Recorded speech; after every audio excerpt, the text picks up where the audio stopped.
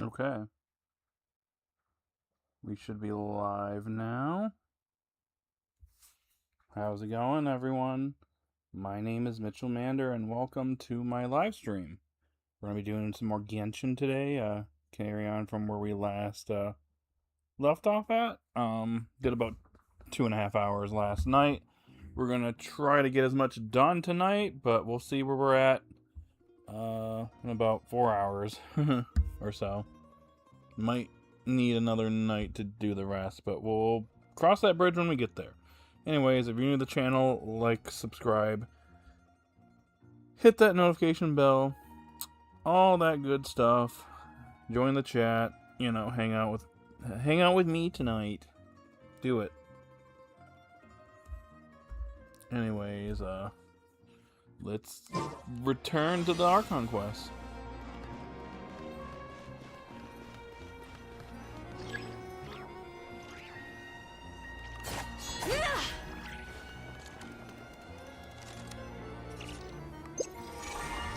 There we go.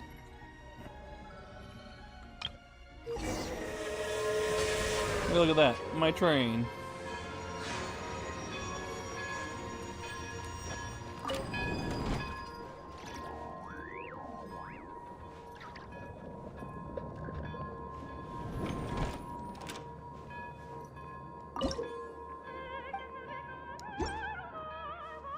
Nice, we got opera music playing in here.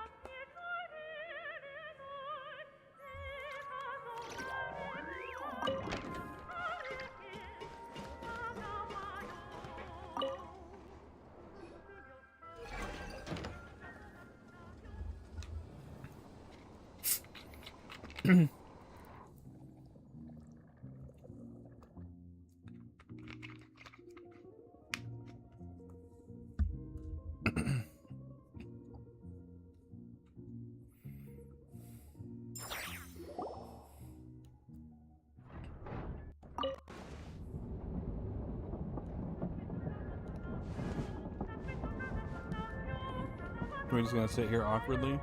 Okay.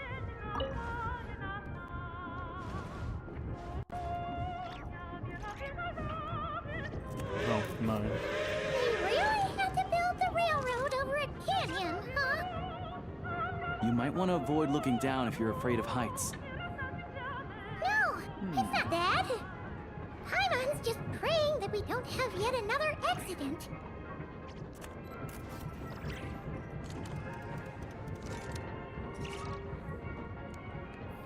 Polar Express vibes. That mountain is breathtaking. Reminds Paimon of Dragonspine. They say this mountain's the domain of a Snegovic lord.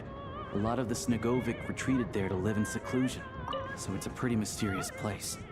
You hear all kinds of stories. Even the residents of the nearby town of Svietlo-Lidovka steer clear of the summit, and they make a living off of harvesting prime ice.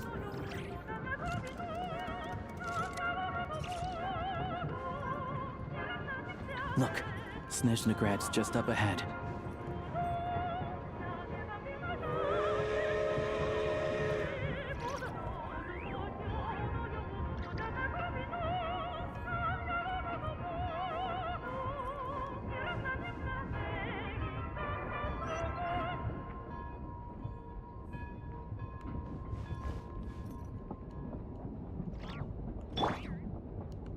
You're home, Linnea.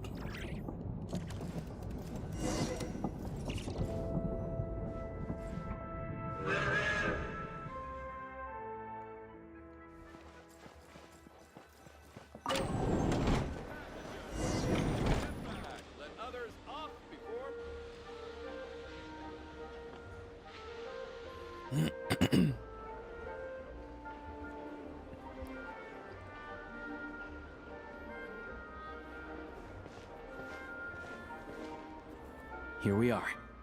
Welcome to Snezhnagrad train station, the biggest transport hub in the nation.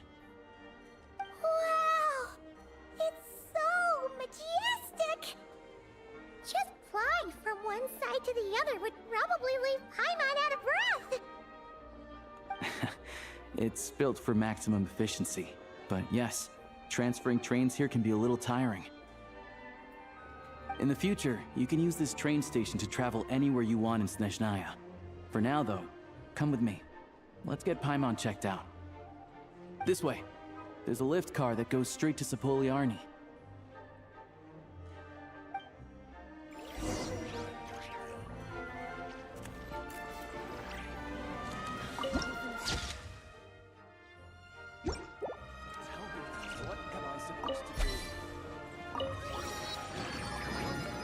We got a little elf over here.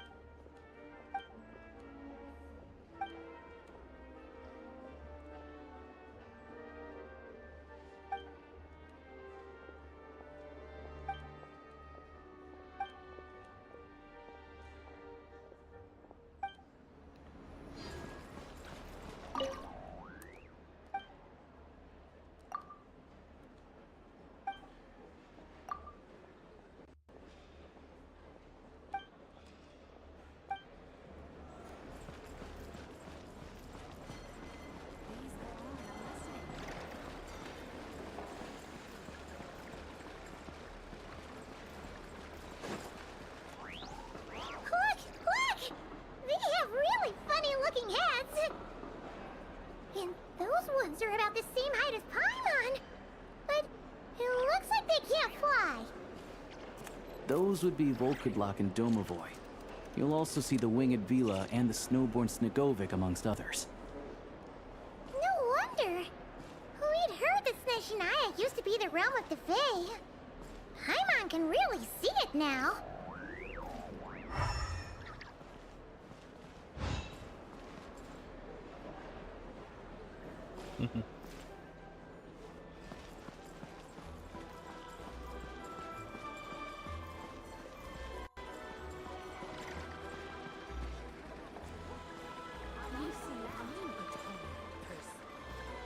Indeed, you're quite right. It's a cat person. Oh, and it's a fairy.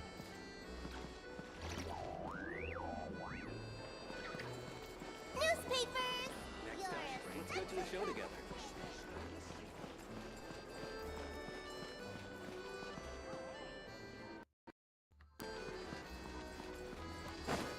Ooh, look what I found.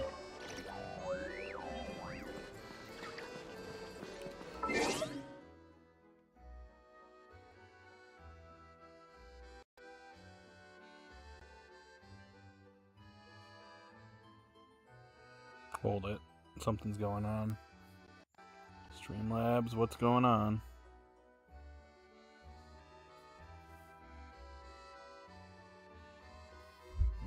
Come on.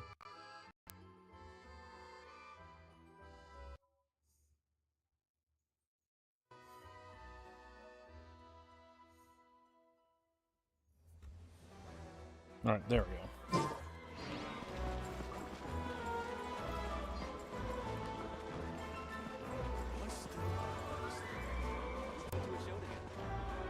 Oh, hello, buddy.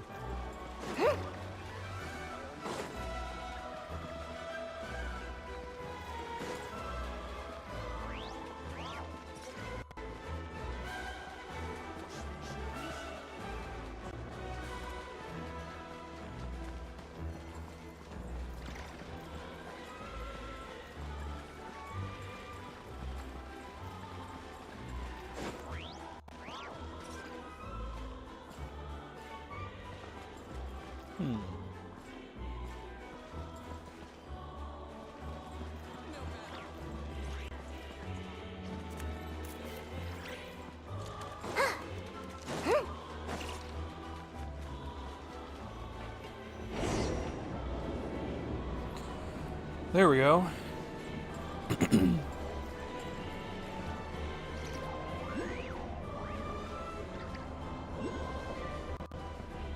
To the left is the market of Zolny.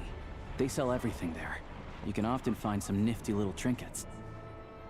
To the right, you'll see the Korolyevsky Theater in the distance. Look at that! Incredible! Hey, you wanna build a snowman? Lumi can come help out. Ah, then no need for the hammers!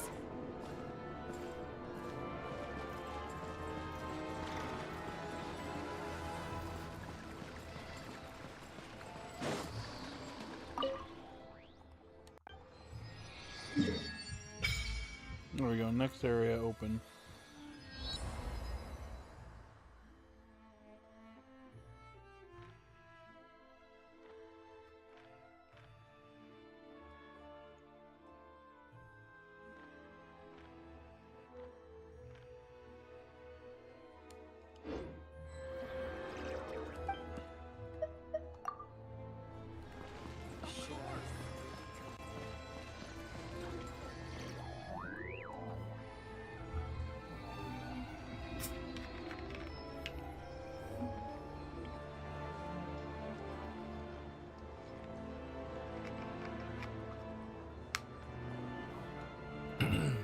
Wow!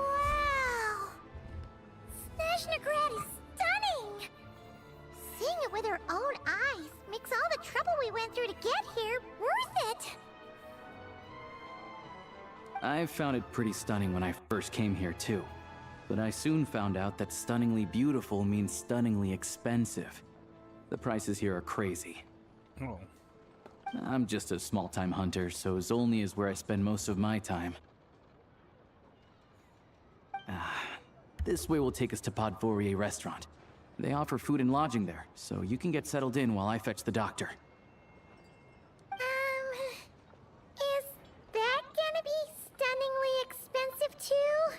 Don't you worry about that. Keeping you warm and comfortable is all that matters. Yeah, I mean, there are places to stay in Zolny, but I highly doubt they'd meet your standards.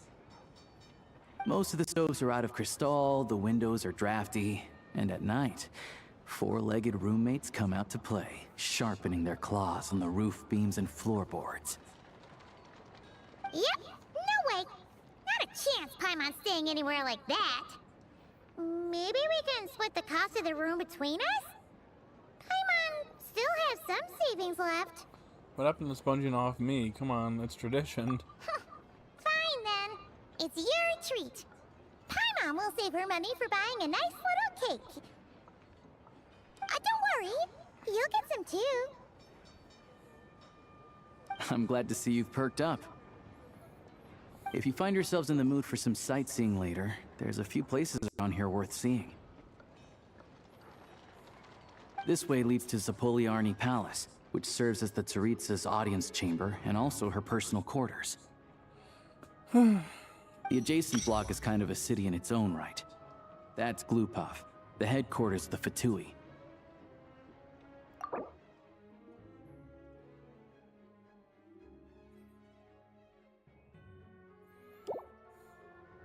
Inside, there's a munitions factory known as the Armory Palace, producing a constant supply of all kinds of equipment for the Fatui. A lot of important research happens there too. And over there is the Snezhnaya Vecha, where all the big shots meet regularly to make policy decisions. These places are best admired from a distance. I'm sure I don't need to explain why. Yeah, they probably have super strict security. We're not looking for trouble right now. The downtown area is near the center of Zapoliarny. That's where you'll find the restaurants, bookstores, and gift shops. Another place of interest is the Northland Bank, which is over this way. Oh, and I'm sure you'll want to make contact with the Adventurers Guild at some point, right? That's right here. Ooh, speaking of adventuring, we use alchemy quite a lot. Do you know where we can find a crafting bench? No one practices alchemy at Snezhnaya, I'm afraid. Apparently there's some historical reason for it. Oh, we'll just have to use the one on the train then. Kinda inconvenient. Wait, how come there's one on the train if that's Snezhnayan too? Yeah, that's weird. Maybe we can look into the historical reasons later. Yeah, I don't know. not my area of expertise. Still, I wouldn't say the absence of alchemy makes life here any less convenient. Anyway... Finally, there's Zolny in that direction. It's mostly residential buildings and factories, but there's a few shops too. Worth a look around if you're interested. That's about it. You guys go ahead and get checked in while I track down my doctor friend. Sounds good. Thanks for all the recommendations. It'll be good to get out of the cold wind. Paimon's starting to feel another headache coming on. Let's get you inside. Podvorye restaurant is right this way.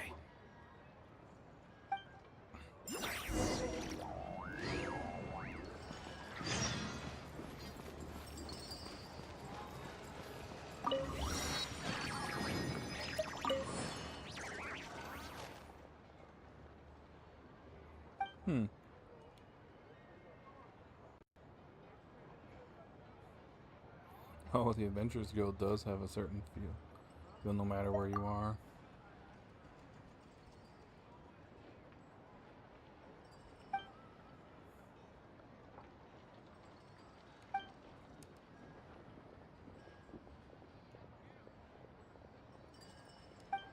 Oh, nice.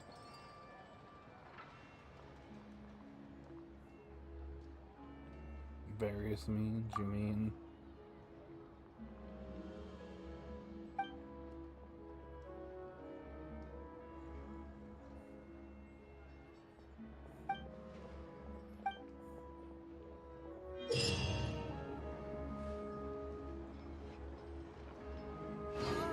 No. Missed it again. That's the good times.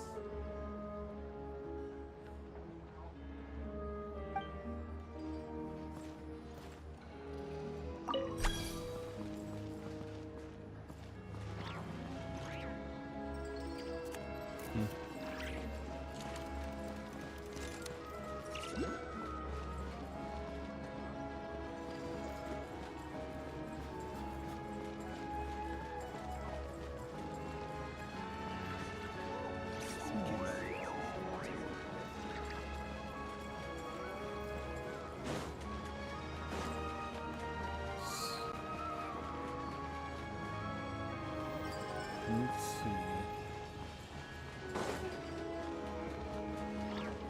Huh. Whoa, whoa, whoa! Is that who I think it is? Hey, it's my sister!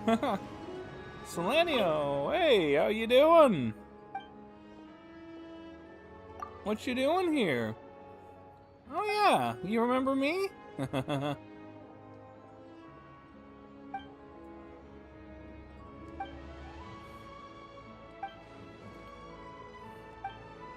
Well, I'm right here. This place is as noisy as ever. Well, here's revenge for abandoning me back in Nod Tribe. Lol.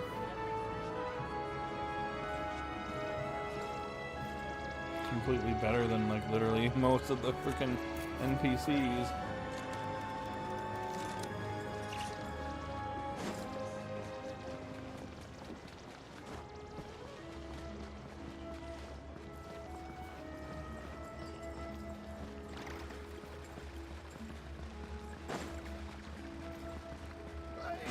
Time to stop messing around.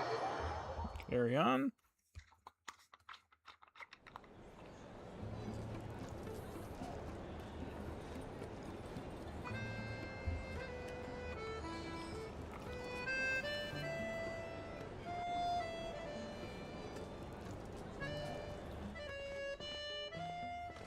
Looks like you get what you pay for, huh?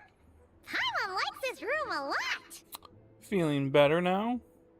Yeah, much better now that we're out of the cold. Oh, thanks for taking such good care of Paimon. Honestly, she feels kind of bad for throwing a wrench in the works. If this were anywhere else, we'd be out investigating and adventuring by now. But instead, we're stuck here waiting for a doctor.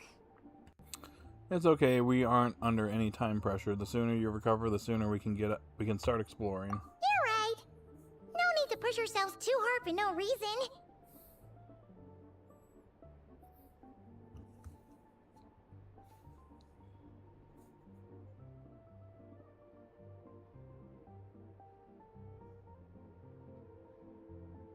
A lot happened on our way into the city. Let's review what we've learned so far and try to figure out what to do next.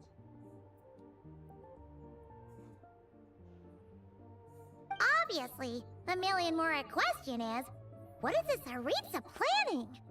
Everything else leads back to that. Yeah, that was our main goal in coming to Snezhnaya. Sure was. And so far, we've learned that in addition to the 7 Gnosis, her plan also requires a ton of energy. But we won't get to see her anytime soon. Alosha said that she went east to fight that big monster. It must be a pretty powerful one if it can blanket the whole of Snezhnaya in a snowstorm this awful. Mm-hmm. It's one of the threats we'll need to face, I think. To be honest, what we're really lacking right now is information. The kind of information that only the higher-ups in the government would know. Not word on the street type of info. Paimon can think of a few people who might be able to help us. But... They're all for Tui. Right! And when we left Nokrai, Sandrone specifically left a message reminding us which side we're on. So, it's unlikely they'd tell us anything confidential about the Tsaritsa's grand plan. Still worth asking. Maybe we can learn some non-confidential info. Yeah, fair point. Besides, that Gloopov place is right nearby. We've got nothing to lose, so it'd be a waste not to go. There's gotta be someone there willing to talk to us, right? Maybe Arlecchino or Sandrone? Or possibly Tartaglia. But it's unlikely we could sweet-talk Arlecchino, let alone Sandrone. She basically told us to stay in her lane already. Well, it's been a while since we last saw Tartaglia. Yeah, the last time was all the way back in Fontaine, right? Too bad we missed him in Nokrai. Apparently, he came to help out. Oh. Hello. Is there a traveler in Paimon in there? That's Alosha! Come in! Hello, I'm Dr. Luneva. Alosha mentioned that one of you is feeling a little under the weather. We'd be grateful if you could take a look at her. I see. So you're my patient today, yes? And you're, Faye, I presume? Good question. Paimon's not too sure either, but she's definitely not the same kind of Fae as the ones we saw at the train station. Is that gonna be an issue? Not exactly. It's just, I'm used to treating human patients. Fae tend to be far more resilient than even the healthiest and most long-lived of humans. But don't worry, I do have some experience treating Fae. I've even diagnosed plenty of cats and dogs in my time. Safe to say, I have a fairly eclectic range of expertise. It'll be fine. Paimon's basically the same as a human, No, not really. right? We're no different when it comes down to it, are we? Our taste in food is a little different. Your biggest difference is probably your appetite. More like you don't eat enough. The more talking you do, the more you need to eat. I'm not convinced by that logic. Now, please take a seat.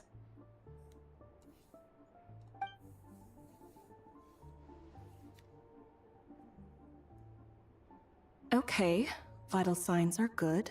Test results are all within normal ranges. I don't think it's anything serious. More than likely, you've just caught a cold.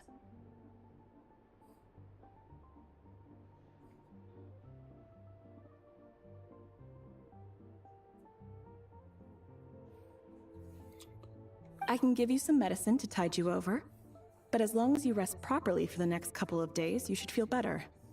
Make sure to keep an eye on your temperature, though. If you find yourself with a persistent low-grade fever, or if your symptoms don't improve, just contact me again. Sounds like there's no cause for alarm. Yeah, let's see how it goes over the next few days. Thank you, Doctor. You're very welcome. Just doing my job. I'll leave you in peace now. Time to visit my next patients. Take care. You heard the doctor. Best you rest up here for a couple days. No sightseeing for the time being. I'll stick to the local area then. Don't you worry about that. Alright then. Guess we've got no choice.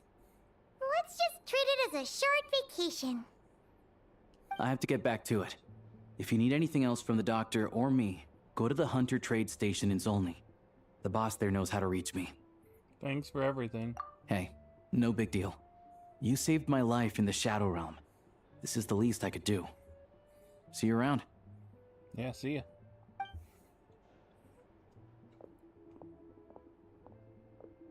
All right, time to find Child and see what he can tell me.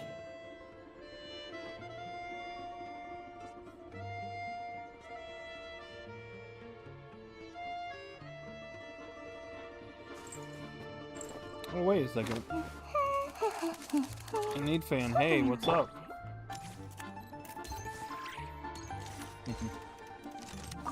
I'd better not disturb her while she's asleep. With any luck, I'll be back before she knows I was gone.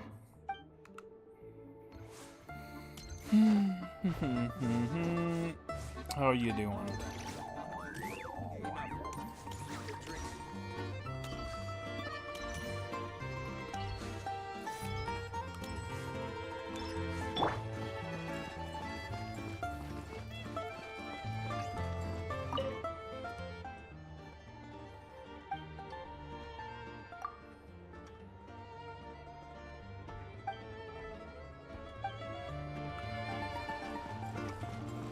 Oh wait, we're in a new nation. I can get some new food. Meanwhile, this guy is dancing. All right. Enough. Go out. Go drink some.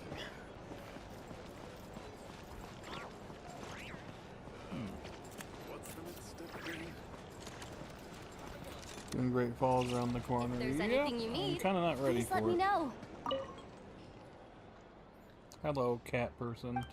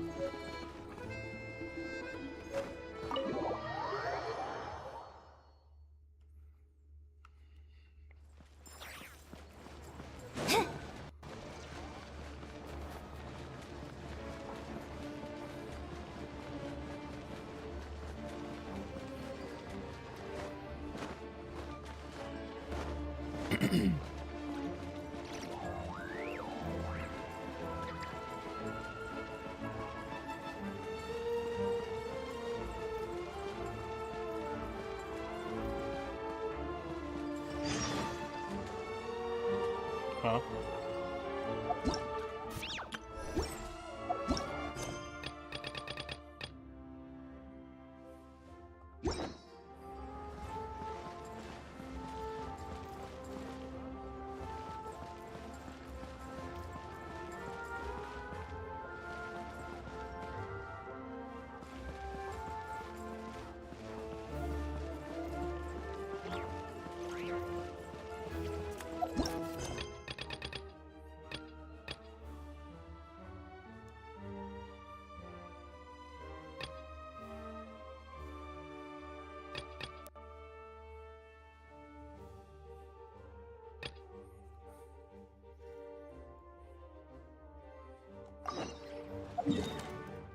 Hmm.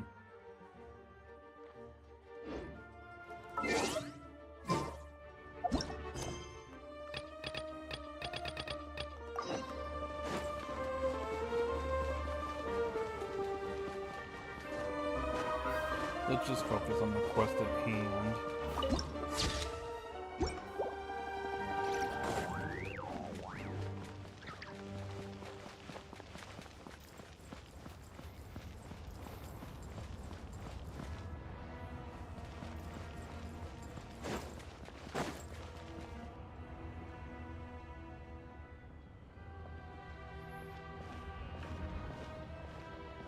Hold on.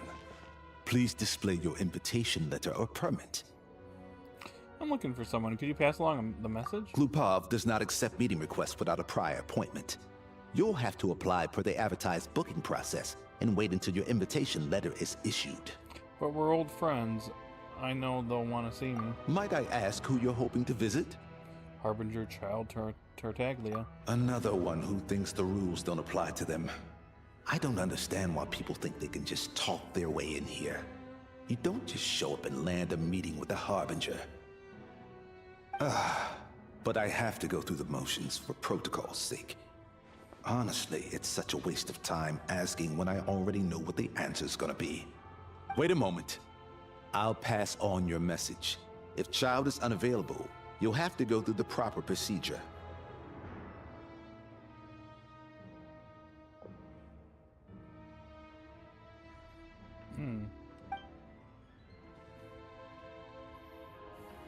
Lord Child is a busy man.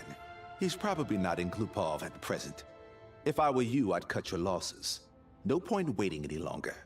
Guess I picked a bad time. Even if you two are old friends as you claim, please understand that the Fatui Harbingers are often busy with their official duties. They tend not to stay in Glupov for extended periods. Next time, stick to the rules. You'll make life easier for both of us, Sandrone? Greetings, Lady Marionette.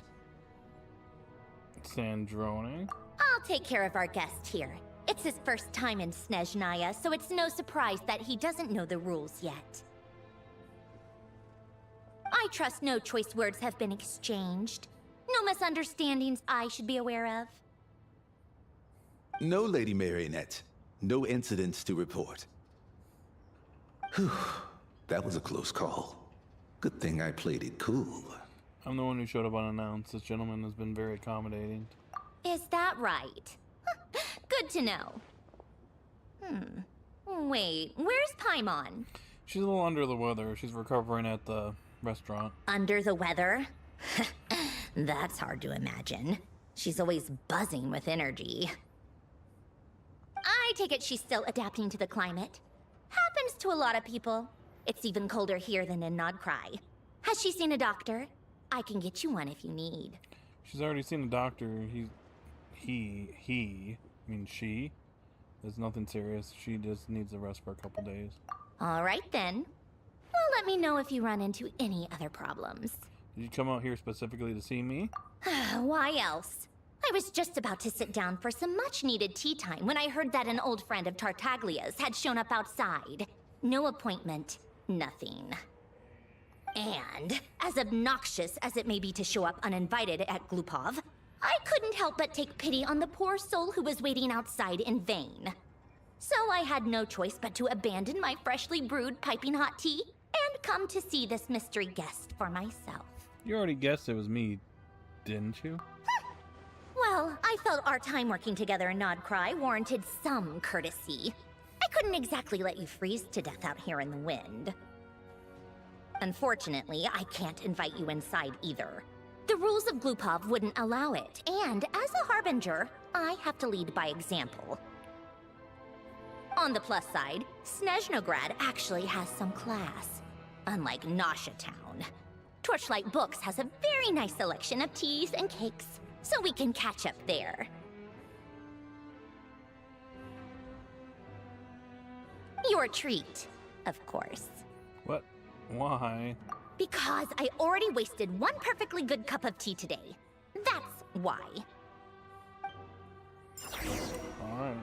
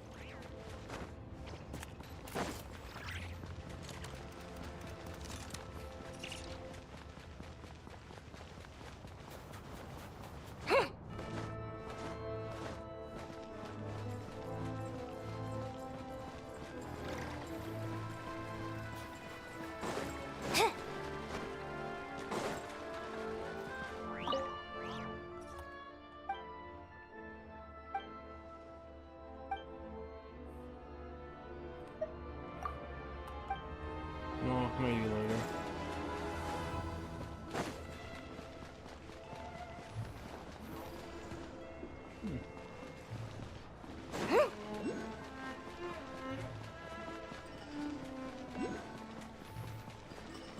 I see, I see. How am I supposed to get that?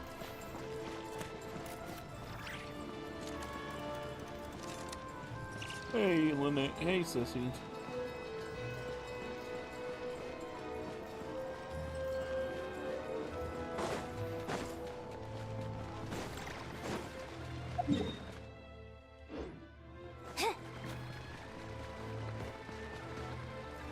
Oh. Oh, he dead.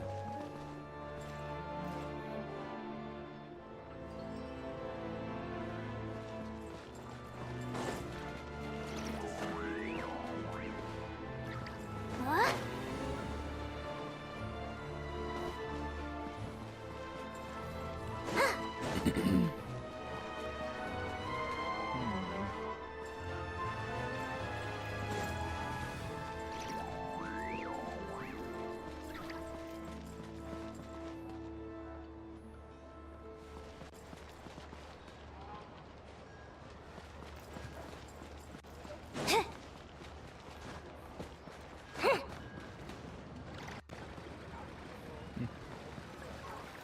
Kids and their snowballs.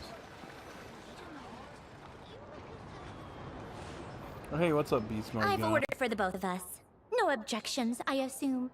I'm sure you trust my taste. No problem, though. I'm sure you mostly ordered for yourself.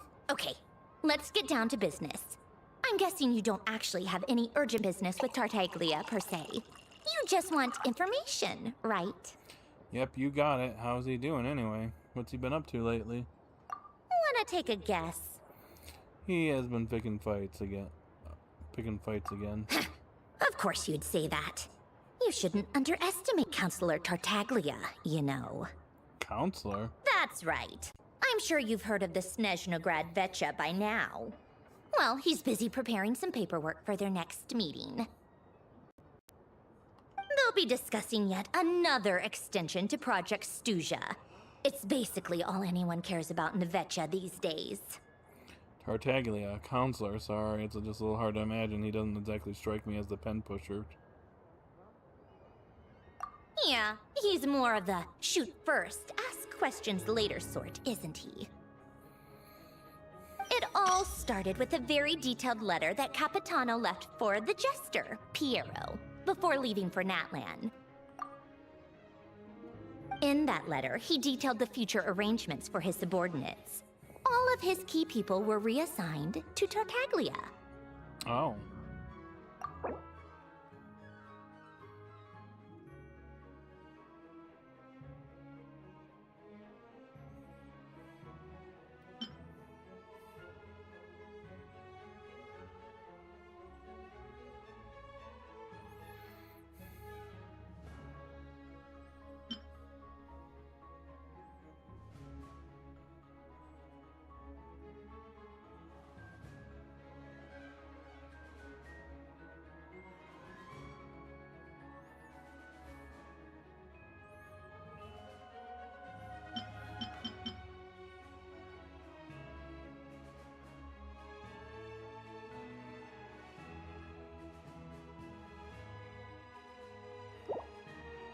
I guess he'd already prepared to leave us for good all the way back then.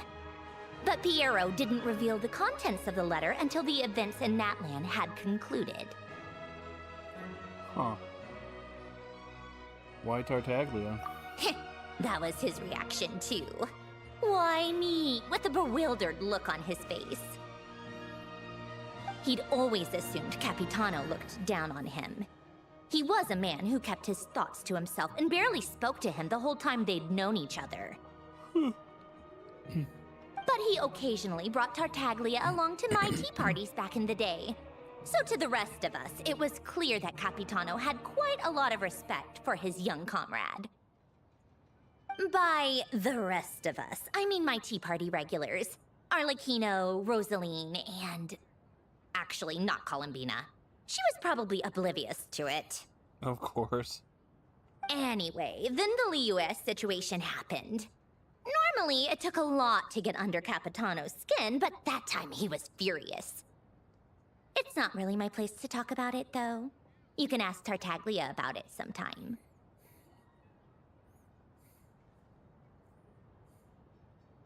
Basically, Tartaglia probably had the wrong idea about Capitano all along, right up until Piero revealed the letter he'd left behind.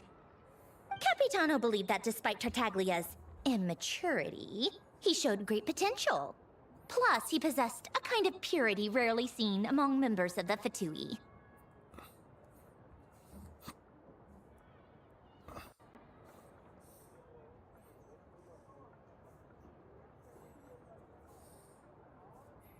Makes sense. It's one of the few things that I'd agree those two have in common. But there's one other reason why Capitano chose Tartaglia to assume command of his troops. He knew that after he was gone, several of the others would swoop in on his army like vultures. With the ones who stood to benefit the most being the rooster Pulcinella and regrader Pantalone.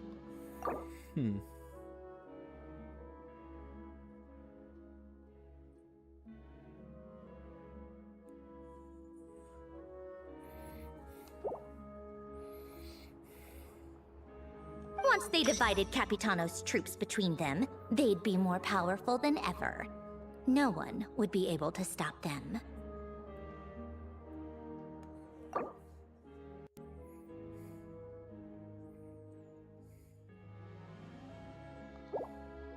So, you can see why Capitano chose to hand that letter to Piero, right? Because the Jester needs to maintain a balance of power? Exactly. Piero also needed to back a Harbinger as soon as possible. And all things considered, Tartaglia was the best choice. Even though Tartaglia has had the support of Northland Bank for a long time, he and Pantalone are ultimately not cut from the same cloth. I'd say Capitano made a good judgment call. Anyone else caught in this situation would probably feel like they'd been hung out to dry. His best course of action will be to distance himself from any shady business, while still maintaining friendly relations with Pantalone, but seeking Pulcinella's support at the same time. Are you sure it's okay to tell me all this inside information? What's the point in having a tea party if you don't spill a little tea? Besides, none of this is confidential anyway. Ask any journalist out there. They'll give you all the lurid details. You'll see it firsthand if you ever sit in on a session of the Snezhnograd Vecha. All the factional strife, whether open or unspoken, it plays out for all to see in that one little room. Having a voice in the Vecha is the only way to steer policies in your favor. So, every person in that room represents a particular interest group. Pantalone, for instance, represents the financial sector, and Tartaglia represents the Fatui soldiers. Personally, I have no interest in political jousting, but since I have a number of engineers and researchers under my command, I have to make their voices heard. Then there's Pulcinella, the linchpin of the Vecha.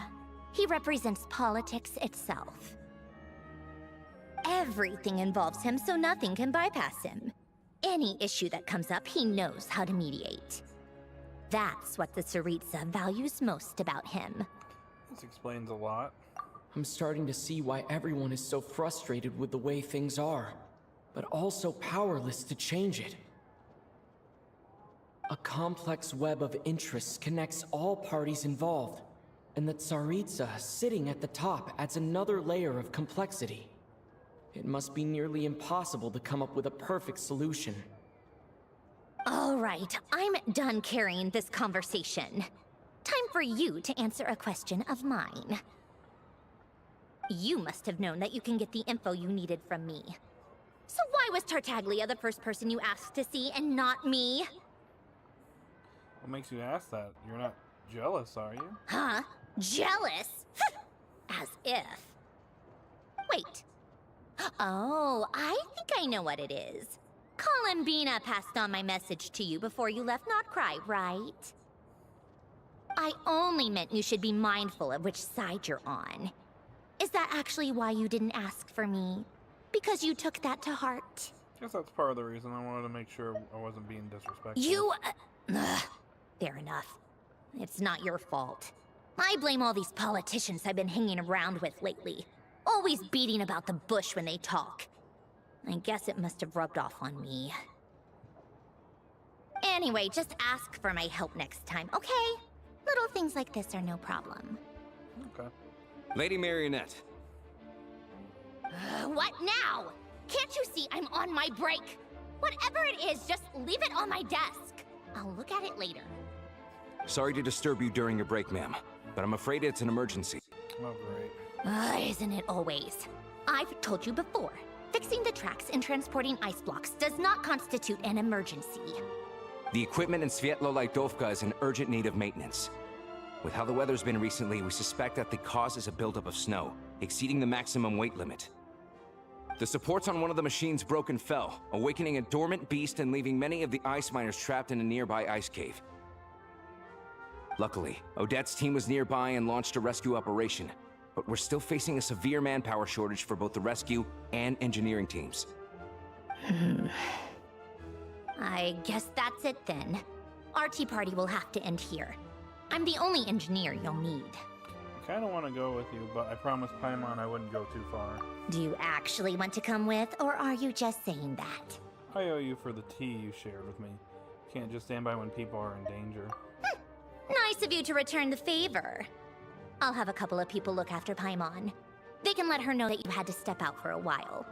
Given how urgent this is, I'm sure she'll understand. And honestly, I'd rather have your help than anyone else's. Between your skills and experience, you'd be reliable help. Great, thanks. Sounds like a plan. Then let's go. You, take 2 people to Podvorye restaurant. Find his room and watch it like a hawk until we get back. If anything happens to Paimon, you'll be answering to me. Huh. I like how caring she's become, compared to when we first met her. Yes, Lady Marionette.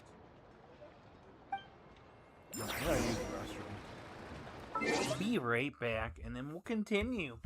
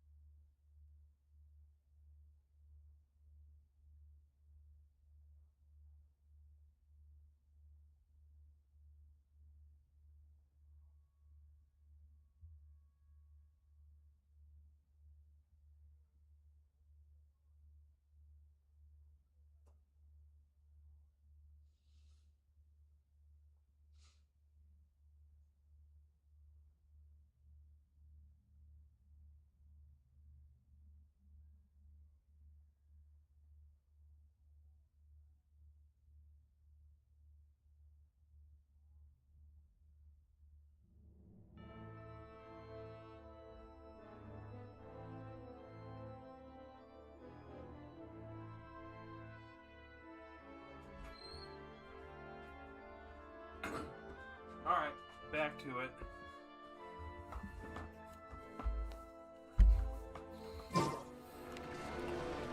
Alright. Where are we going to? Oh, come on, that's far away, and I don't have, I wanted to get there unless I go back to the station. Huh.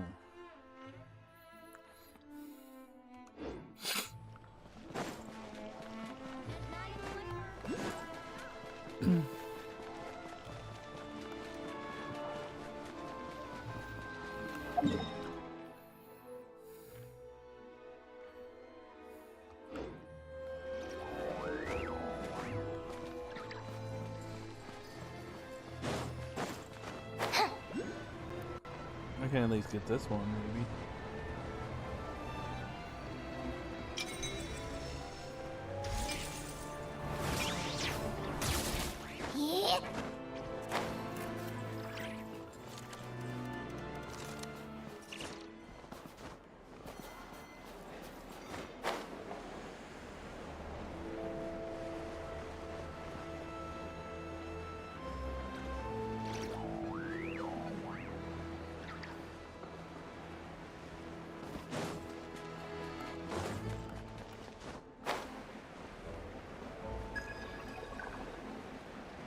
Hmm?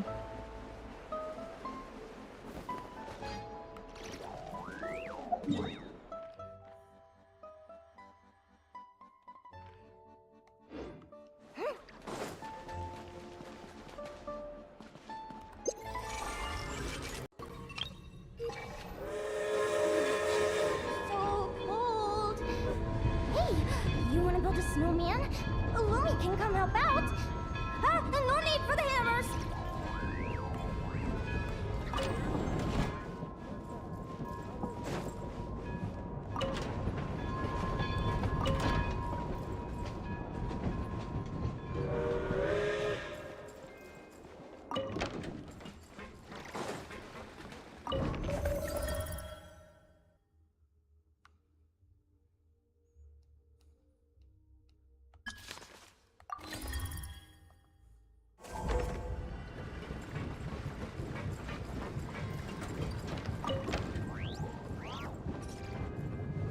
Ad Astra Abyssosk.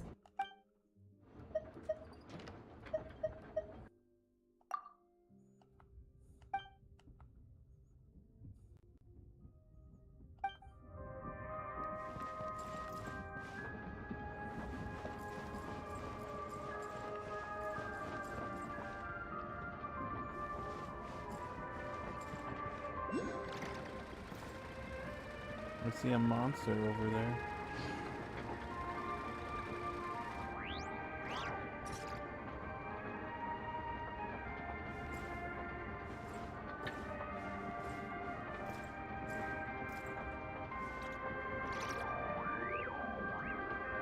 Maybe I should touch it.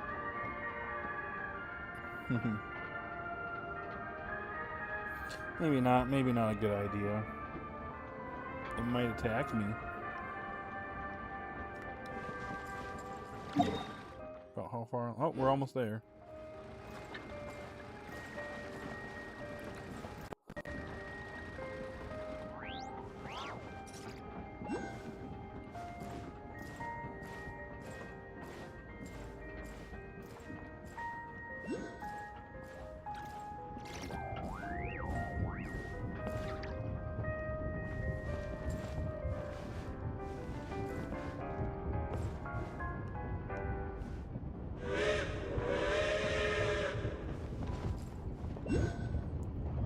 Almost there.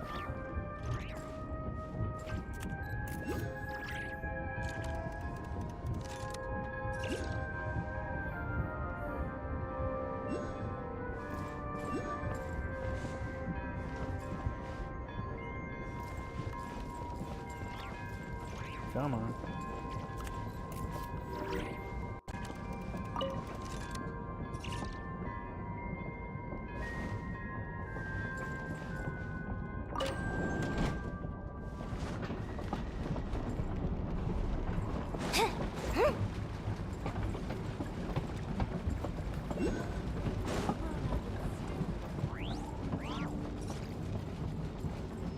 Holy crap.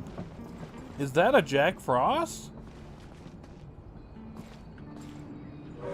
It is a Jack Frost. Alright, Lumi. You know what to do. Take that! Boom! Yeah, take that. And take some more. That's what you get for bullying Lumi. Yeah, that's right. Get wrecked, Jack Frost. That's what you deserve.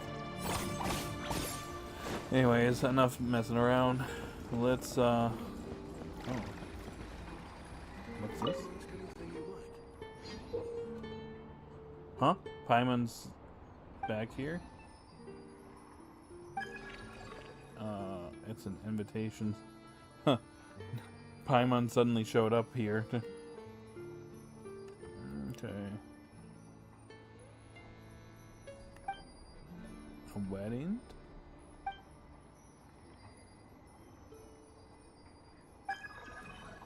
House of, yeah.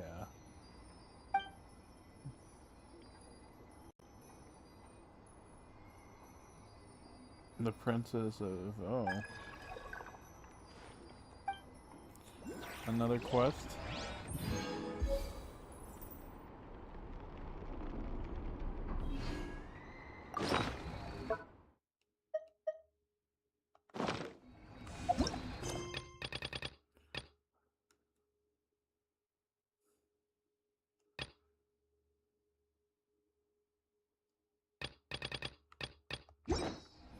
We'll have to do that some other time.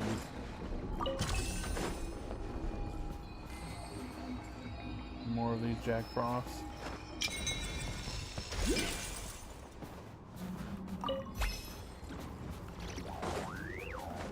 Hey! Take that!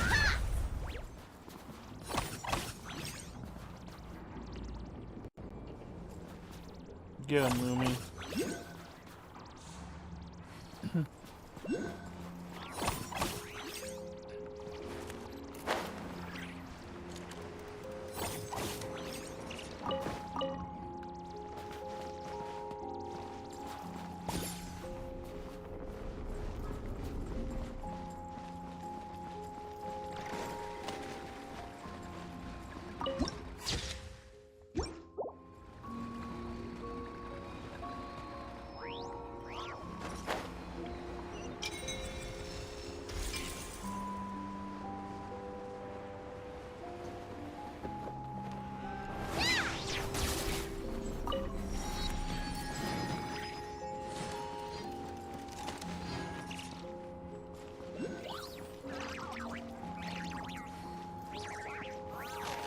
Hello, cat.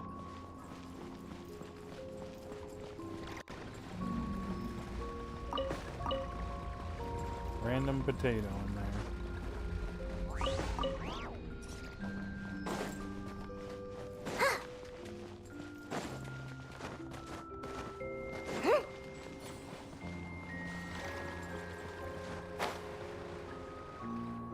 There we They go. weren't exaggerating. This is really dangerous. It's a good thing only one of them broke. From what I've been told, most of the trapped miners are over in that direction. I'll go rescue them. Yeah, you do that while I check the rest of the equipment. I'll evacuate the people around here as I go. Meet me back here as soon as you're done.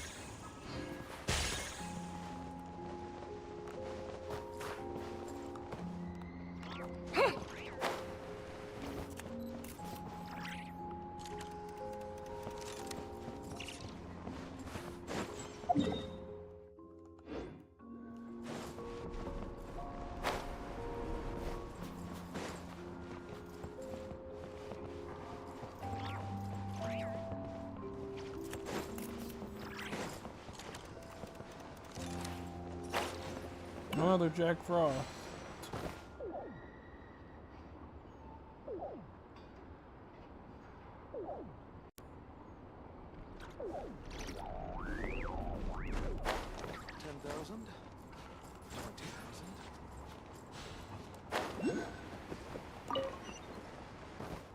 There you go.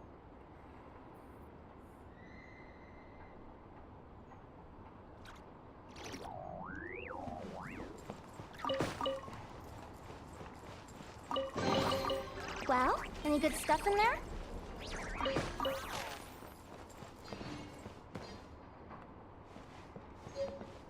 10,000?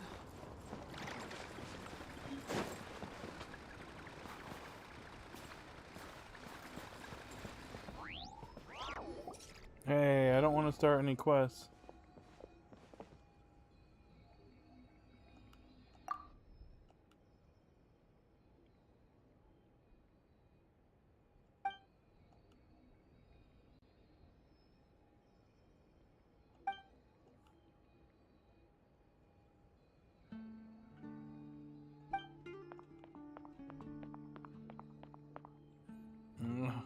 want to do this right now.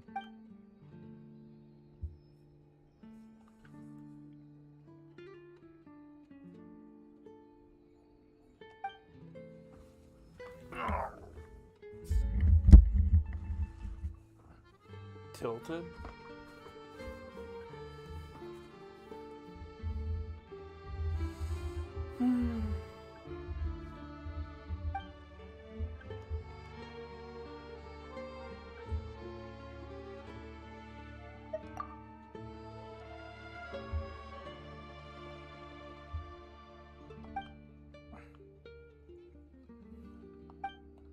Okay, get it.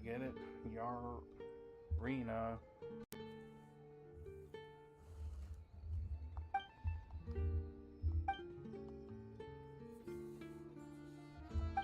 Cool.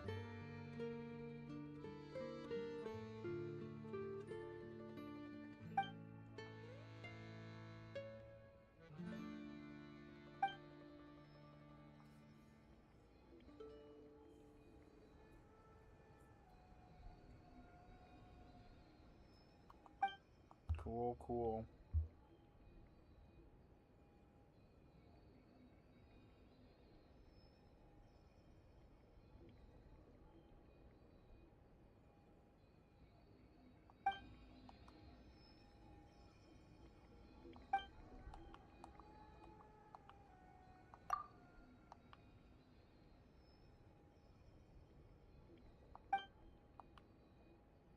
Gobbledygook.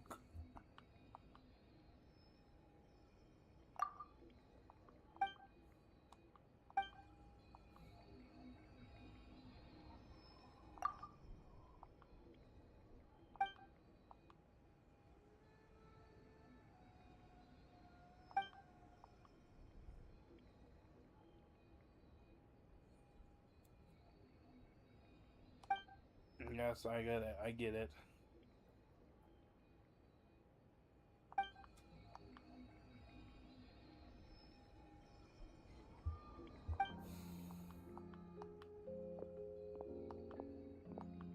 I'll think about it.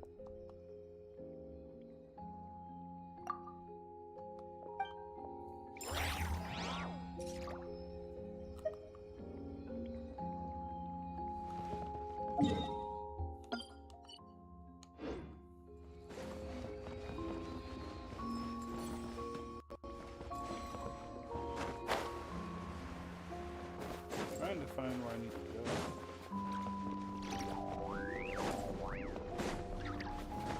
Yeah.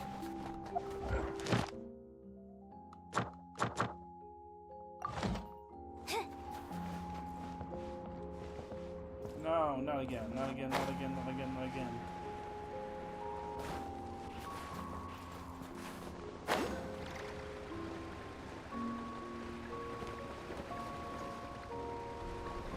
Wait, I think I unintentionally figured it out.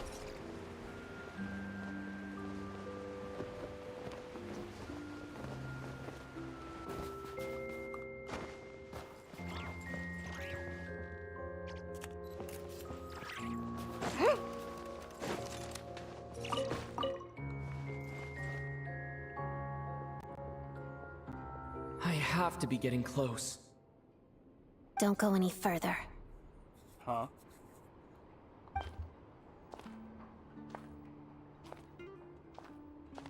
It's too dangerous here. There's a highly aggressive monster on the prowl. You need to leave, now. I'm here to help with the rescue effort. I'm with Snezhnaya. Ah, I see. You're the backup from Snezhnagrad. Well, I'm Odette. Good to meet you.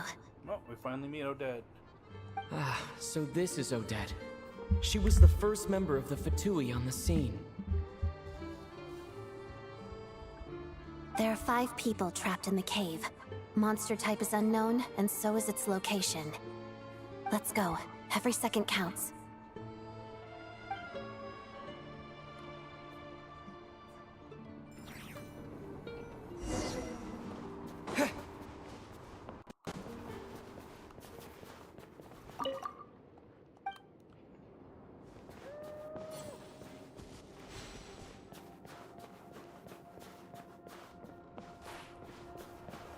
Careful.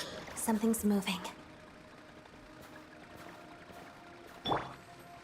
Oh, we get to play as Odette.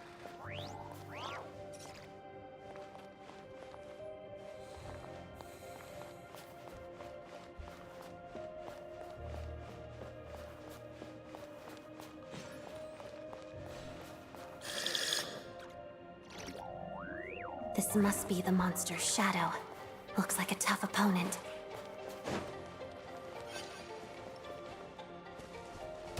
Shadow me.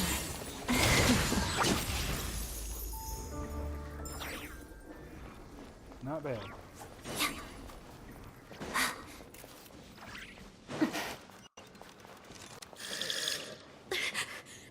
Stay back!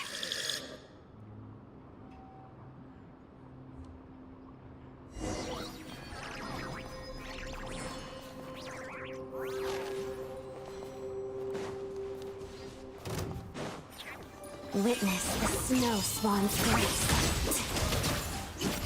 Take this!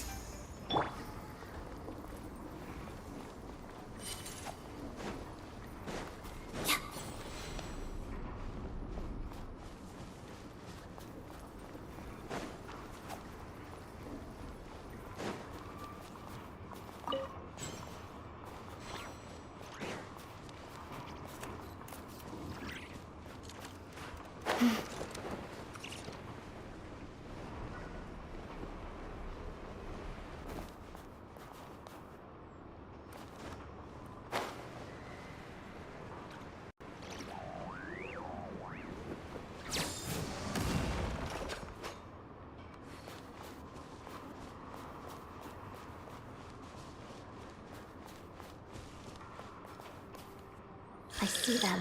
They're right behind the monster. The monster seems very agitated. It could attack at any moment. Let's make the first move.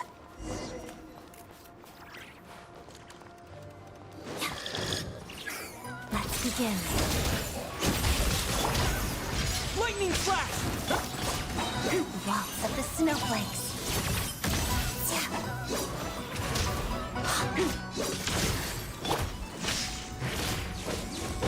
Together. Pas-de-deux. Boink. Thank you for saving us. We'd have been monster fodder otherwise. Thank you. Thank you. You're welcome. You should be safe now. Follow this route out. He and I will stay behind to watch the rear. Path's been cleared. It's safe now. Thank you. Come on, let's go. This way.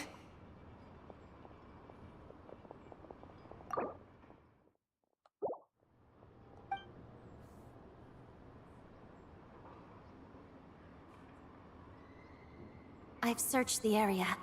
Pretty sure the monster made a tactical retreat. Was this its lair? Yeah, but with us here, it won't be coming back anytime soon. It may be small, but don't be fooled. It's a ferocious beast. People are just food in its eyes. It's lucky we got here when we did. The trapped miners have been successfully evacuated. Time for us to leave. Wait, this place. There's something unusual about it.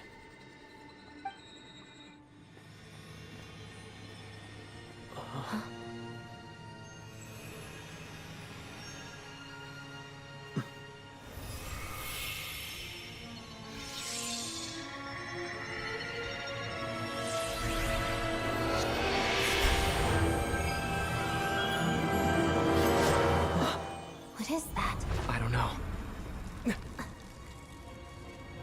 It's back? Guess it has family.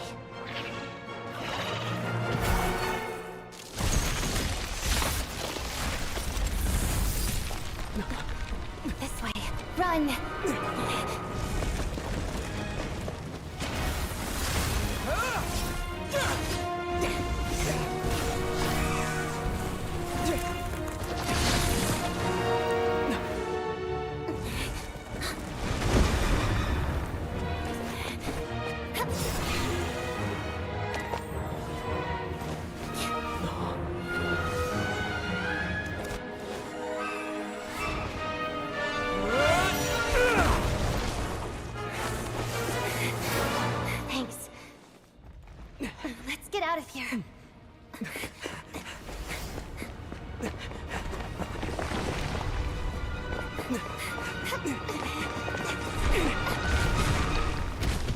No. Okay.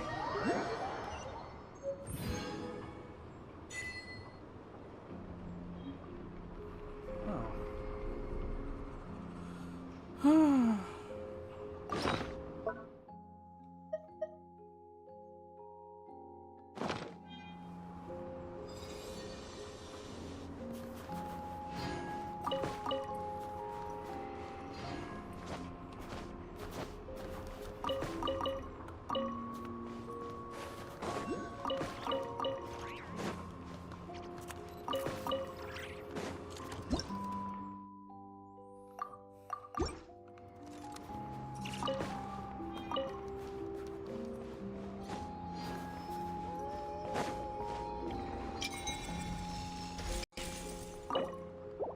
Oh, I see.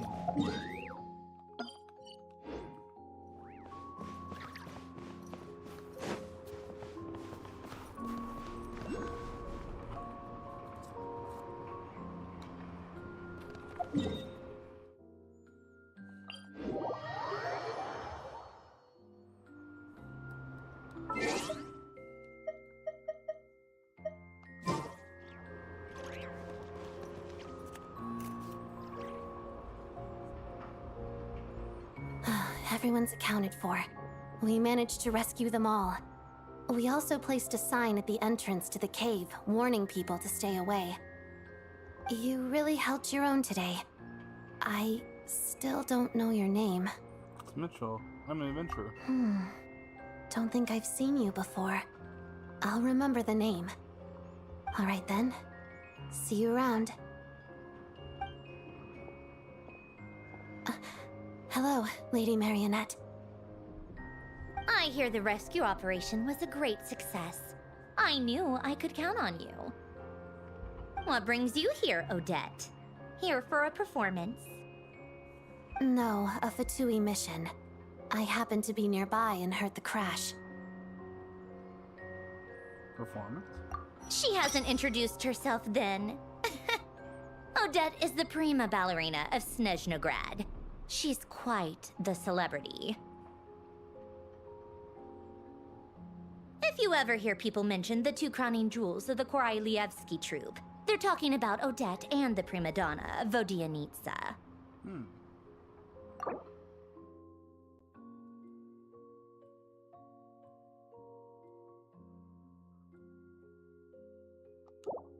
On top of that, Odette's also a rising Fatui star. It's looking likely she'll inherit the title of the Fair Lady.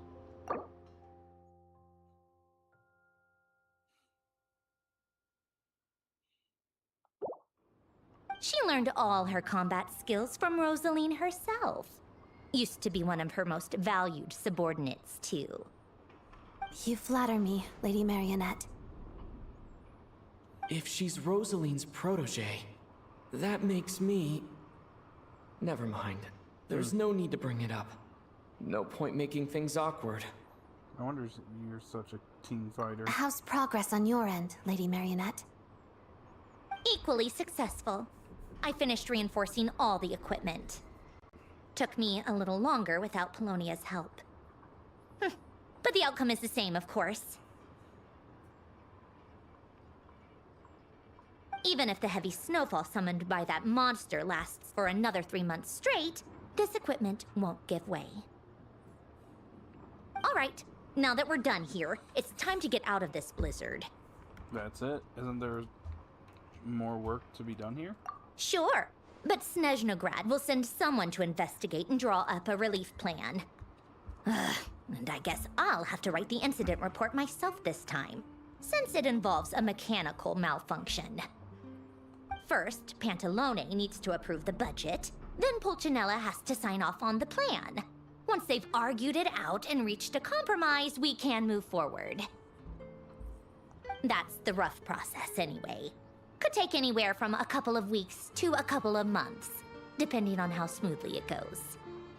And in the meantime, the people here just have to wait? Yup, nothing we can do about it. There's a whole stack of incident reports like this back at the office.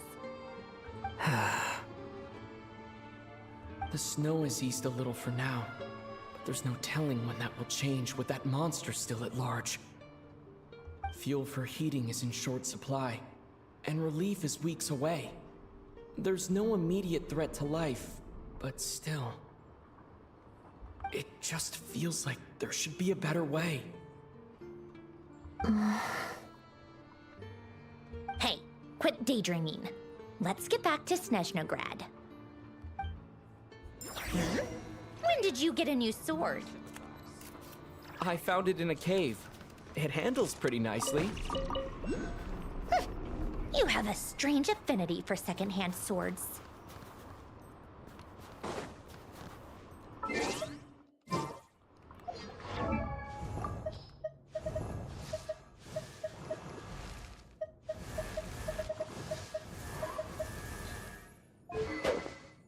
We can test it out.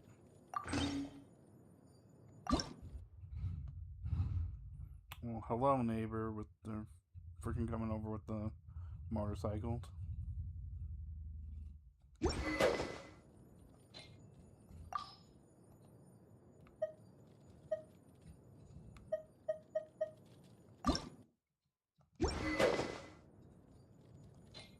I can't enhance it?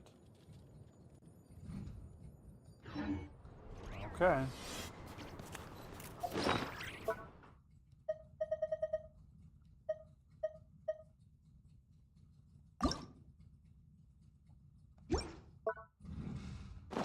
Alright. You can leave now, neighbor. Show off.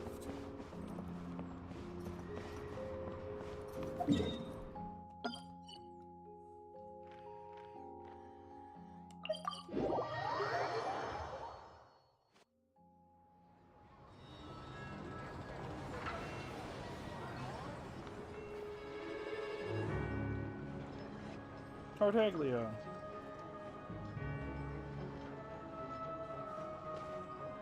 Huh. Well, if it isn't Counselor Tartaglia, Mr. Big Shot himself. Go easy on me, all right? I'm still recovering from the interrogation the real Big Shots put me through. Hey, comrade, it's been too long. I heard you came looking for me earlier. Nicest surprise I've had in a while. Good to see you too, Odette. I'm guessing you guys just got back from Sviatlo-Laidovka. How'd it go? Crisis averted? It went fine. How about you? Any new developments? Not really. Same as ever. Growing opposition to Project Stuja, and the usual rebuttals are starting to ring hollow. The results of the mock vote were pretty dire. Pulcinella was fuming. I've never seen the old man so angry. That's not good news. It takes a lot to rattle him. Yeah, obviously if push comes to shove, there are ways to crack down on dissent. But... Sorry, I have to ask something. This is going to sound blunt, but may I? Huh? Of course, fire away. It sounds to me like everyone's tearing their hair out trying to figure out how to deal with opposition to Project Stuja. But what exactly is this project's purpose? And how can it be so important that even people like you two refuse to stand up for the ordinary people of Snezhnaya? Oh, huh. Interesting. I gotta hand it to you, comrade. You sure don't mince your words. Huh. Excuse him? What does he mean, refuse to stand up for ordinary people?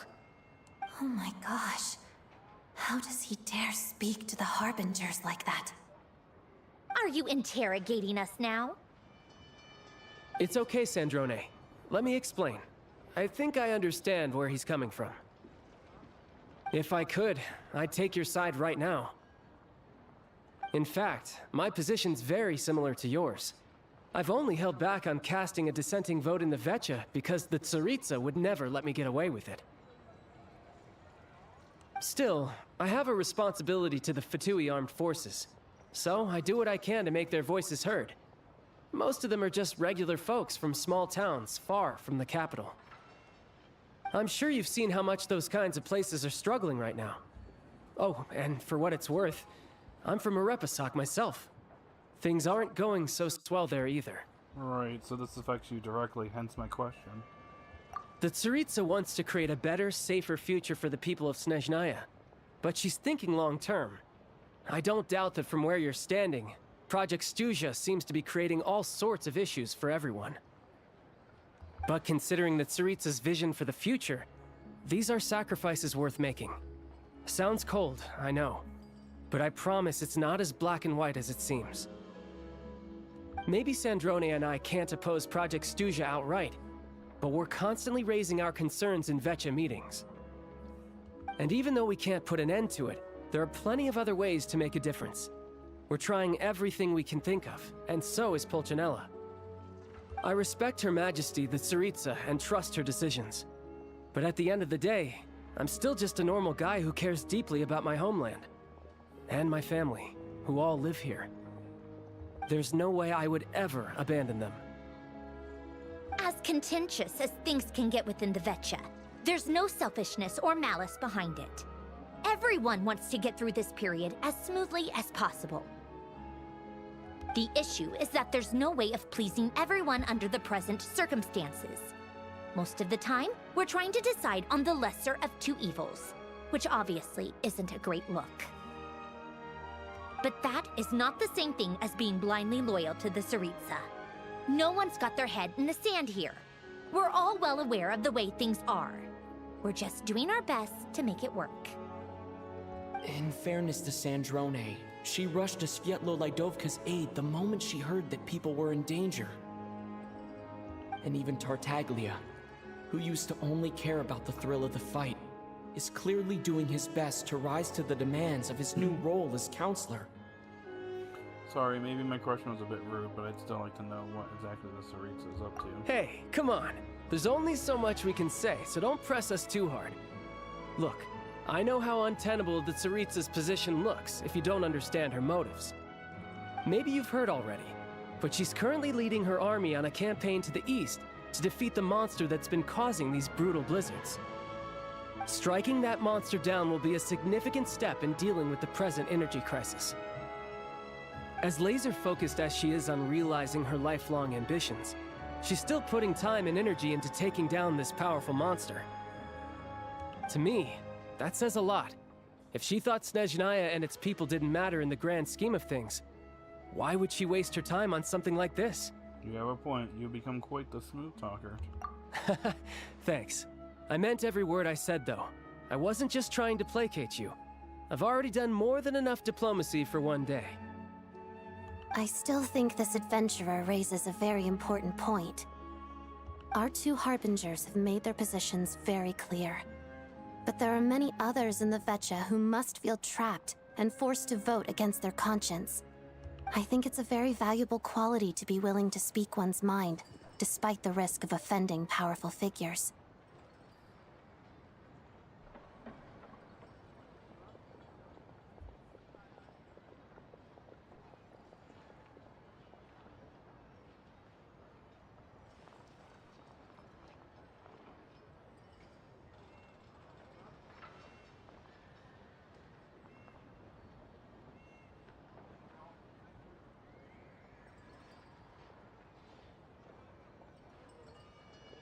Hold on.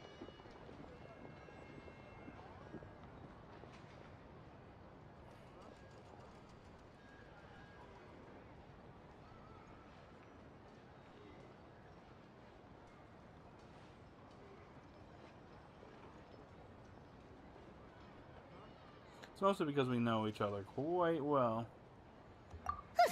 You can say that again. I highly doubt we'd feel the need to explain ourselves so much if we didn't know you so well. Forgive me, adventurer, but might I be so bold as to ask about your background? How is it that you can converse so openly with two harbingers? Oh, haven't you been properly introduced? Easier said than done. I like to think I'm not the kind of person who goes around busting open people's old wounds. I've only learned his name so far, and no details of his experiences. Is something wrong? Uh-oh. Is there no avoiding the subject of Rosaline? No, it's just... Alright, I guess there's no getting around it.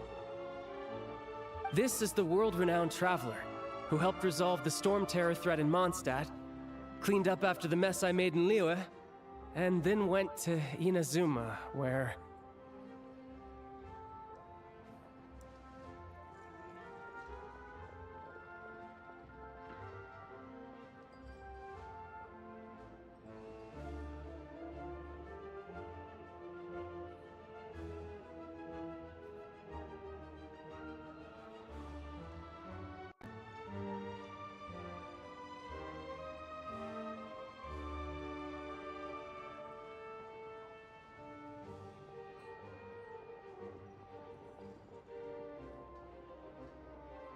There was a duel before the throne, in which the Traveler defeated Rosaline. Oh. I'm sorry. I didn't think you two would be seeing much of each other, so I figured it wasn't worth bringing up. It's fine. It was a long time ago. It's fine. Sorry. I just remembered that we have a rehearsal coming up. Please excuse me. I should get going.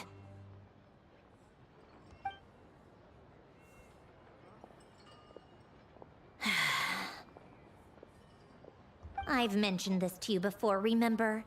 She was Rosaline's most valued subordinate. But they didn't actually get along.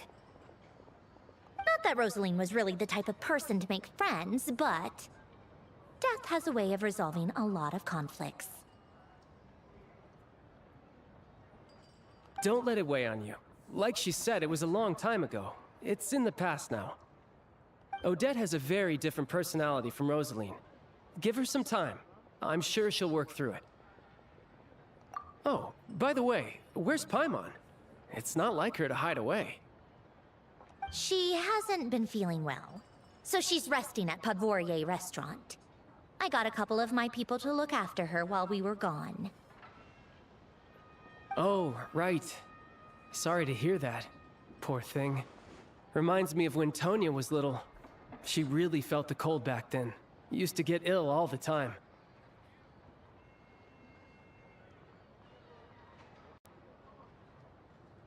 I felt so bad for her seeing her lying in bed, coughing. She was so mature for her age, though. Whenever someone came to visit her, she'd greet them with a smile and would never complain.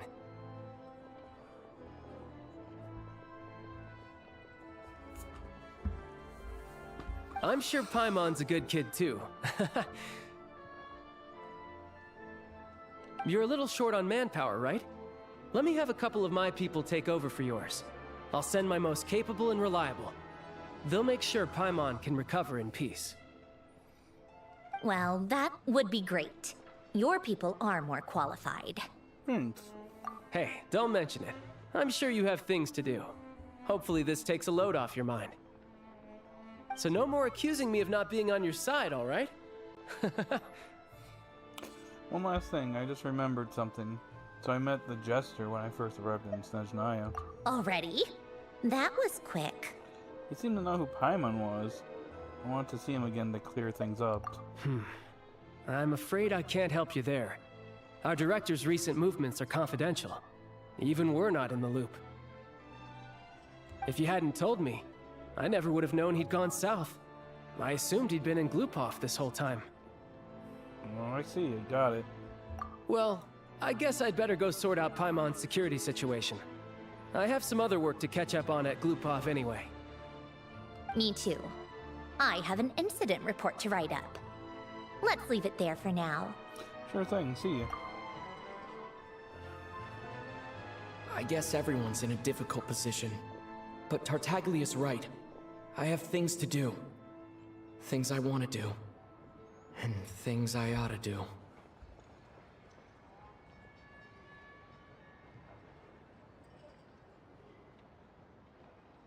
To start with, I should ask Alosha if he knows any way to help Svietlo Lydovka.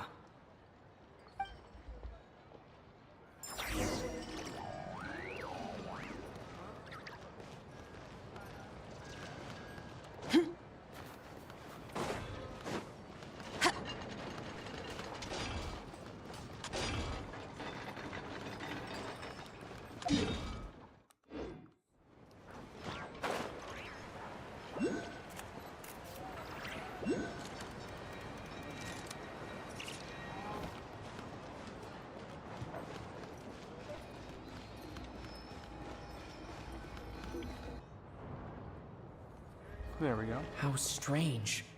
This sword seems to be vibrating of its own accord.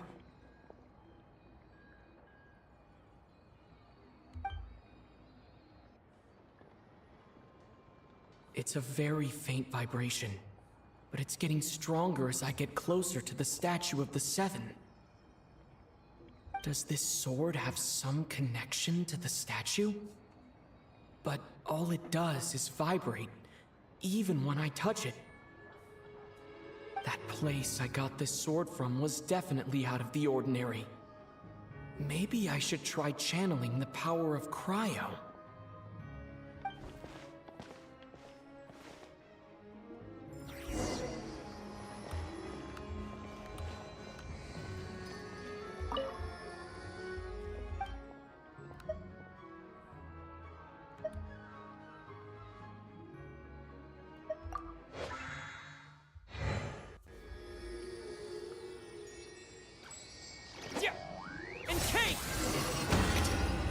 There really is something special about this sword.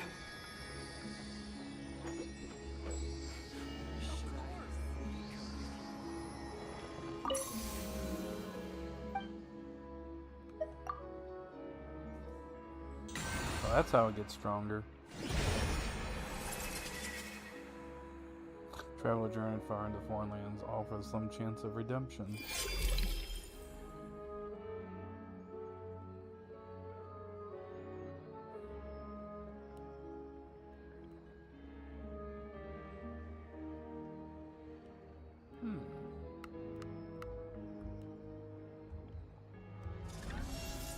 I don't really understand what just happened, but I'm pretty sure this sword just got a little more powerful. I'll have to try the same thing again when I come across another statue of the Seven. In the meantime, I'd better go find Alosha.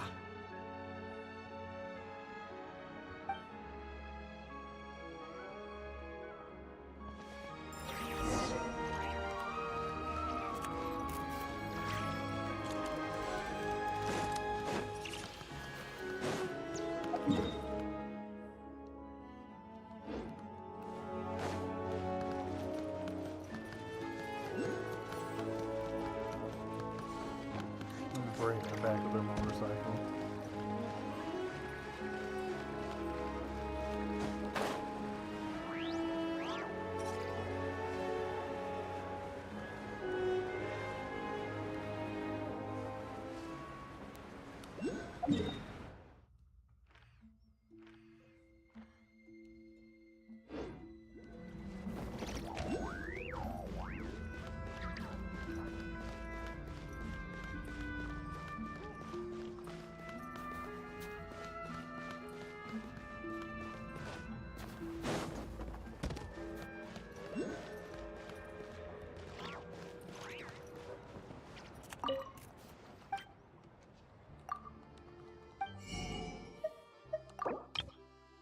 Honey? Take 100 of that.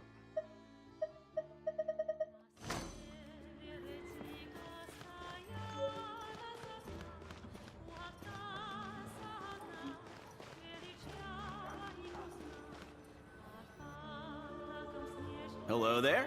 How can I help? I'm looking for Alosha. Ah, sure thing. Give me a second. I'll go fetch him for you.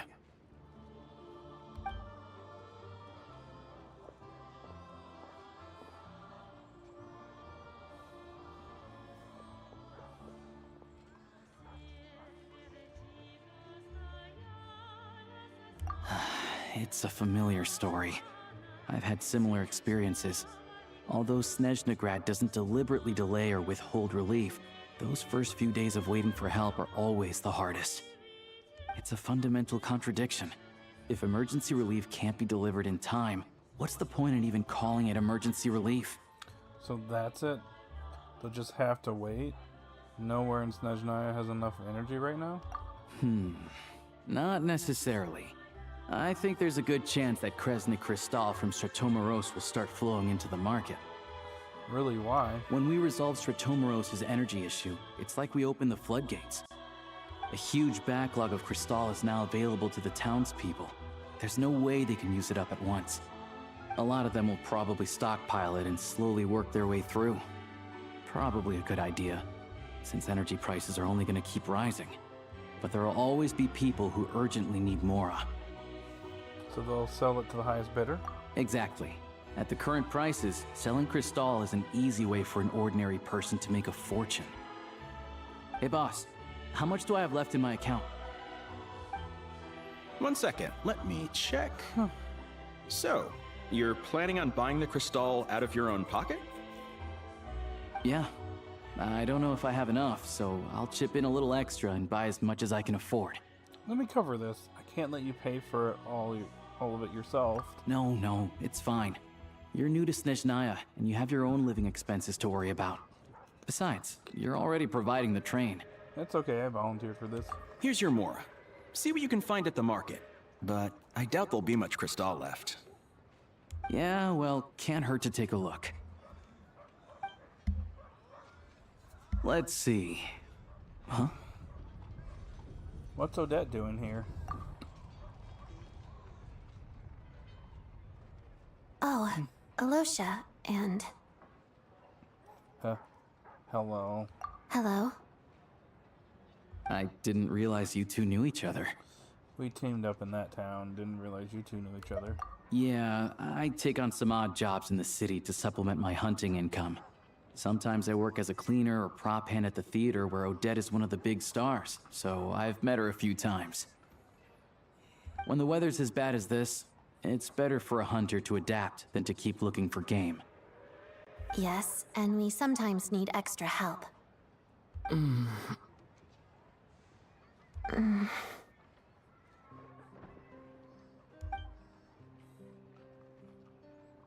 Wait, why is the atmosphere so awkward?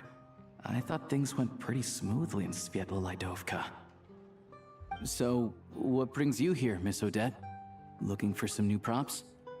No. After I got back to the theater, I couldn't stop thinking about the situation in Svietlolaidovka. It bothered me so much, I couldn't focus on my dancing. So I decided I'd come here and see if there's anything I can do. Couldn't let it go either? You too, I presume. I suppose that's why you're here. I didn't feel comfortable expressing my true opinions in front of the Harbingers. Not least because ordinary Fatui like me don't even know what Project Snezhnaya is all about. Without knowing the full picture, I can't make sense of it.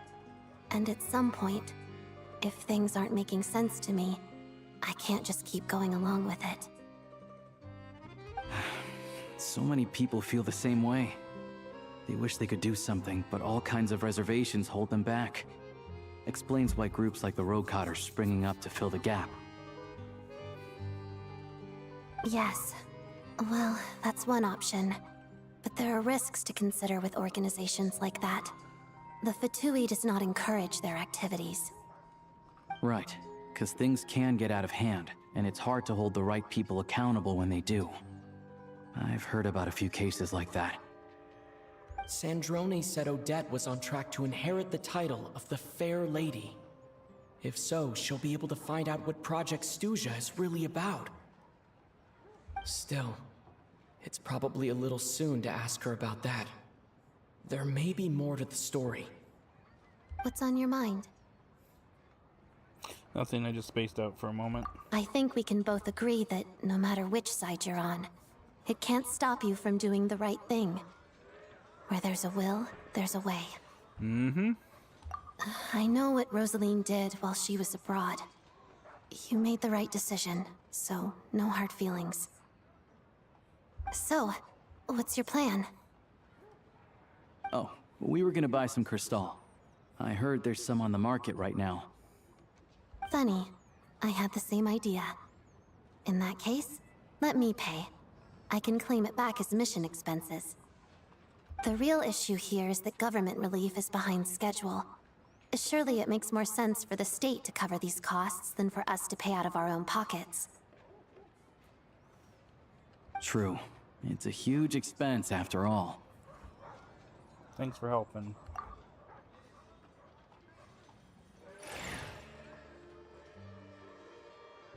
No.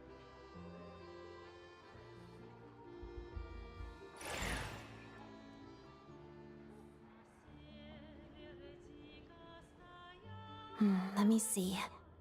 I'll take it all, please. And I'll be needing a receipt. Right. Choose mission budget under the expense category, but be sure to specify emergency rescue operation in the description. Otherwise, the normal reimbursement limit will apply. Let's book this train. Regulations say that if we need to transport Kresnik Crystal during Project Stuja, extra carriages can be added 1 hour before departure.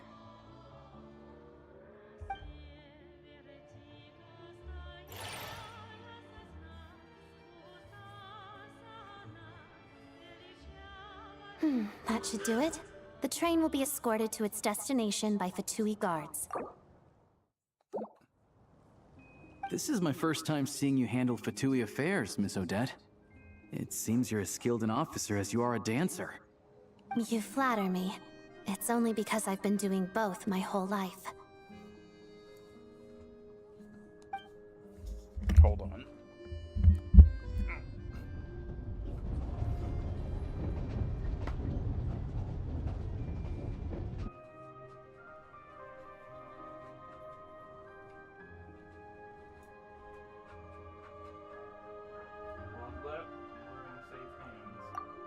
Anyway, I bet you've been non-stop today, am I right? Any idea how Paimon's doing? I had my hands full, but I'm gonna go back and check on her now. What's wrong? Who's Paimon? His travel buddy. Hasn't been feeling well. She caught a cold right after they got to Snezhnaya.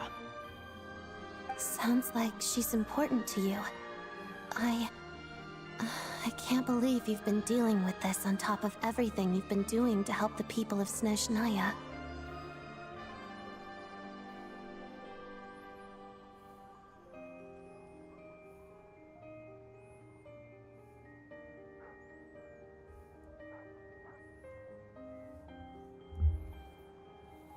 Couldn't just turn a blind eye to their suffering. Paimon wouldn't want that either. I've got nothing going on right now, so I'll join you.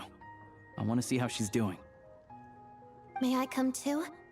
I have some candy that someone gave me back in Svietlo-Lidovka. Plus, I know a little bit about relieving cold symptoms. Sure, she'll appreciate the company, and she'll definitely enjoy the candy. All right then, let's go.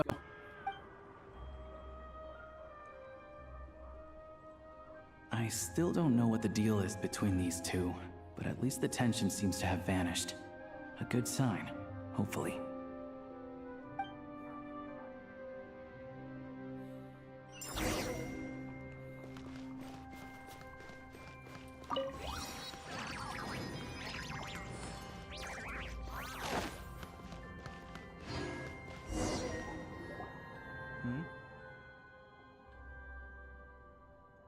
Come on.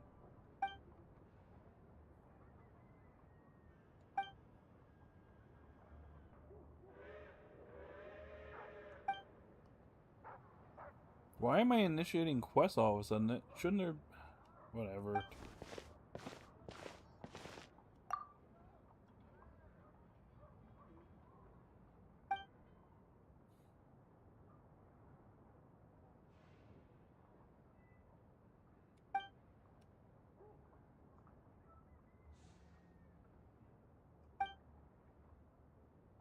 Marfa.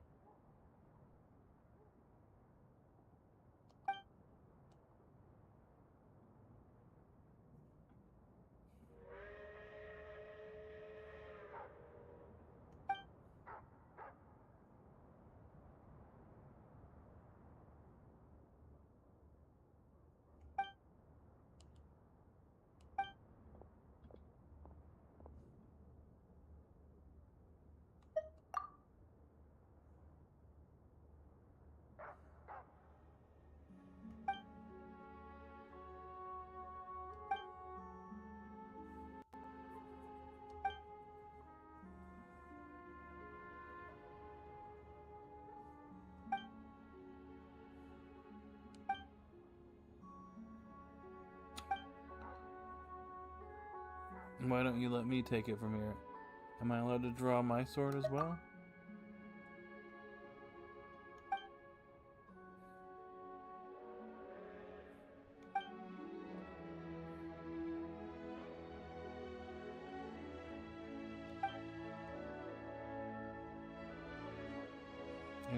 rules I should take note of?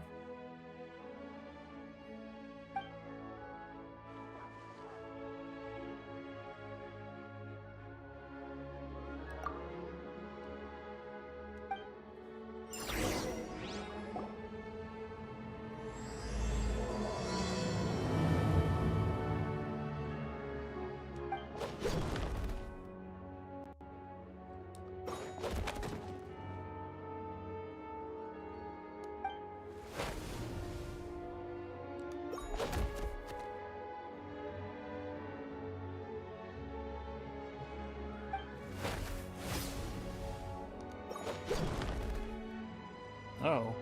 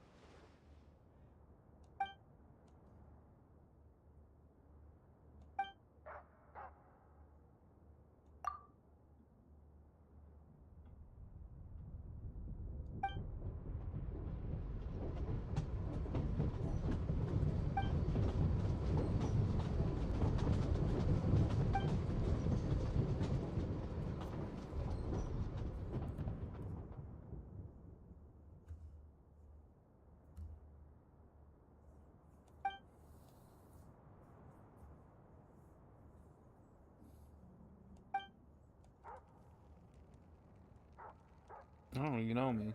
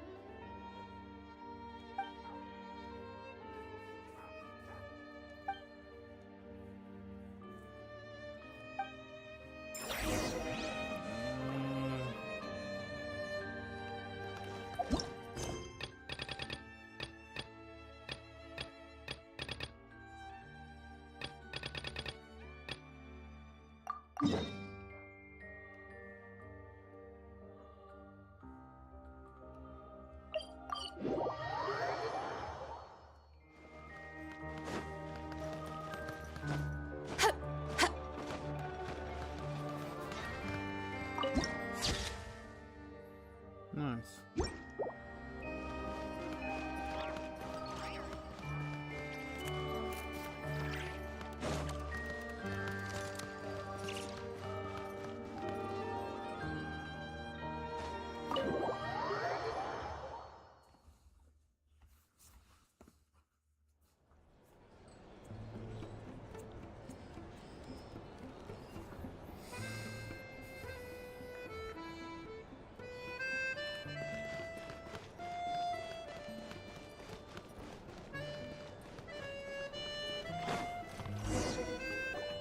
Hello.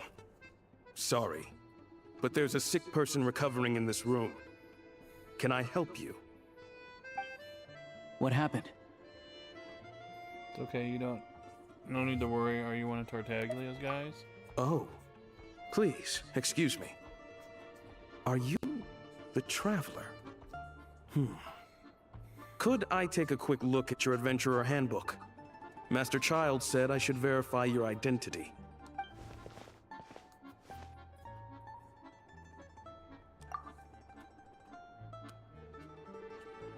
Ah, it's really you.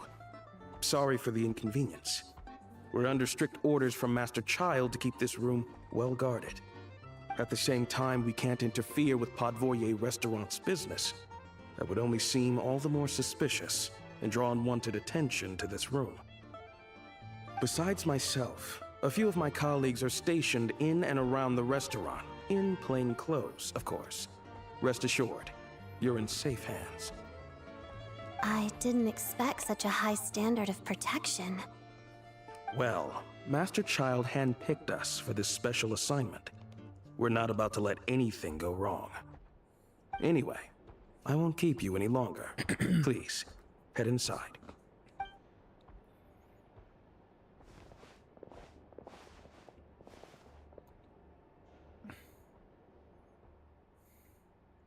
Traveler! Oh, Osha, you're back! Oh, hey! Who's our new friend? Hi, I'm Odette. The Traveler and I crossed paths a few times. She's a member of the Fatui, but she's solid. We can trust her. Another friend from the Fatui, huh? You're practically a member yourself by this point. How are you feeling? Paimon's definitely on the mend. We should be back to our usual travels in a few days' time. Seems like that doctor was right. It's just... Paimon's limbs are still feeling a little chilly. I have just the thing. Oh. Whoa! What's this? Is that a flame inside an ice cube? Wait, is this real ice? How's it not melting? And how does the fire keep on burning? All keen observations. You're right. This is called core ignis. Whenever I've caught a cold in the past, I found I recover much more quickly if I place this by my bed. You're welcome to borrow it. Awesome! Wow! It's so nice and warm! Oh, it's like magic. Your name was Odette, right? How did you two meet again? Looks like she's in pretty good spirits. That's a relief. Any progress with your investigation yet? Nope, I couldn't get anything out of the Harbingers. No surprises there, I'm sure. They're not likely to let anything slip. Need to try a different approach. I want to look into this Rokat organization. The Rokat, huh? Let me think. Members of the Rokat keep their true identities hidden, but I think there might be someone I can introduce you to. Oh? Leave it with me. Meet me at the Korolyevsky troop tomorrow, and I'll tell you how it goes. Would anyone like a drink? I'm gonna head to the bar. Paimon will have... maybe some hot milk? Yeah. Paimon's in the mood for something warm. Enough with the secret chat, you two. Let's catch up properly in a minute. Paimon wants to know everything that's happened today. Yes, ma'am. It'll be kind of like tabletop troop. No reason why listening to a story can't be an adventure.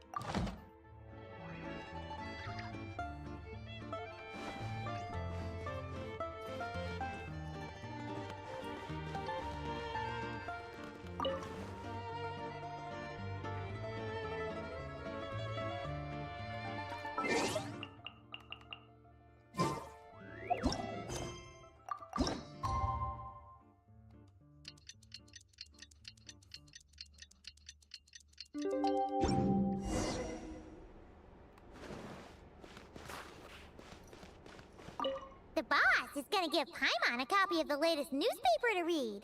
That should keep Paimon entertained.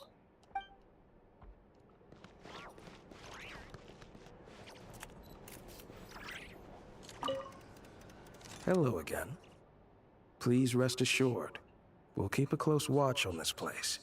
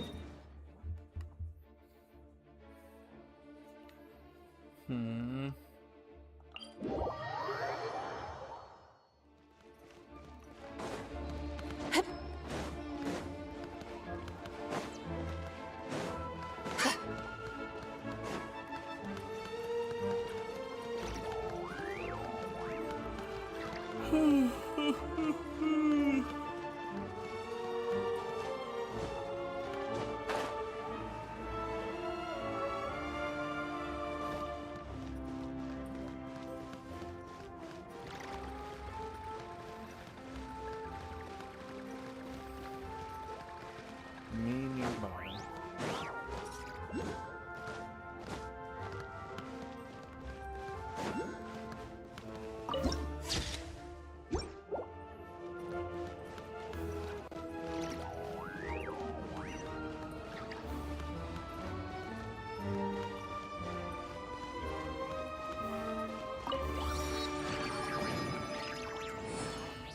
Carrying on. Ah, you made it. I've got some tickets, and I managed to set something up with the Rokot. It'll have to wait until after the show, though. Happy to stay and watch? I doubt you've seen the Korolyevsky troupe on stage before. Of course, no problem. Thank you for sorting everything out. Pleasure. Here, this is the way in.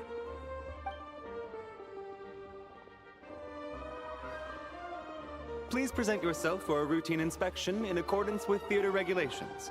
Thank you. Oh, this guy?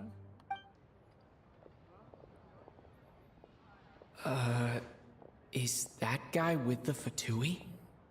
Looks like he's waiting for something. Okay, all done. Thank you for your cooperation. Please, proceed through to the theater.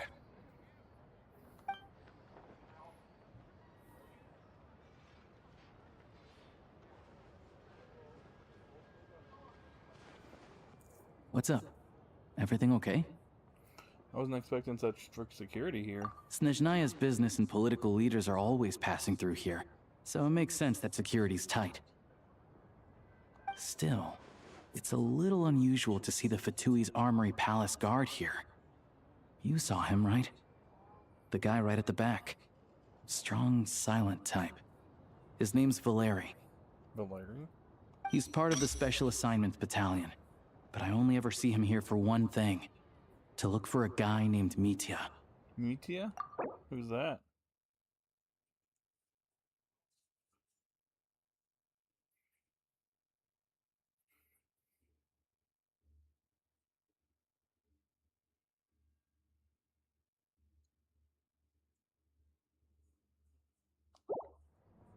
Supposedly a researcher, though he never seems to put much time in at the office.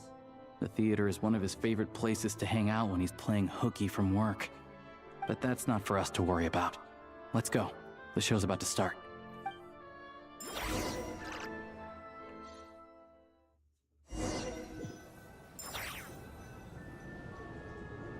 What do you think?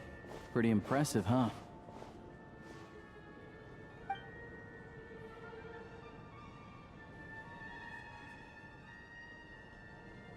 Reminds me of the opera Epicles. Oh, the one in Fontaine? I hear it's iconic. Never seen it for myself, though. Here we are, just in time. Sorry, coming through.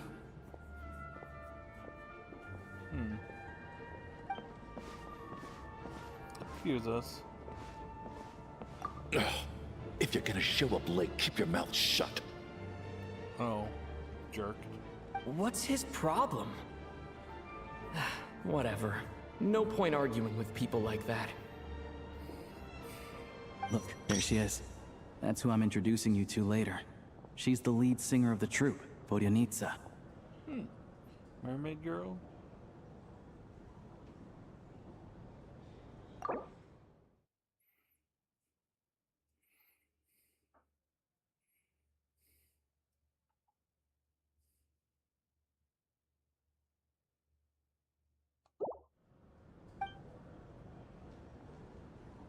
Cutscene.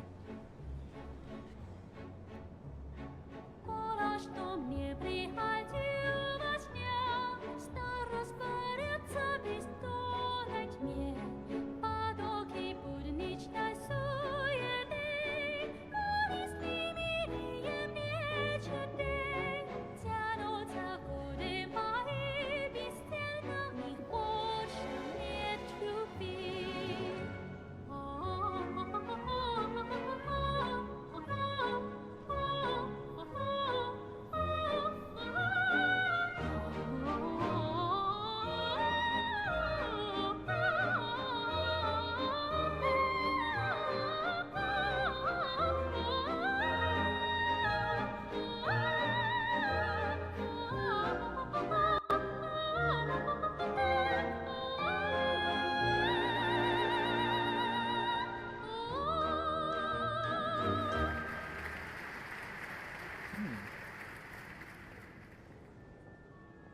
This leads directly to the green room. They're expecting us. Vodyanitsa will be waiting for us there.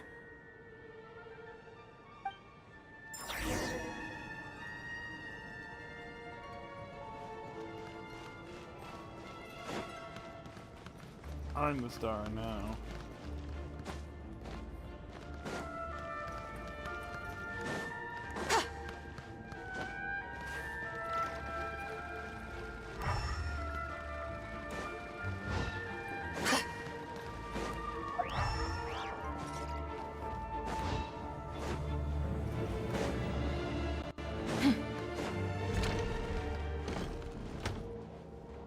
Oh.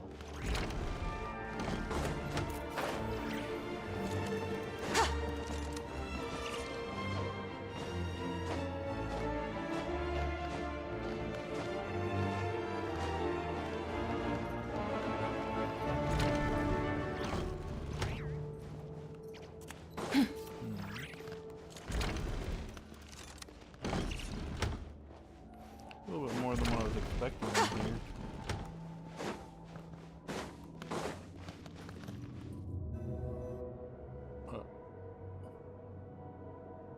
Hey there. Excuse me. Huh. Can you believe it? I am so mad right now. Come in. Sassy. Oh, it's you two. I wasn't expecting to see you here. Huh? You know each other? Oh, wait. Is this who you were telling me about? The one you met yesterday and couldn't stop thinking about? Oh. I never said that. Yes, you did. Why are you denying it? It was right before I went on that rant about the moody factory owner. Oh, I remember it so clearly. Might I ask what brings you two here? Oh, I just brought him here to see the show. And when it finished, he was full of praise for Vodyanitsa's performance. So I thought I'd try my luck, see if we could get the chance to chat for a bit. Maybe get an autograph? You work here.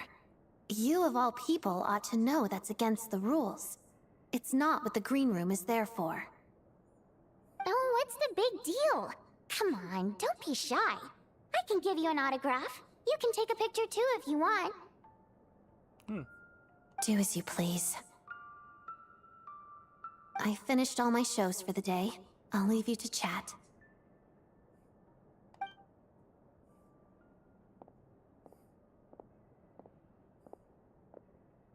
I wasn't making that stuff up, you know.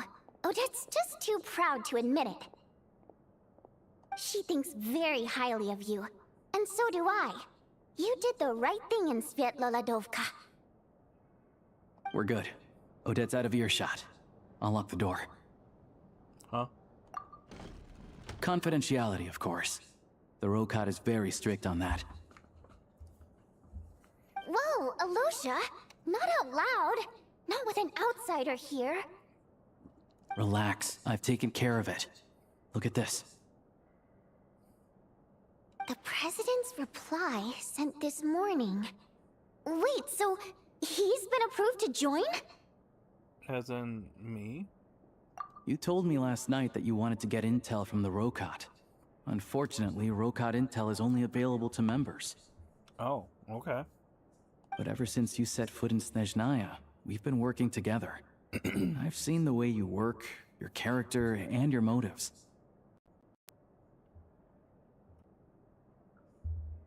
Everything about you is perfectly in alignment with what we're trying to achieve in the Rokot. So I figured I might as well cut to the chase. I wrote a letter to the President explaining your situation, including just the right amount of detail. His approval came very quickly. Of course, it's still your decision whether you want to join or not. We'll respect your choice. And that both of you are members? Well, assuming Odette was telling the truth and she didn't misjudge you, I guess we don't need to worry about you blowing our cover. Still, you gave me a real fright. I didn't know that's why you came looking for me. So, that stuff you said about admiring my performance, was that just because Odette was here? Did you actually mean it? Oh no, I mean every word. I love your saying. Now you're talking. That's what I like to hear. Anyway, let me give you a quick rundown of how things work. Like I said, the Rokot is a covert organization, and we hide our identities. Members typically don't meet in person or even know each other's identities. This helps us maintain a high level of independence and secrecy. Because of this, members are basically free to decide their methods without constraints, so long as the outcome of any activity doesn't violate the organization's principles. After all, we don't have any ostensible contact with each other. This way, if anything goes wrong, no one else will be implicated. Beyond the freedom to choose how you operate, it's also your choice whether to act at all. We have plenty of members who have yet to take any action.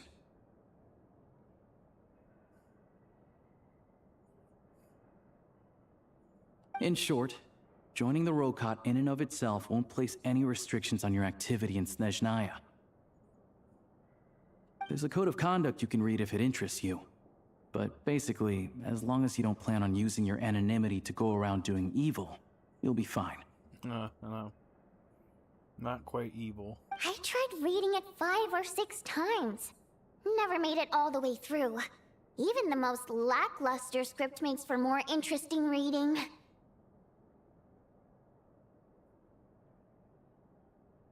Sounds good to me. I'm in. Great. Then I'll go grab an official application form. Be right back.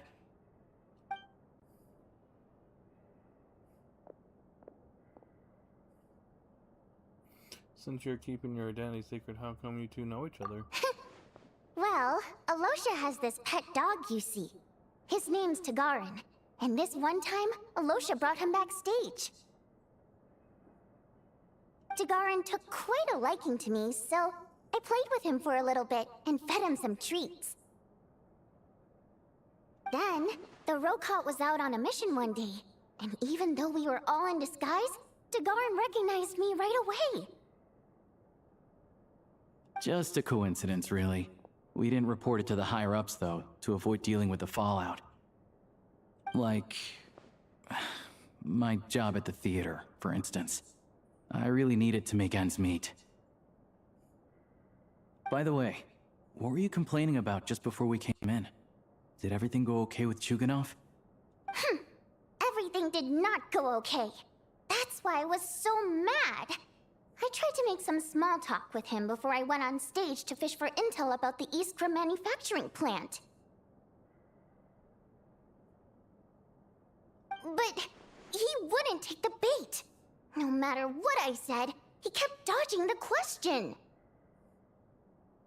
And then he started complaining. He said he didn't appreciate his second-rate seat in the stalls because he usually gets a private box. I mean, what did he expect? Everyone knows that if you want a box seat, you buy a ticket well in advance. But instead, he sends me a letter the day before the show when we're practically sold out. I had to juggle things around just to get him a half-decent seat, hoping he would appreciate the gesture enough to share some information. But nope, he didn't give me anything. Yeah, meeting Chuganov in person has definitely been a disappointing experience. Oh, you probably don't know who we're talking about, do you? Chuganov was that older guy you were sitting next to today.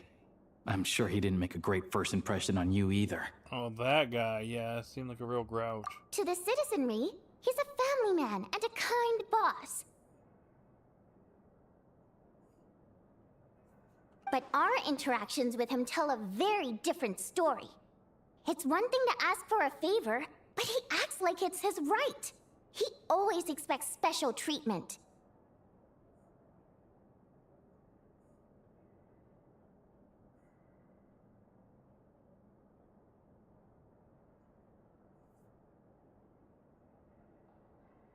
Take the ticket situation, for instance. I've actually gotten him a private box in the past.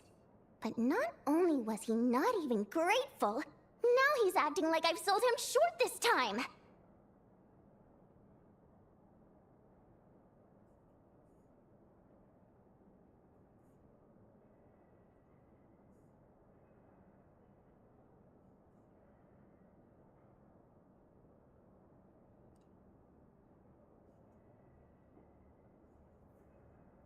Not to mention that he's never paid for a single one of his tickets.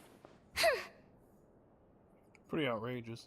And another thing, if he's such a big family man, why doesn't he bring his wife and daughter to see the show once in a while?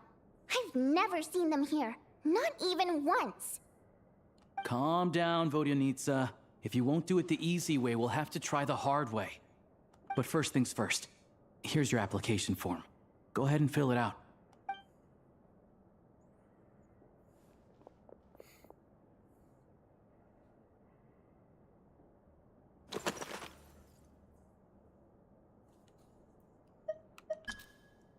My name is, Octavia. My race is, Primogemmed? The 12th. Wayfarer. I oppose Project Stooge. I want to ordinary people. What? I'm here to put an end to this organization. I need a part-time job. Mom told me to give it a try.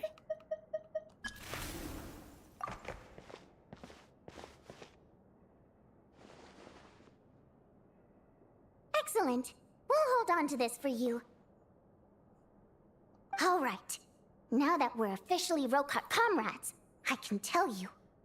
Chuganov is the target of our current operation.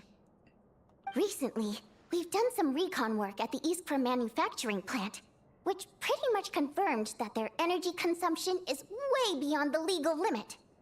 All we need now is some direct evidence to present to the Vetcha, so we can demand that they shut the plant down. That way, the Kresny Crystal can be allocated to where it's needed most. I was hoping he might let slip during one of our chats, but he's too tight-lipped. We'll have to find another way. I'm meeting another regular theater goer tonight, Mitya. Yosha mentioned that name earlier. But Valeri's here too, and he's probably looking for Mitya, so he may end up being a no-show. Don't you worry. He must know how to dodge Valeri, or he wouldn't be showing up on time for every performance. Mitya is a renowned energy expert. Although we can't get any direct evidence of the excessive energy consumption at the plant, we can accidentally let the information slip to him. The authorities should take someone like him seriously. So if he starts raising questions about energy use at the Iskra manufacturing plant, there will be a proper investigation.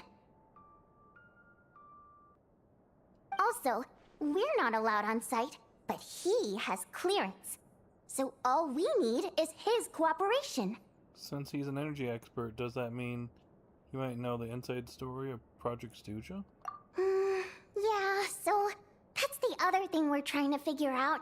Though I think we're far less likely to make any progress on that front. Still, I hear that Mitya is a bit of a chatterbox. So, who knows? Maybe if we catch him in the right mood, he'll let something slip. What do you think? Sound like something worth your time? Definitely, I'd love to join you. Okay, in that case, you guys find a seat somewhere nearby. Pretend you're a couple of buddies there to eat, and keep your ears peeled for useful information. He's a huge fan, so I doubt he'll have his guard up around me. But you two need to be convincing. If he suspects anything at all, he might stop talking.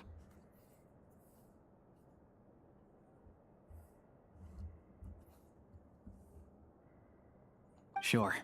Don't worry. We'll make a believable pair of buddies. I'm sure we can manage a bit of a friendly chit-chat. Perfect! You've sold me already. Now, help me tidy this room up a bit before we head out. Okay. What needs tidying? Everything! Oh.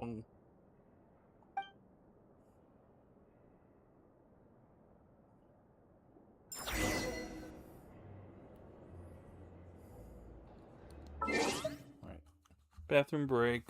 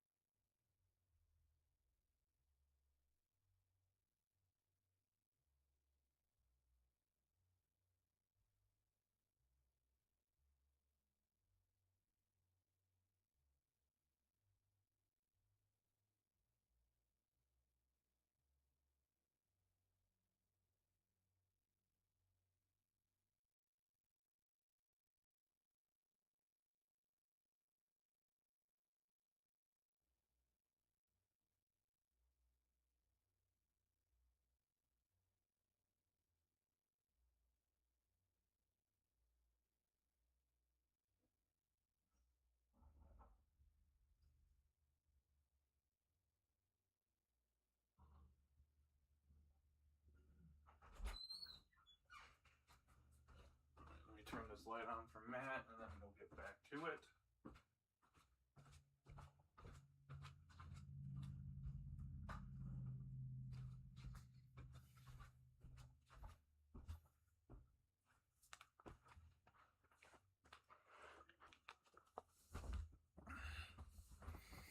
Alright, hold on.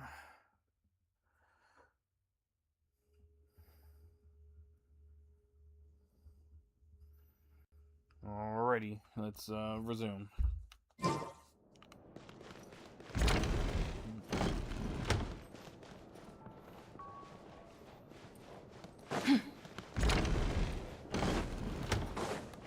know, I was trying to go down here. Oh, never mind, there's nothing down here. Never mind. I gotta open up closer to that orb.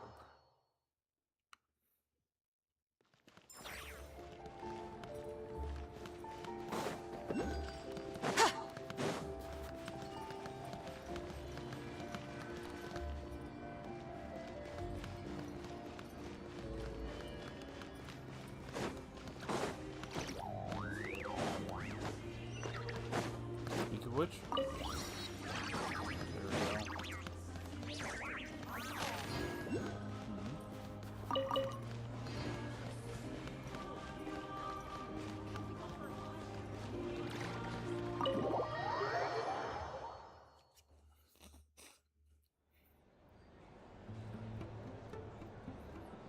We come here often, so we shouldn't stand out.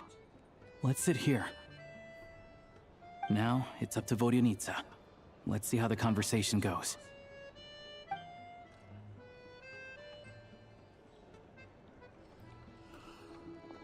Oh, look who it is.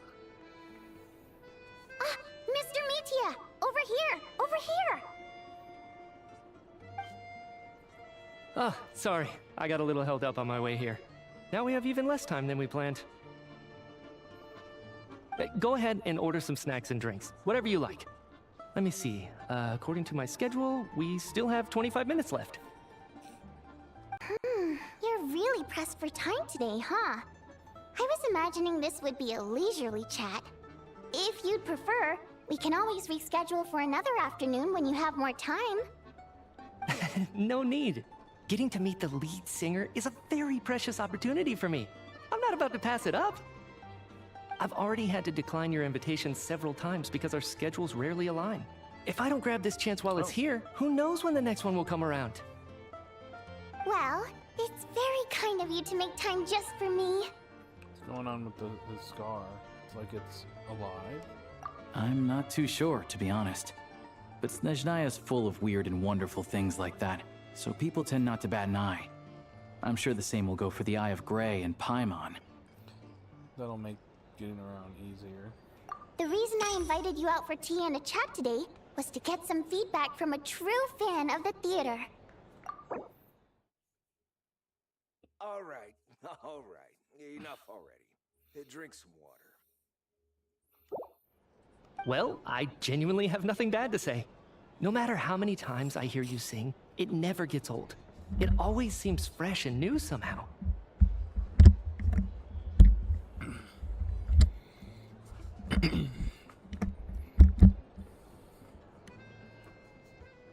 Maybe it's because the more times I listen, the more details I notice. Or maybe you simply improve with every performance, delivering it better each time. Thank you! I'm delighted to hear that! Could you give me any specific examples? Oh, yeah. That, the piece you sang today, for example. Beneath the Frozen River? Huh. Hey, what's with you? I'm just praising a good performance. I always used to find that such a bleak and lonely song. But the more you listen, the more you realize that it's not as cold and nihilistic as it appears. When you really dig down into it, there's a certain level where you're surprised by the emergence of hope. Wow, I'm impressed. I didn't expect you to pick up on that. Actually, I only tried out that angle after talking with a composer. Still, Beneath the Frozen River wasn't on today's program. Oh, really? But it's a classic. You sing it every time. Almost every time. Oh, well then, let me say a few words about that other all-time classic, Flying in the Wind from the Mountain Sparrow. I didn't sing that one today either. My voice wasn't quite up to it, so I switched it out at the last minute. Oh, but, Sorry, Mr. Mitya, but you were at the theater today, yes? Of course I was. Remember? I said hello to all the troupe members before the show started. You, Odette, and the others. So, what did Odette sing today? Elegy of the Snow-Winged Goose, of course. Correct. I see. I see. You find my singing boring, don't you? That's why you don't remember a single song. Looks like I'll need to cut a few from the program next time. No, that's not it. I swear. All right. I'll be straight with you. I'm sorry. My mind was wandering as you took the stage today. I enjoy watching your shows because the exquisite performances stimulate the mind. It always sparks some inspiration for my research. So, whenever I get stuck at work, I come to the theater for a change of pace. Odette's dance during the elegy of the snow-winged goose today was simply incredible. It got me wondering what she's been going through recently. That look of sheer defiance in the face of utter tragedy? It was so inspiring. I started scribbling in my notebook right away. Not that I made a ton of progress in the grand scheme of things, but I still think it was productive. By the time I snapped out of it, the entire show had finished. So what you're saying is, you didn't listen to my singing at all? Unfortunately not. I'm sorry. I don't know which is more disrespectful. The fact that I don't always come for the show itself, or the fact that I missed your performance. Seems like things are getting a little awkward. You look nervous. What's up? Mitya just stepped into a conversational minefield. If there's one thing Vodyanitsa doesn't like, it's people who show disrespect for her performance. This meeting was so hard to set up. Don't tell me it's already falling apart.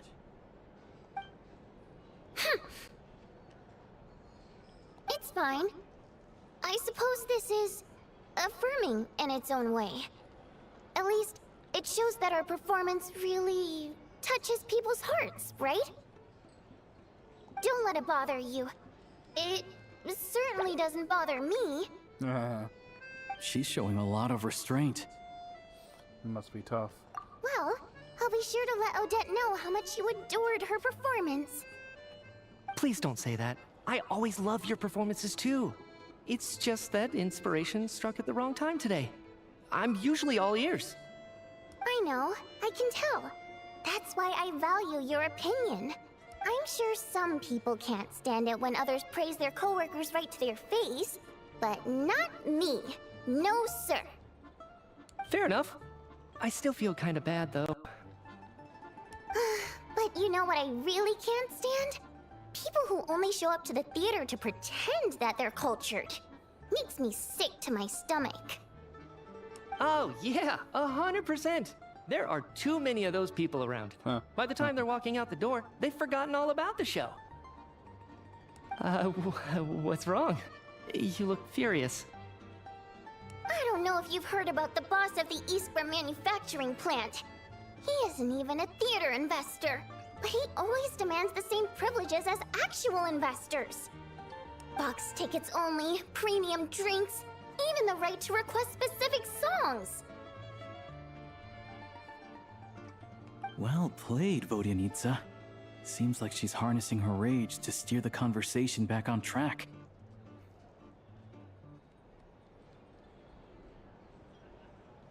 Now that you mention it, I've interacted with that guy before. I gotta say, everyone holds him up as an example of a benevolent businessman, but I don't know. I don't see it.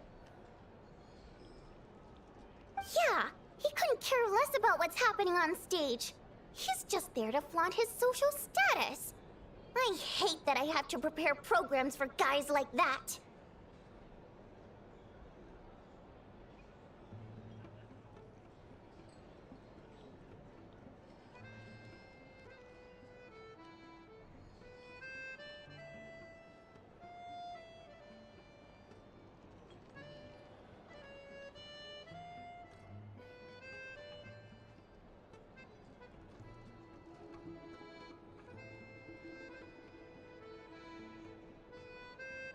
What's the big deal with that factory he runs anyway? I asked around a bit and heard some pretty shocking stories. Sounds like he's just another greedy capitalist.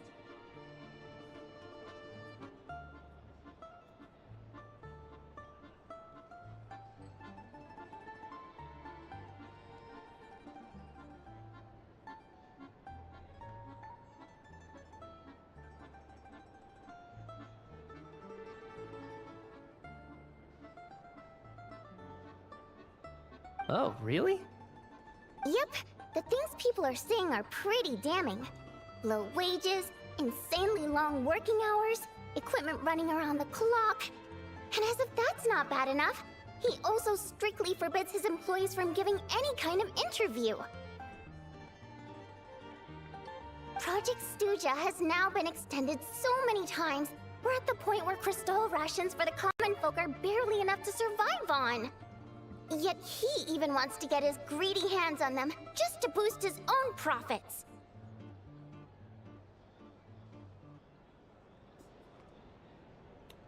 If the rumors are true, he's in serious violation of the law.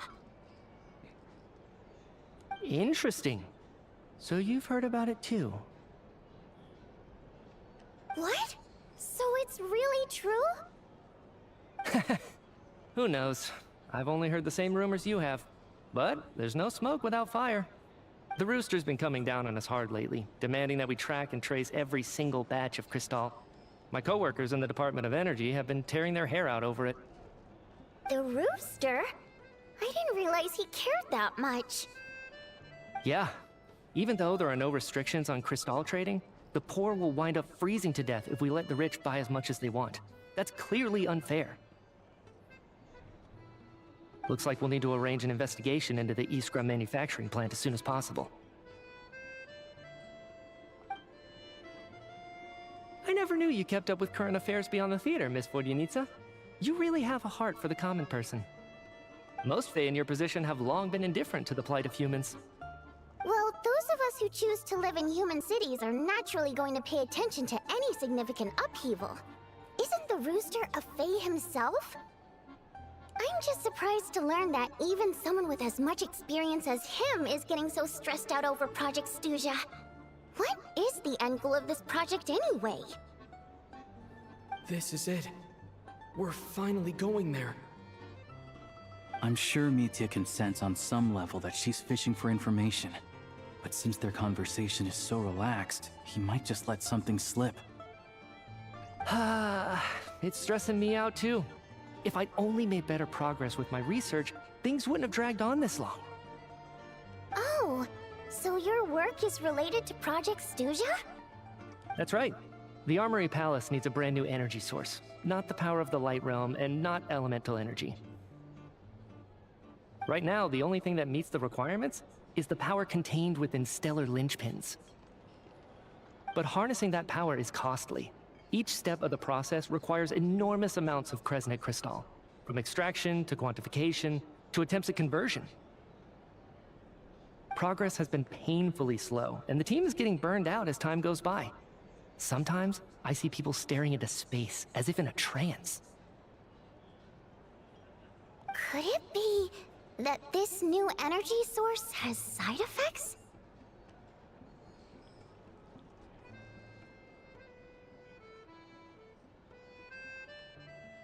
No, it doesn't affect us, because the energy is used for...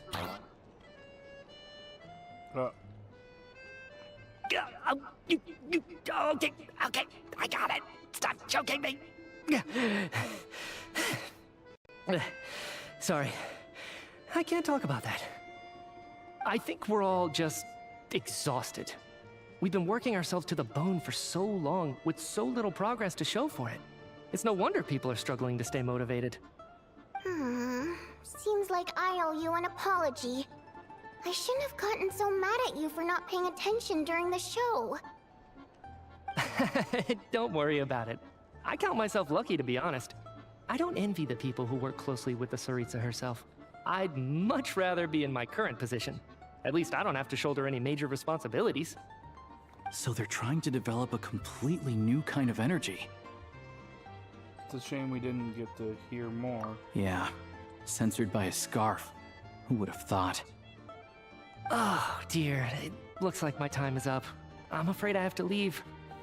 I'm so sorry. We ended up barely talking about the theater. That's okay. It was a pleasure chatting with you, really. Let's make up for it next time.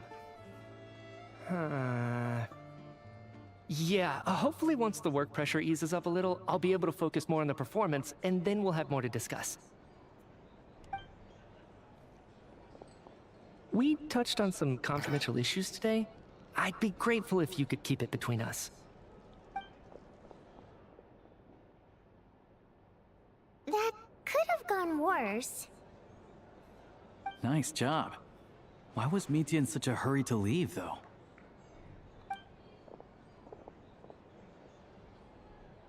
Sorry, routine inspection. Larry?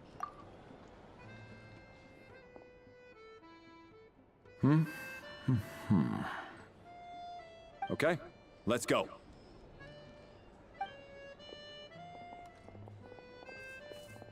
So he wasn't rushing to get back to work. He must have calculated that Valeri would find him here in exactly 25 minutes. That's frighteningly accurate. One of the main duties of the Special Assignments Battalion is to ensure that important figures stick to their schedules. Sounds like that's his arch enemy then. All right, time for us to get going too. Excuse me, check please. We'll settle our check too then. Oh, hello there. Mr. Mitya paid the check before leaving. Huh? He also asked me to pass on a message. He said it was an honor to share his tea break with Miss Vodyanitsa and her two friends. Oh, he knew. Wait. So he knew we were here all along? This raises a lot of questions. Did he deliberately mention the new energy source so that we'd overhear it? Maybe his work isn't confidential after all. Maybe the key here is the purpose of this new energy. I guess that's the next thing to look into.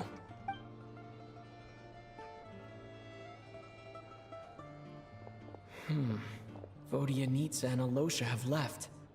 Time to head back and call it a day.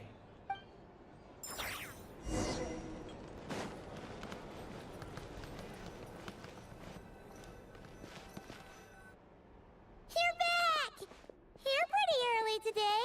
How are you feeling? Paimon was just gonna mention that. After she woke up today, Paimon felt like her temperature was completely back to normal.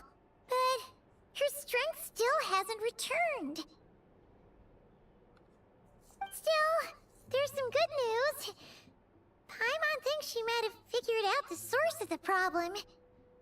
It's like there's some kind of mysterious power affecting Paimon. Paimon's never felt this way before during any of her travels. She only started feeling this way since we arrived in Snezhnaya. Some kind of mysterious power, you say? That's right. The Armory Palace needs a brand new energy source. Could that have something to do with this? What is it? You're making that face again. You know, the one you get whenever you have a light bulb moment? Let me tell you what I found out today.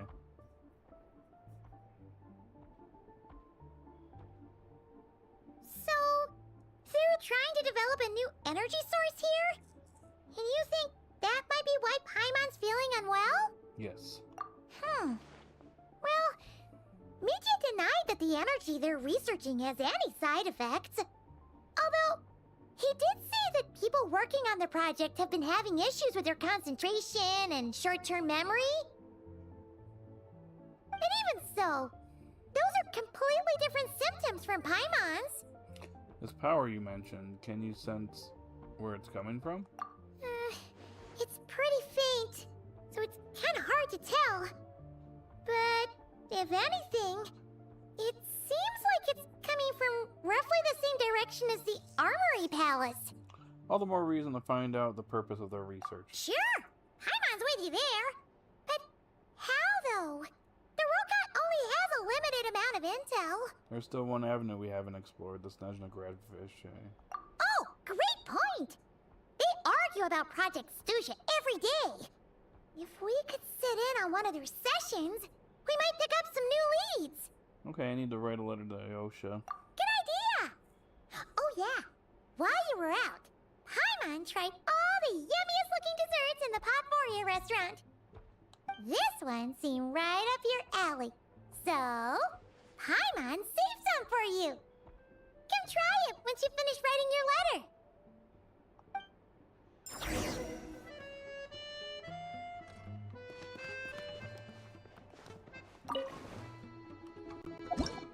Damn, I'm still not done with Act 1.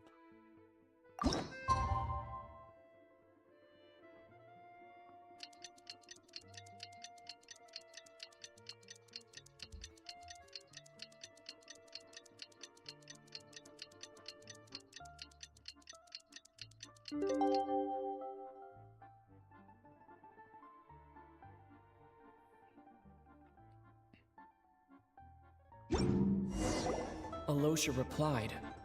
He says that we won't be able to speak at the Vetcha, but he can arrange for us to attend as visitors. Time to get ready. Then head to the Snezhnaya Vetcha. You're back! Paimon's been working on the crossword puzzle in the newspaper. It's actually pretty fun. Oh, shoot! Paimon forgot the next word. Oh, she said it a moment ago. Think, Paimon, think.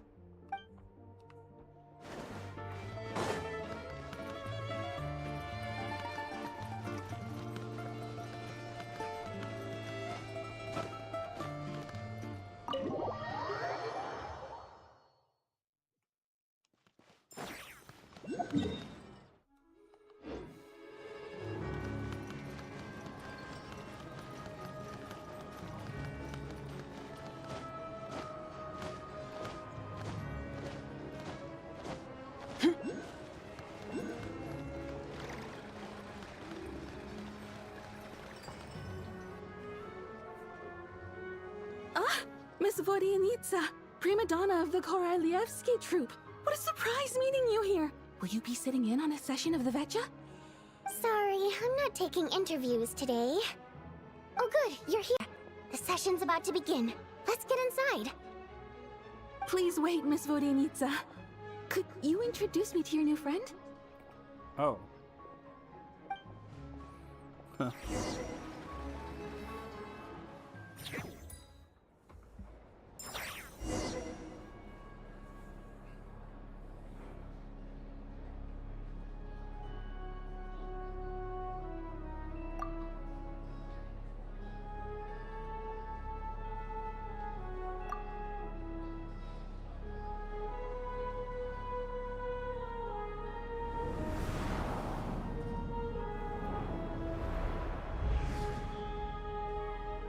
In summary, the energy management commitments made for the outgoing period have been delivered upon. Furthermore, both the production and consumption of Kresnik Crystal show clear signs of stabilizing. The relevant agencies have assessed the present circumstances and determined that the status quo can be sustained until the next period. For detailed statistics, I would refer you to the industry reports that have been distributed to all persons present.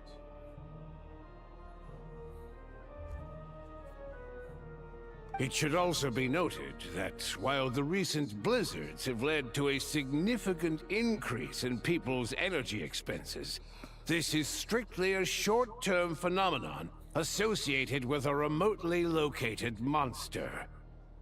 Her Majesty the Tsaritsa is giving her full attention to this matter. We should have every confidence that it will be dealt with swiftly and conclusively. A financial report on disaster relief is also present in this report, courtesy of Pantalone. Why does it keep getting noisier in here? They cover the same old ground every single time. The rooster never seems to mind, but everyone else is getting tired of it. There's a general lack of trust. People aren't seeing any tangible benefits that affect them directly. Of course, none of that will be reflected in any of the reports on the table. Yeah, if it weren't for these hard copy documents, I could have at least made something up. I mean, ask, why are you still here? Why are you acting so chummy? Oh, don't mind me. I'm just out here trying to hit my interview quotas. Bring out the kvass. Ever read it? Best-selling newspaper in town. Okay, Charlotte of Snezhnaya. If I remember correctly, you guys don't even have a sales permit. You have to sell from stalls on the street. Oh, never mind. Maybe not so much Charlotte from Snezhnaya. Okay then. Best-selling street stall newspaper in town. Oh, Still counts. Did she just take a swig of, like, vodka or something? Order! We will now open the floor to the representatives. If there are no further substantive issues to discuss, we will then proceed to a vote on this motion. Snezhnaya has a long tradition of treating members of the Fatui armed forces and their dependents favorably. But recent surveys shows that Fatui families in remote areas have access to 15% less crystal than the average civilian family in Snezhnograd. It's been said many times before, but it bears repeating now. There needs to be a clear and consistent rationale behind how crystal is allocated, or we will soon face immense public backlash. Perhaps you wouldn't need to keep repeating yourself if you would hear me out for once. I say again, true consistency exists only in principle. In the real world, fairness is relative. You appear to treat resource allocation as a simple function of production and population. So what about when the equipment used in production breaks down? Have you factored that into your equation? And do you even know how long it's been since Snezhnaya last conducted a census? If I knew the answers to questions like that, I'm sure I'd be a very wealthy man. And I doubt I'd be going by child. I'd like to bring the focus back to the specific issue I raised. Or do you wish to deny that favorable treatment for Fatui dependents is our long-standing policy? It's easy to be a critic when there's no accountability. That seems to be a running theme in the anti-Project Stuzha cohort.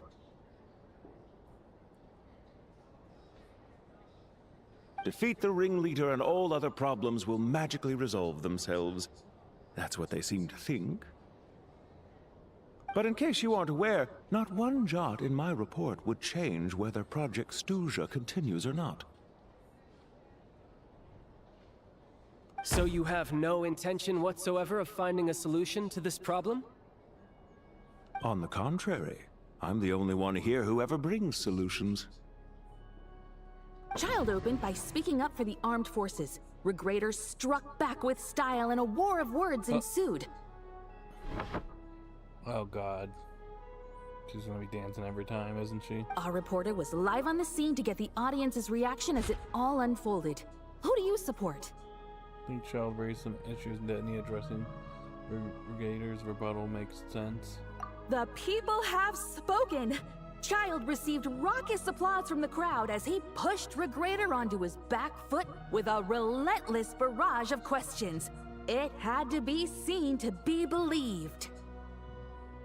Now you see why they don't have a sales permit.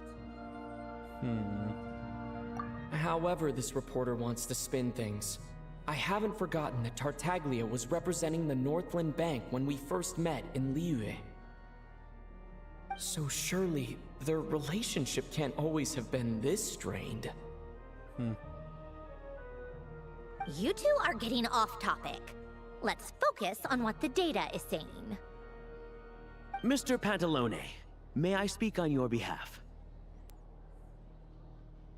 Oh, please do. I'm more than happy to save my breath. Crystal distribution policy undergoes modifications with each new period. The ultimate goal being to find the most reasonable method of allocation, which I believe is what Mr. Tartaglia also seeks.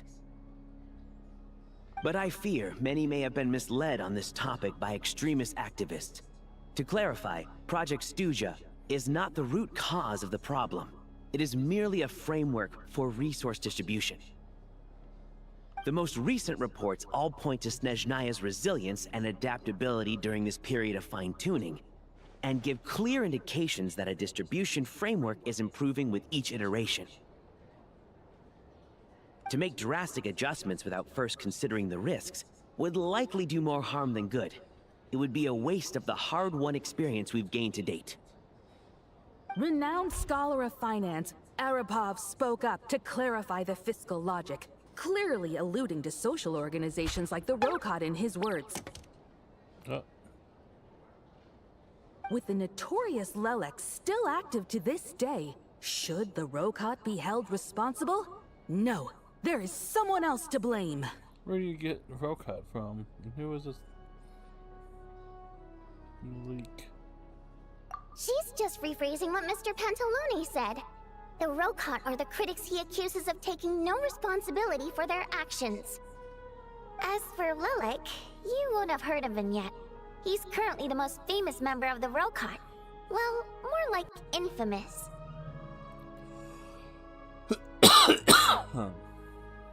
Ending Project Stuja has become an obsession for him. Unlike the more decent ones among us, he believes that votes in the Vetcha are all that matter. So whether it's threats, coercion, or bribery, he'll use whatever means necessary to get people to change their vote. Oh, there's more to the Rogan than I thought. And since we're already on the subject, what do you think of Lelek's methods? Are you for or against? I can sympathize with him. Hard to say. I suspect there's more to his story. He seems a little extreme. Yes, don't we all? Lelek's supporters grow in number by the day. We stand with Lelek. At least someone here wants to take this discussion seriously. I've been considering that issue myself. What you really need is more precise regional data, right? I think it would be easiest to let the Fatui handle it, since they're already in charge of Crystal shipments anyway. We may as well get them to collect some data while they're at it. Whatever you need, you can ask the Fatui to look into it for you. In terms of supervision, I think the Druzhna would be a good fit. I had hoped to discuss this with Miss Vesna, but sadly, she's not present. I will be happy to take a note of your suggestions and present them to Commander Vesna for a decision upon her return. The Commander has always taken a keen interest in Project Stuja. However, given the Druzhna's demanding workload, I'm afraid it may prove difficult for them to provide any practical support. Let us refrain from jumping to conclusions until a concrete and actionable plan is in place.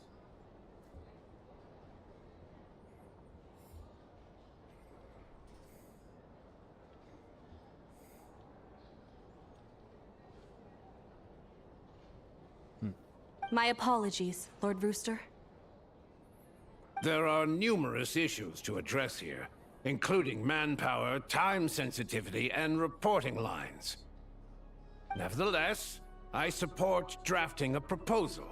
Follow the usual procedure, and it can be raised as a new motion for all parties to evaluate at the appropriate time. In that case, I'd like to share one thought before the proposal is drafted. The issue of time sensitivity was raised just now, which I presume relates to the official reports. In fact, the Energy Commission already collects regular statistics on each urban center and its surrounding area. Would these be of any use? That's a good idea. I read every issue of Svietlo Lydovka's report, and although my focus is mostly on the section about equipment operation, the energy consumption statistics also yield a lot of insights. Be that as it may, does no one see an issue with using local data to determine Crystal quotas? In the long term, it seems like a very risky solution. Not if they are used purely for reference. So long as we have the report from the Northland Bank's headquarters to corroborate it, no one will be able to fool me. Very well then. It appears that this arrangement is acceptable to all parties. Yeah, sounds good to me. The members reached a provisional consensus on the issue of improving treatment for Fatui soldiers.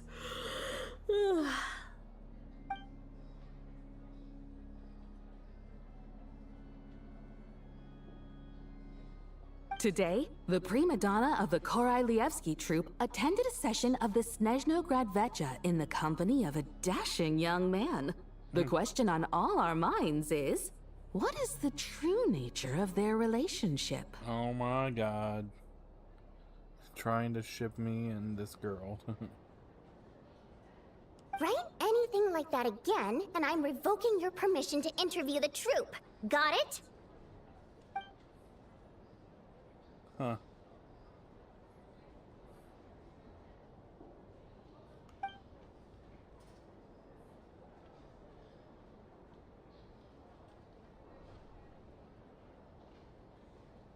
Now then, if there are no further contributions from those present, we shall proceed to the final vote.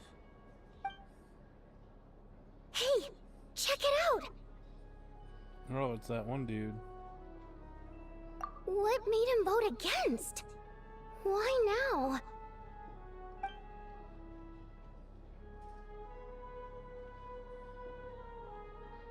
The votes have been tallied. Those in favor of continuing Project Stuzha total 61%, securing a clear majority. That was too close. The margin has shrunk yet again. Chuganov was a huge loss. I'll bet Lelek is behind this. I wonder how Pulcinella will respond this time. Chuganov. I see. Lelek strikes again. Yes. Go, Lelek. Once Project Stuzha is defeated, our unwavering support at Bring Out the Kvass will finally pay off when we make our comeback. I can taste our victory already! In accordance with the result of this vote, Project Stuzha will remain in effect until the next Vecha period. Finally, may I remind us all, we debate only for the greater glory and solidarity of our nation. May the Aurora shine ever on, and the Tundra always stand firm. The session is concluded.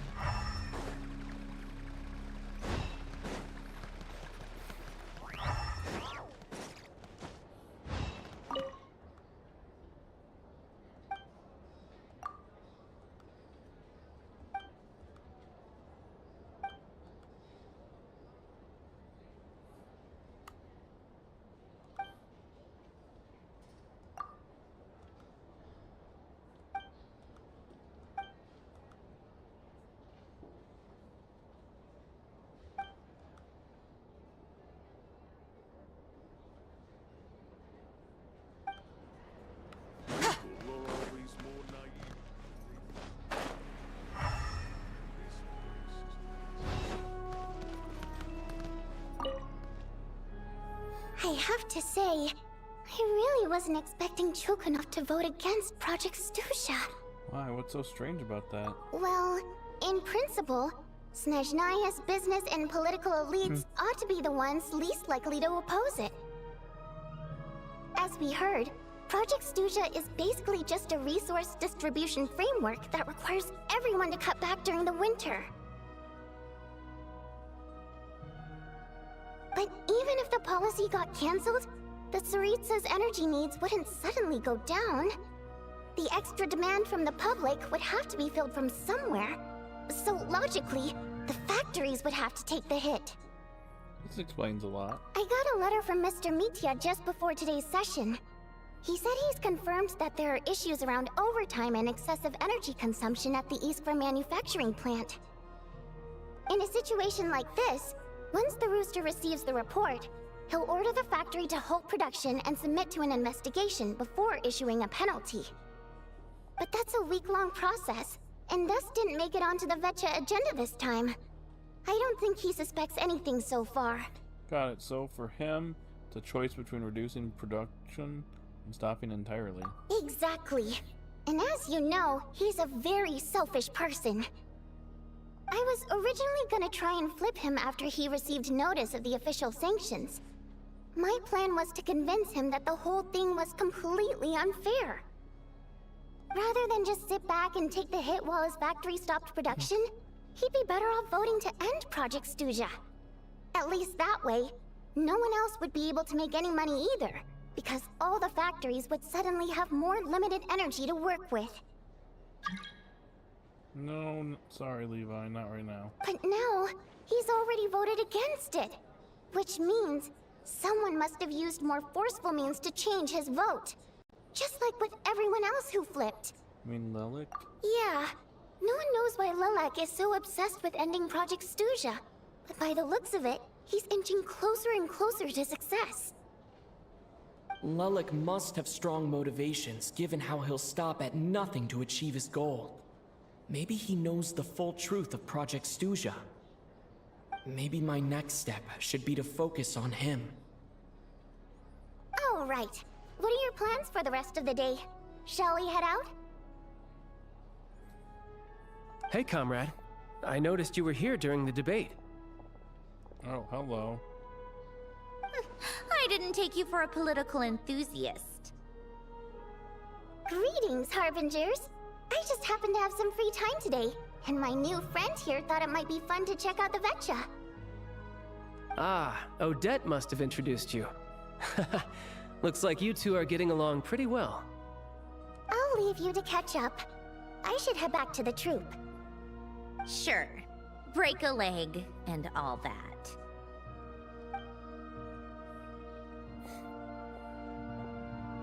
Thought it might be fun to check out the Vetcha, did you? Things are never that simple with you, Traveler. There's no way you're here for kicks and giggles. Tell me I'm wrong. I learned an interesting tidbit today. Some guy named Lelik. Oh, yeah. To some, he's a captivating enigma. To others, he's the bane of their existence. No one ever thought that some anonymous nobody from the Rokot could cause such a stir. I want to find out his true identity. Is it okay if I start digging around? Huh? You want to look into Lelik? Then I'm sure his days of anonymity are numbered. What do you think, Snezhnaya? Fine by me, I guess.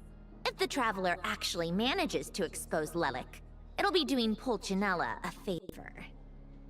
In return, it seems fair to let him in on what we've learned so far. My thoughts exactly. Sharing is caring, after all. Oh? Head back to Glupov and grab the files on Lelik. It's easier to just pull the records than go through the rigmarole of getting the Traveler a visitor's permit. As you command, child, sir.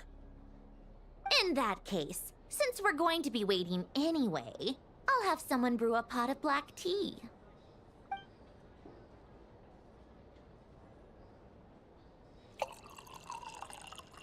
One common thread among the many incidents Lelik has been involved in is that the victims are all too scared to share any real information about him.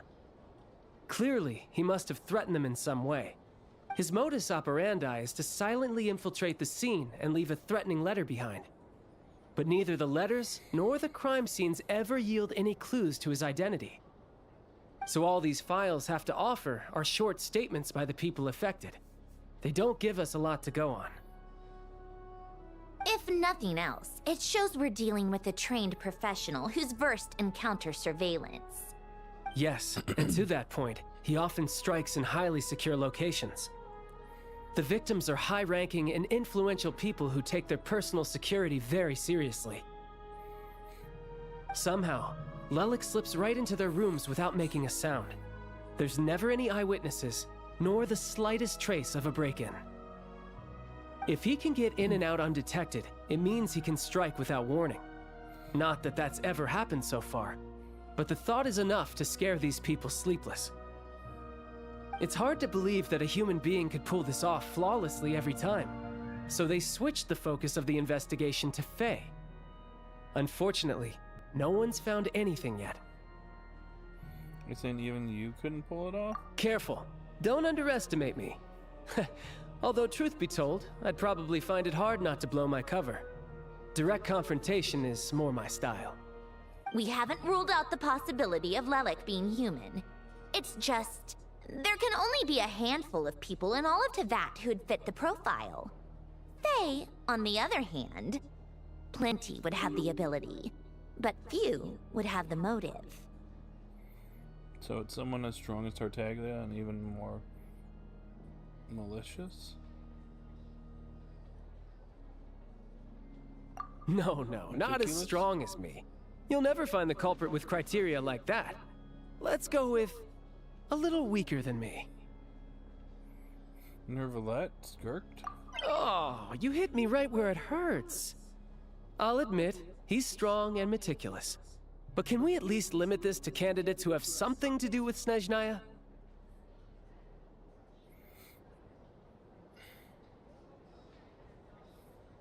He's just trying to find a reference point. Stop getting fixated on who's stronger than who. But that's the most important thing. In my opinion, anyway. Alright. Let's take it. They could take it down a notch or two. Thank you, neighbor, with your frickin' motorcycle at frickin' 10 o'clock at night. How about Odette as a reference point? She's someone we all know and we've seen her in action. Odette? Yeah, that seems about right. Her skills are solid, and she's always calm under pressure. Except she's Fatui, so the likelihood of her working against us is pretty low. But yeah, much more accurate than your previous example at least. No, wait a moment. Maybe we should interrogate that assumption. What do you mean? Which assumption? Her Fatui identity doesn't necessarily exonerate her. And when you think about it, the Rokot would be precisely what she needs to conceal her identity. Plus, she wouldn't need to be such a pro at covering her tracks. She'd already know where the Fatui will be and when, so she could choose the perfect time to act.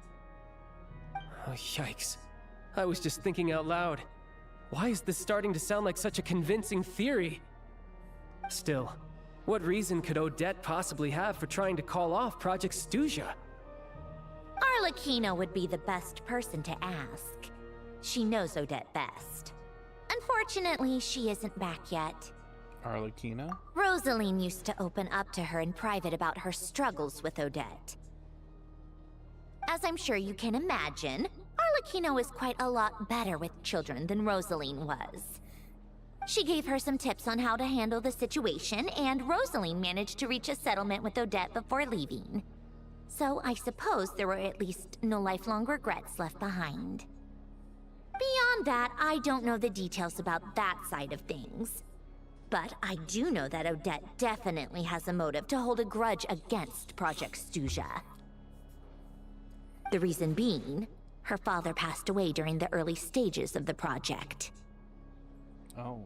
That was back before it had been named Project Snezhnaya, when things were still being worked out.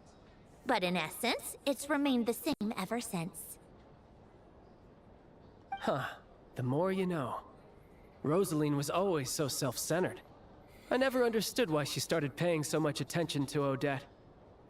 Well, even you didn't know about this? Is that such a surprise? If you cast your mind back, you may remember that Rosaline and I weren't exactly close. We had tea together a few times, but that was about it. Odette's past is no secret. Her father was a Fatus, and her mother was a very famous ballerina. On the surface, it looks like she followed right in her parents' footsteps. But the truth is quite a different story. After her father passed away on a mission, her mother was overcome with grief. She broke her leg during a performance and could never dance again. Odette was only interested in ballet at the time, but this tragedy left the family with both breadwinners gone. They could barely make ends meet. Per Capitano's policy, family members of Fatui who died in the line of duty had to be appropriately accommodated and provided with adequate assistance. So, regardless of how Rosaline may have felt about it, it fell to her to resolve the issue of Odette's family's livelihood. In the end, the solution they agreed upon was to have Odette join the Fatui. Right, because the alternative would have been a one-off compensation payment, I guess. In that sense, joining up was definitely the better option.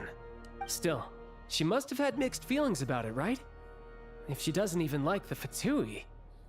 It's just a theory. A possibility.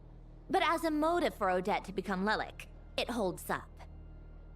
That said, I have no idea where Odette's head is at right now, or what her conflict with Rosaline was about.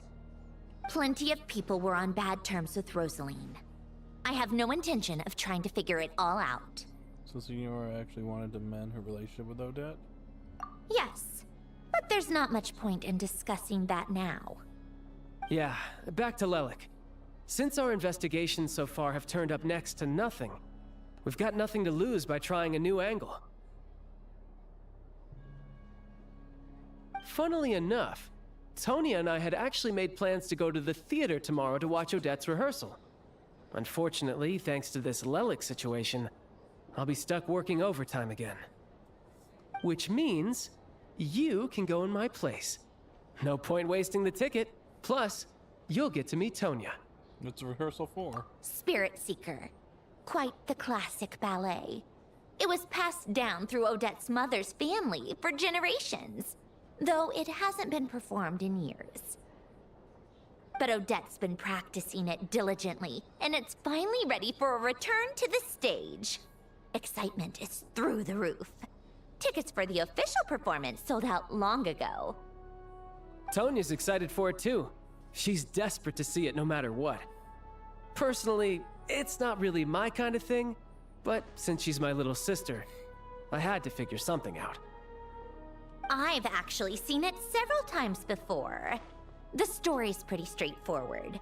The lead character follows a trail of clues left behind by a spirit, gradually recovering her memories along the way. It's a tale of love and regret. So not exactly reinventing the wheel, at least by today's standards. But when that classic melody kicks in and the lead character begins to dance, it always gets me.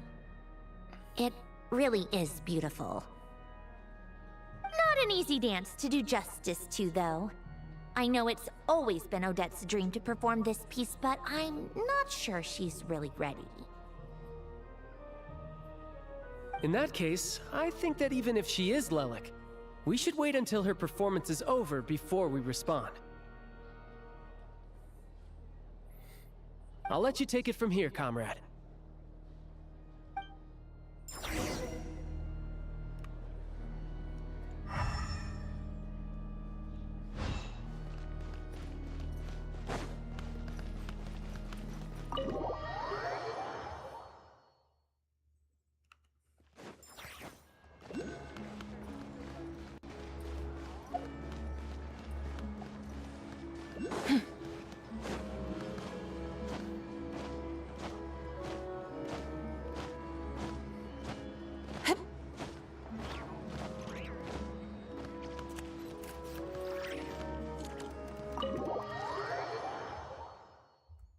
This is a long one. This might be the longest part 1 to Archon quest. I thought mock cries were long. Jeez Louise. Sounds like you made a ton of progress today. It's good that everything's going so smoothly. Next step is to head back to the theater and get a clear answer from Odette.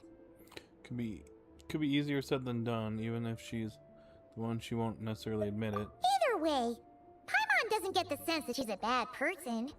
Sure, she might have done some pretty extreme things, but Paimon bet she has her reasons. Maybe this is going too far, but like, with everything she's managed to do so far, wouldn't it make more sense in theory to be even more, you know, heavy-handed? Why leave a letter when she could, well, we know there are plenty of other ways to keep people in line, right? The point is, she could have gone further, but she didn't. So, if it is her, she's got some principles at least. I want to believe in her too. Yeah! Well, all you can do is follow the facts wherever they lead. How are you feeling today? No change, really. But that thing Paimon told you about yesterday? Paimon feels like she can sense it more clearly now. Oh. Hearing you talk about your day makes Paimon itch for an adventure. If only she could be there with you so we could experience it all together. Yeah, I wish you could be there too.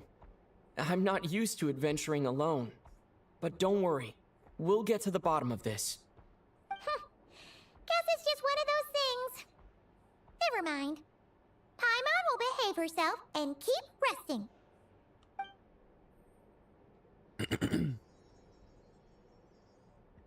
If Odette is Lelik, she may well have inside information on Project Snezhnaya. Her father was involved with the project's early implementation and tragically died in the process. Now, she's dedicated herself to bringing it to an end.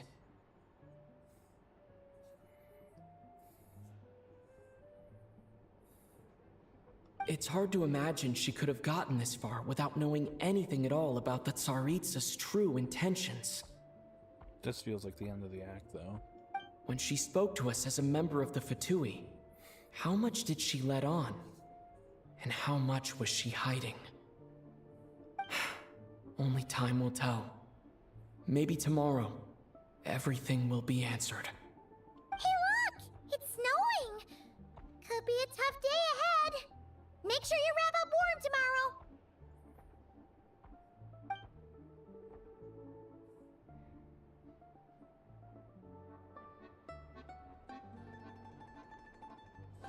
Yep. Everwinter without mercy is done. Alright.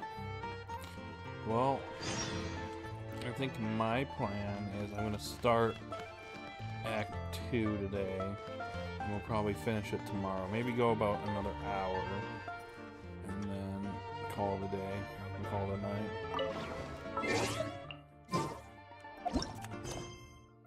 And look at all these world quests I already have. And then there's one that's limited, so I gotta take care of that as soon as the Archon quest is done.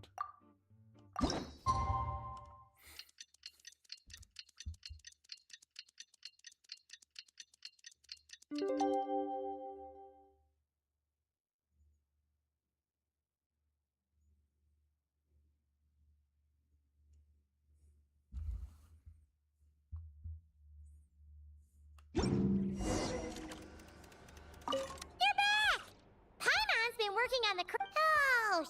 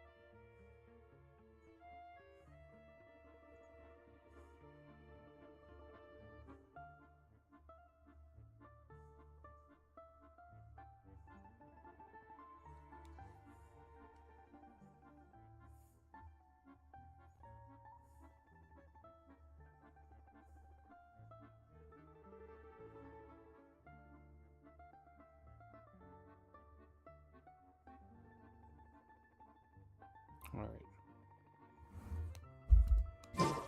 Carrying on.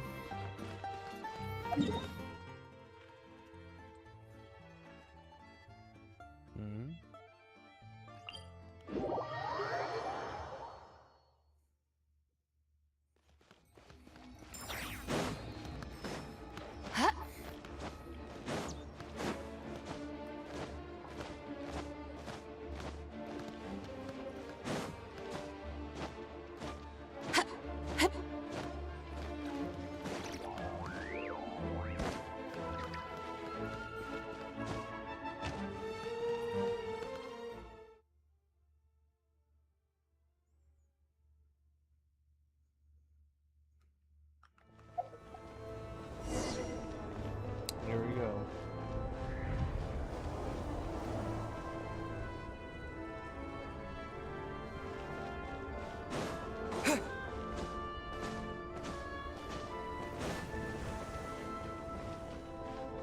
Oh.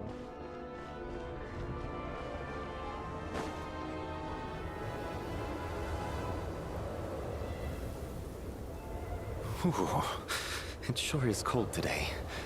I wonder how much heavier the snow's gonna get. Here to see Odette?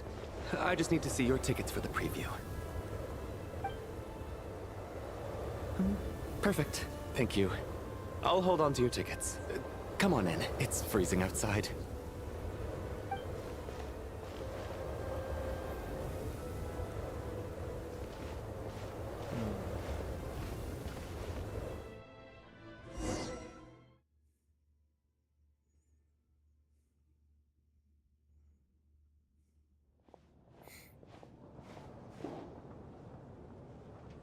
I think I'll leave the Lelic question until after the show's over.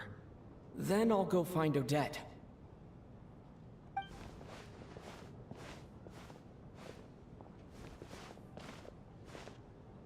Child said he was originally going to come with Tonya. So I'm guessing Tonya's already here somewhere. Is there anyone here who looks like a Tonya? Let's see. It's a small audience. Makes sense for a preview. But wait, I do see some familiar faces. Mr. Chuganov's back again by the looks of it. Oh, and is that Mitya? And that Fatui officer, Valeri. Guess he must be playing cat and mouse with Mitya again.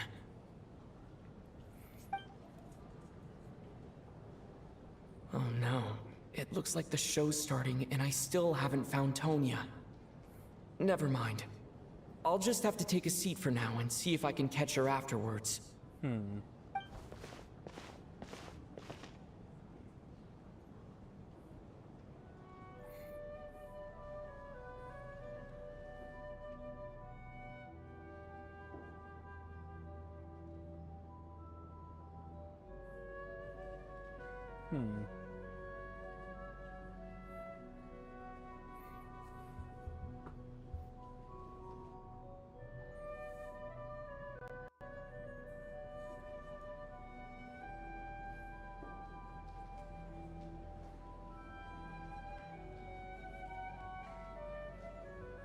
He writes nothing.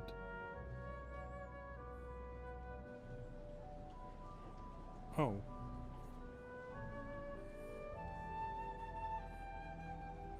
Light went out. He didn't write anything.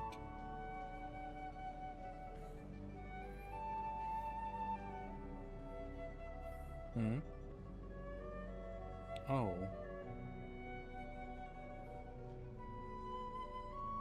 Cold.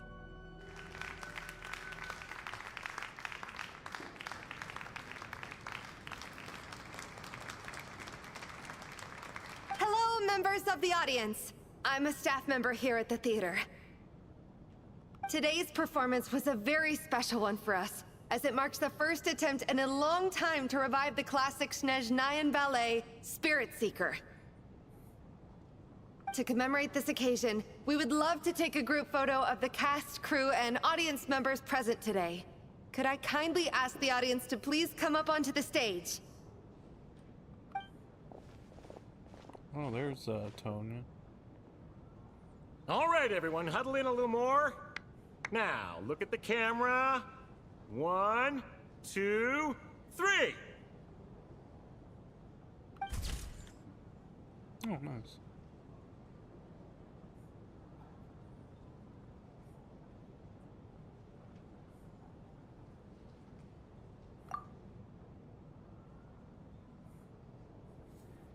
Are you quite satisfied, Mr. Energy Scientist?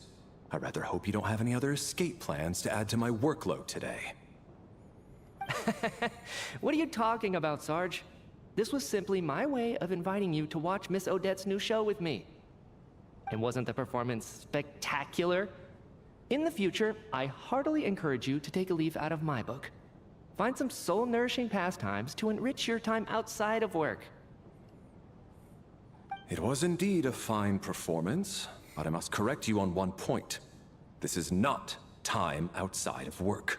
These are working hours. Working hours and non-working hours are just a social construct. Human technology can never advance if we're too rigid in our thinking, Sarge. May we leave now? Already? I mean, I was kinda hoping to soak up the atmosphere for a little longer, but... No? Okay, guess I'm pushing my luck. Didn't seem like too much to ask, but fair enough. Off we go then, Sarge. Back to the land of working hours. Lead the way. Oh.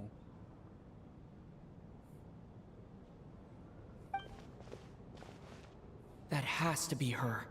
She's the only person in the audience around Tonya's age. Excuse me, are you Tonya?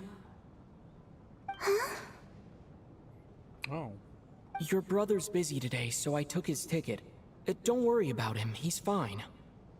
Oh, okay. Sorry for the trouble.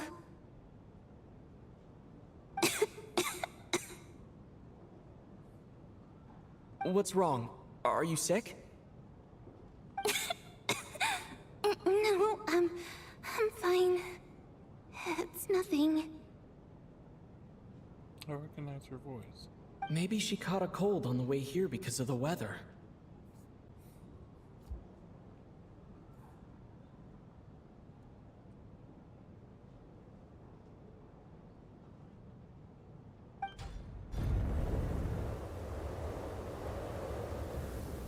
I haven't seen snow like this in a long, long time. It's most unusual.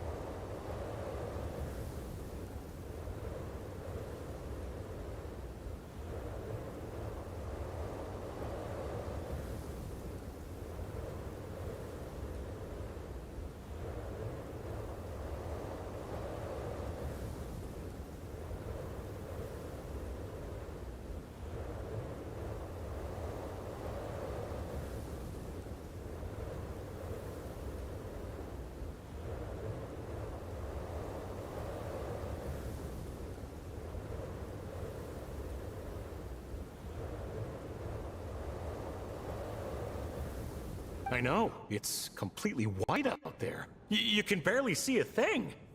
I've never seen such heavy snow in my life. Let's wait it out for now. You'd be lucky not to freeze to death in this weather, let alone find your way. Well, look at that. Maybe we shouldn't be in such a rush to get back after all. What do you think? Let's wait and see. Why do you need to take it so seriously? Fate has given us this wonderful chance to take a break. We owe it to ourselves to make the most of it. Come to think of it, there's a small inn not far from here that always keeps plenty of extra blankets on hand for guests. I know the route well. Shall I head over and borrow a few blankets? That way, anyone in a hurry can wrap up warm for the journey back. Just remember to return them next time you're over this way. Sir, there's really no need to go to all that trouble. Hey, it's no trouble at all. Wait here, I'll be right back.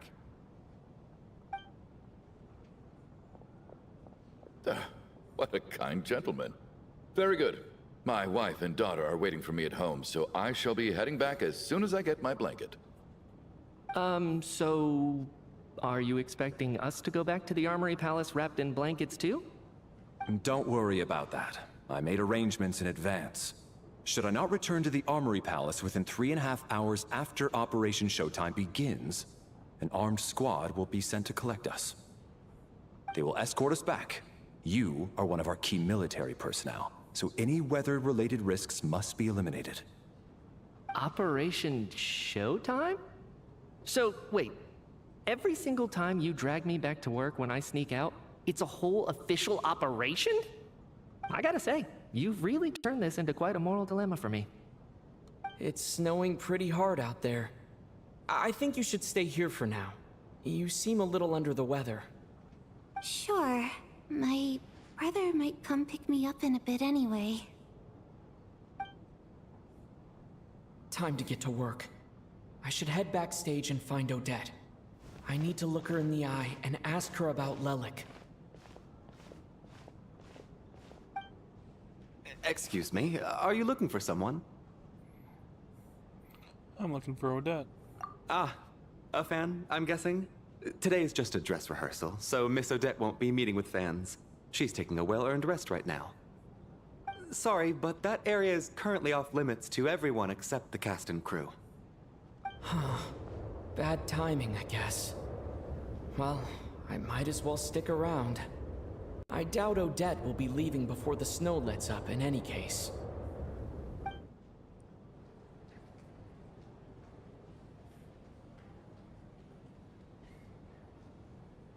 What happened to the gentleman who went to fetch the blankets? How has he still not returned? I was thinking the same thing. It's still snowing very hard. Do you think something might have happened to him? Whatever the reason for his delay, I must say I hate nothing more than people who make empty promises and fail to deliver. Well, I have to treat my employees like that on occasion, but that's different.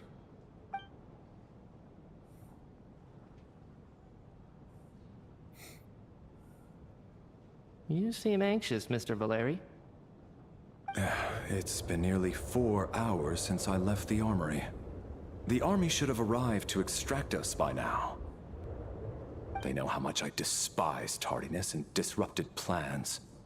There's simply no reason that they shouldn't have shown up by now, barring exceptional circumstances. Surely a snowstorm like this one counts as such. Few things in this world can stop the Snezhnayan army, Mr. Mitya. And a snowstorm is certainly not one of them. Why don't you go out and take a look? They might be right outside, waiting for your orders before they dare come in. An absurd hypothesis. I have no intention of leaving your side for even a moment until I have escorted you back to the Armory Palace. This doesn't look like an ordinary snowstorm to me. That guy who left earlier, it looked like he just vanished into thin air. Either that, or my eyes were playing tricks on me. A man-eating snowstorm? Come on. Night hasn't even fallen yet. Spare us the ghost stories.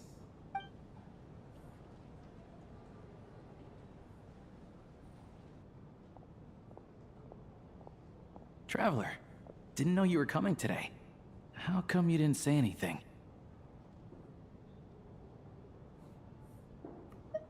What is it?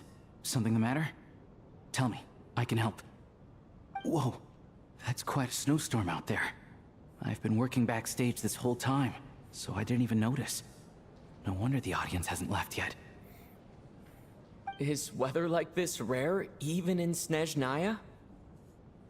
Yeah, snow like this. I'm sure I've seen it out in the wild before, but never in the city. Actually, I take that back. I don't think I've seen snow this bad even in the wild. This is something else. It's not normal. If even Alosha thinks snow like this isn't normal, could it have anything to do with that monster people have been talking about? We can't stay cooped up here forever. Someone needs to go out and take a look. Should I go with you? No need. I have plenty of experience with snowstorms. Besides, I work here while you're an audience member. I should be the one to do it. Well, be careful. Everyone by the door. Careful not to let the snow soak into your shoes. In a snowstorm, you gotta look after your toes above all else. Heading out, my man? Be careful. I've been told the snowstorm eats people alive. Thanks for the advice. I am planning to be careful. I just want to take a quick look at the situation out there.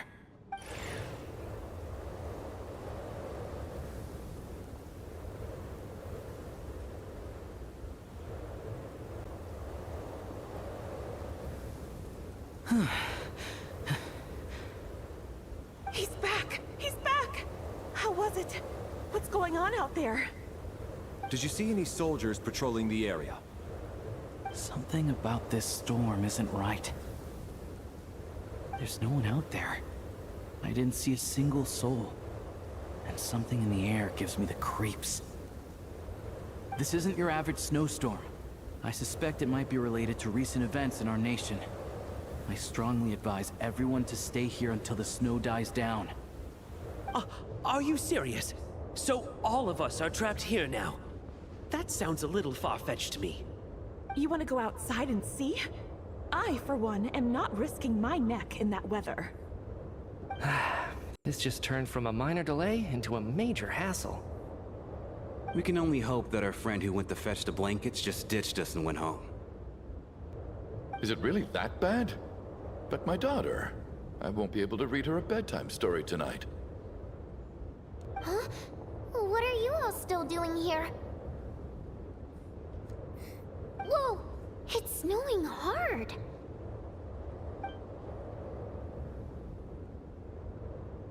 So now we're stuck here? Oh, this is terrible! Luckily, it was just a dress rehearsal today, so there aren't too many people here.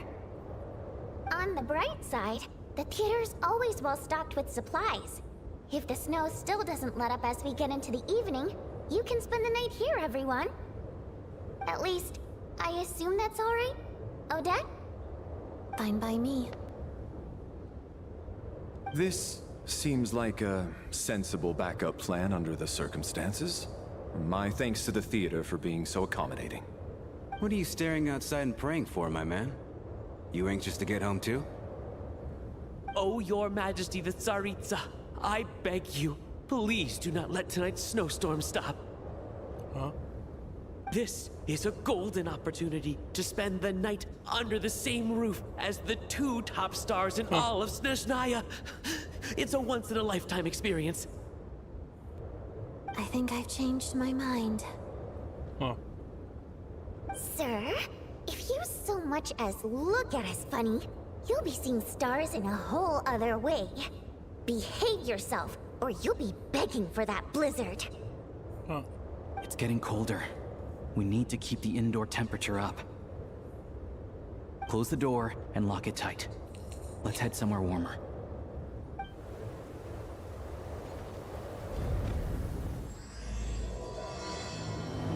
Wrath's Nocturne.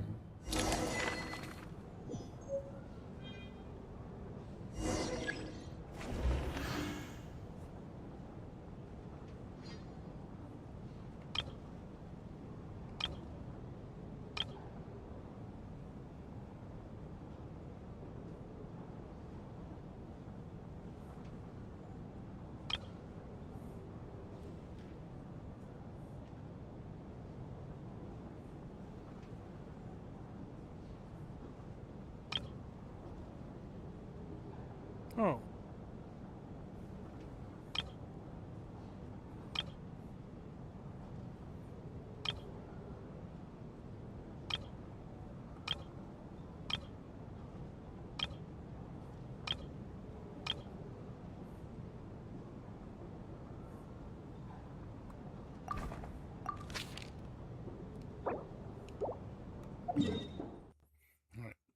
Bathroom break. And I need water.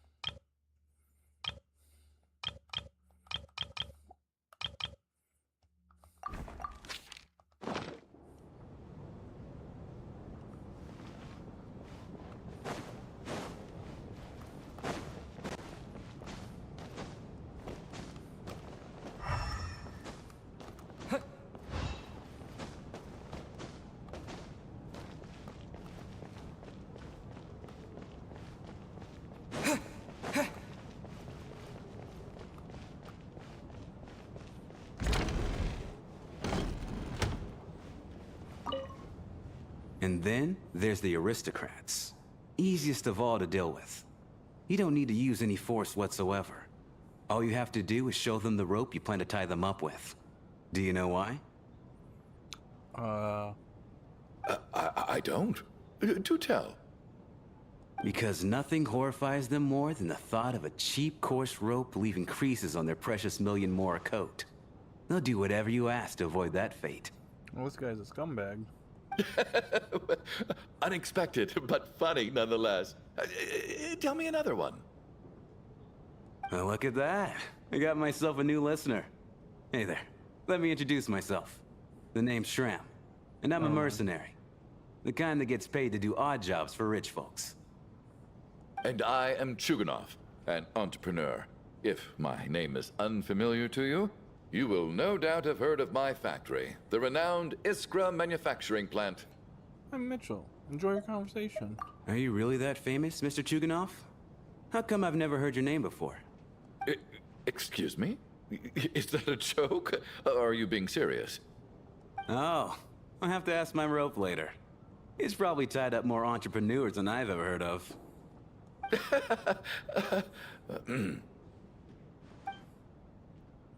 Oh, awkward.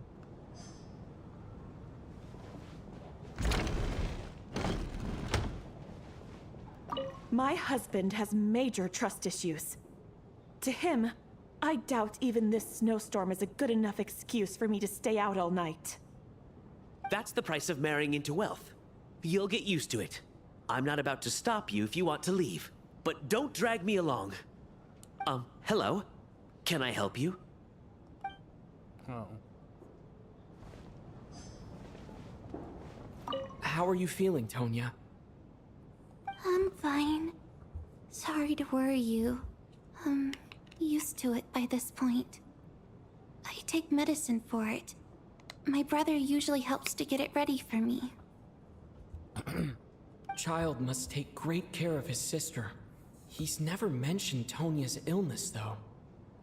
You know, I actually find this whole thing kind of exciting. Stuck in a strange place thanks to a snowstorm, having to spend the night with a bunch of interesting characters. It's pretty cool, don't you think?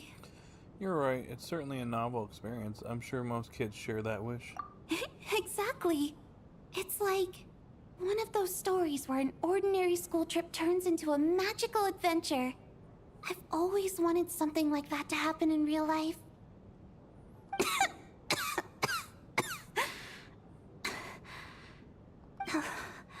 I'm fine, really. Just got a little overexcited. Look after yourself. Otherwise, your brother will come after me.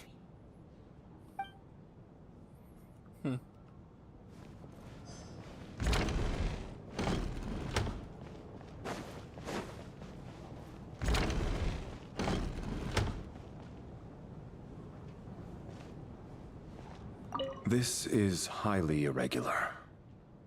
A delay of over an hour during an operation like this theoretically warrants a Harbinger-level response. I wonder what the issue is. The storm, or something else.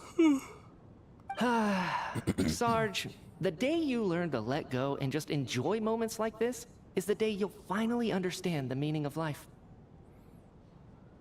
Ah, why, hello, sir. I believe you were the one sitting at a nearby table back at Podvorye Restaurant? Any friend of the theater star performers is a friend of mine. It's a pleasure to meet you.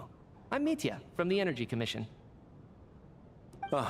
Greetings. Major Valeri, head of the Special Assignments Battalion. Armory Palace Royal Grenadier Guards, 1st Regiment. I am here to ensure Mr. Mitya's personal safety. Please let me know if I can be of any assistance. Hey, Mitchell. Delighted to meet you both. Mr. Traveler, I cannot help but notice that Miss Odette is stealing glances at me. Any idea what that could be about? I've racked my brains, but I can't think of anything I might have done to offend her. Perhaps she noticed me spacing out during her performance? Remember the day, keep racking those brains, you'll figure it out. So, Mr. Mitya, is your work related to Project Stuja? Yes, that's right. The higher-ups in the Fatui transferred me from the Energy Commission to the Armory Palace because they wanted me to... Really? I can't even talk about that? Pretty sure it counts as part of my private life. This guy's funny. All right, I won't say anything. Sorry, traveler. As you can see, I'm afraid this pleasant chat will have to end here.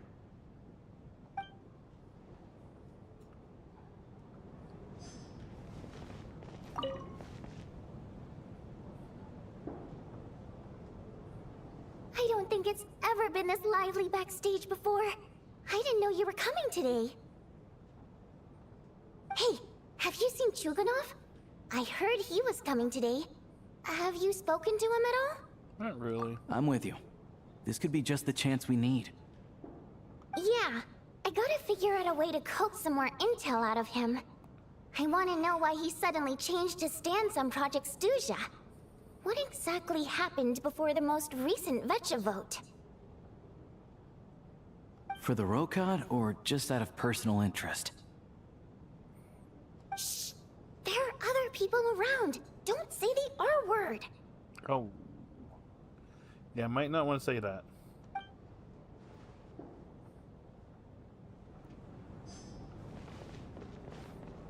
I have to say, even though today was a rehearsal and there were some hiccups along the way, Miss Odette's performance was one of the best I've ever seen, even compared to an actual show. Oh, I couldn't agree more, especially considering the weight of the subject matter. It takes a truly seasoned professional to do justice to a theme like love and regret.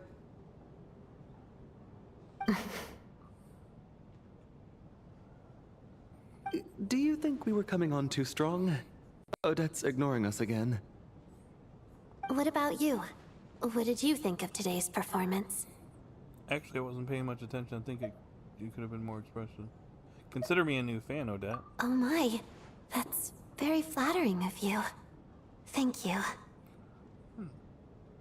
I'll make sure to save a ticket for you when the show's performance ready. This doesn't seem like the time or place to bring up the subject of Lelik. I need a chance to speak with her in private. Ah, so unfair. Talk about double standards. And now it looks like I've been spotted.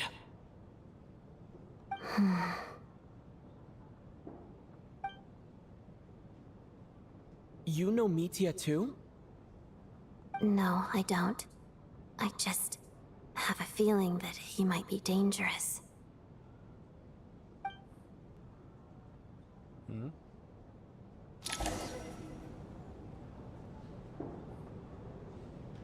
How's it looking, Alosha? No change from this afternoon. Heavy snow with no sign of slowing down. May I have your attention, please? The storm is unlikely to stop tonight, and it'll be even more dangerous outside at night than it was during the day. We at the theater owe everyone here a duty of care.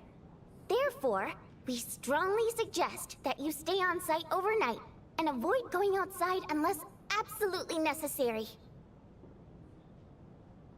In a few short moments, we'll give you a tour of the theater's various quarters. You can choose to sleep in the VIP room, the office, or backstage. Or on the stage if you'd prefer. We won't mind. I'll pass on sleeping on the stage. What if the snow is stopped by tomorrow morning? The early birds in the audience might think we're part of some experimental new show. A drama about sleeping? That could be fun. Maybe we could come up with a title for the production. Sleeping Beauty, the Slumbering Heavenly Principles? Not bad. Clear selling point at least. Could be a big hit. Probably in real life.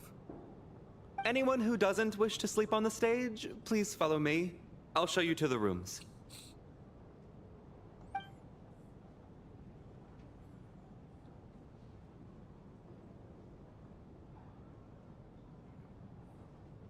I guess I'll call it a night. Though I feel like I won't sleep very well without Paimon here. I'm sure she'll be worried that I haven't made it back yet. But as long as she looks out the window, she'll probably realize what's holding me up. I wonder if she's feeling any better yet. At least she hasn't been getting any worse. Still, I should try and get back first thing tomorrow morning.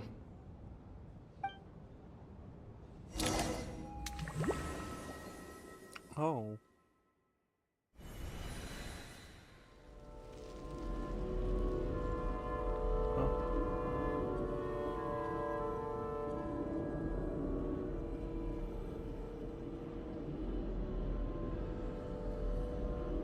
Ah, finally!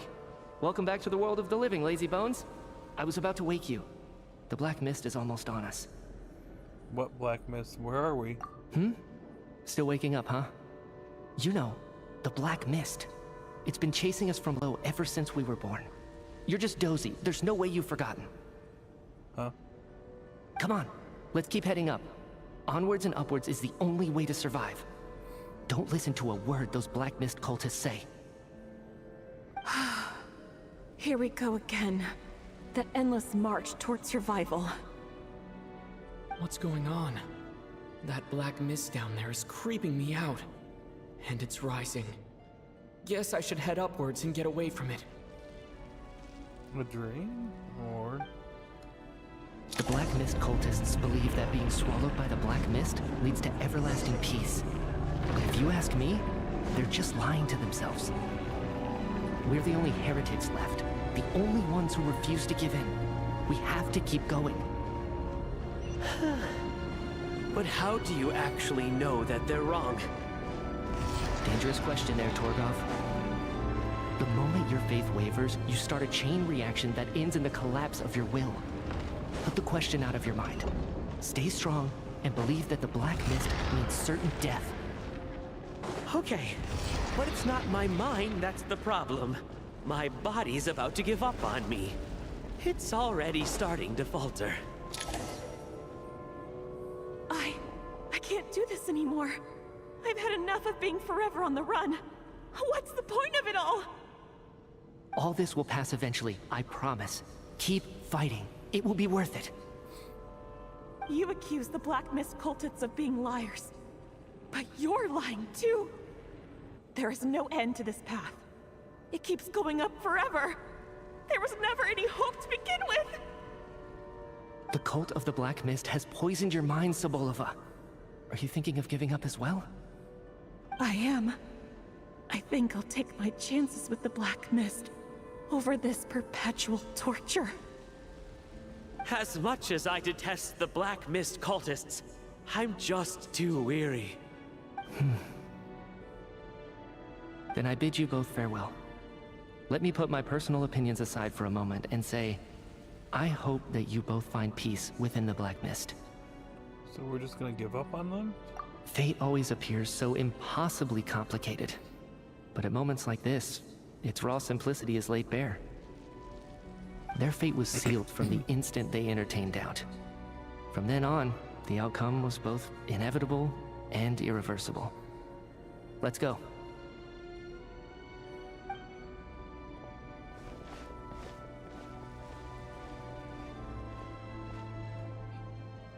Torgov and Sobolova are gone. I never thought the day would come when even they would be swallowed by the Black Mist. It's just you and me now. Is it just me, or has the Black Mist stopped moving? Yes, it looks like it's satisfied. For now. This happens from time to time, but it won't be long before the Black Mist starts chasing survivors once again. No one knows how to stop its advance for good. Well, we should make the most of the precious moments of rest that those two offer us. Huh? Are you really that sleepy, traveler?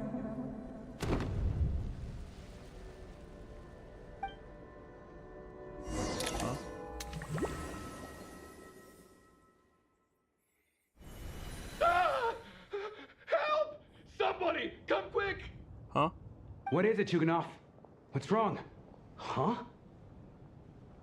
Is it morning already? What's all the commotion? Sounds like it's coming from next door. I should check and see what's going on.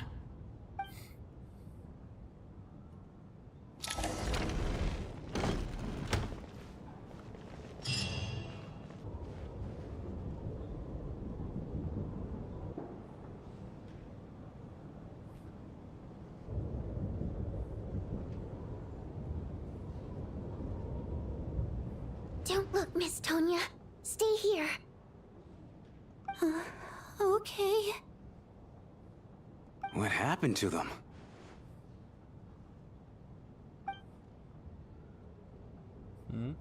Oh.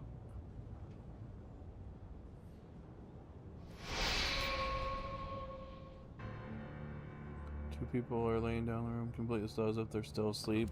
Those are the same people from the dream. Your gut tells you that they're not sleeping somehow. You can sense in your bones. This is what death looks like. These two people have passed away. And the strange thing is that somehow, I knew this was going to happen. I knew that they would be the ones to die. Have I seen this moment before? Or did I have some kind of premonition?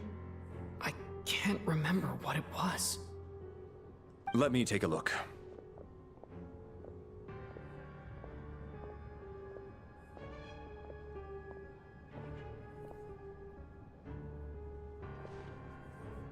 Renova?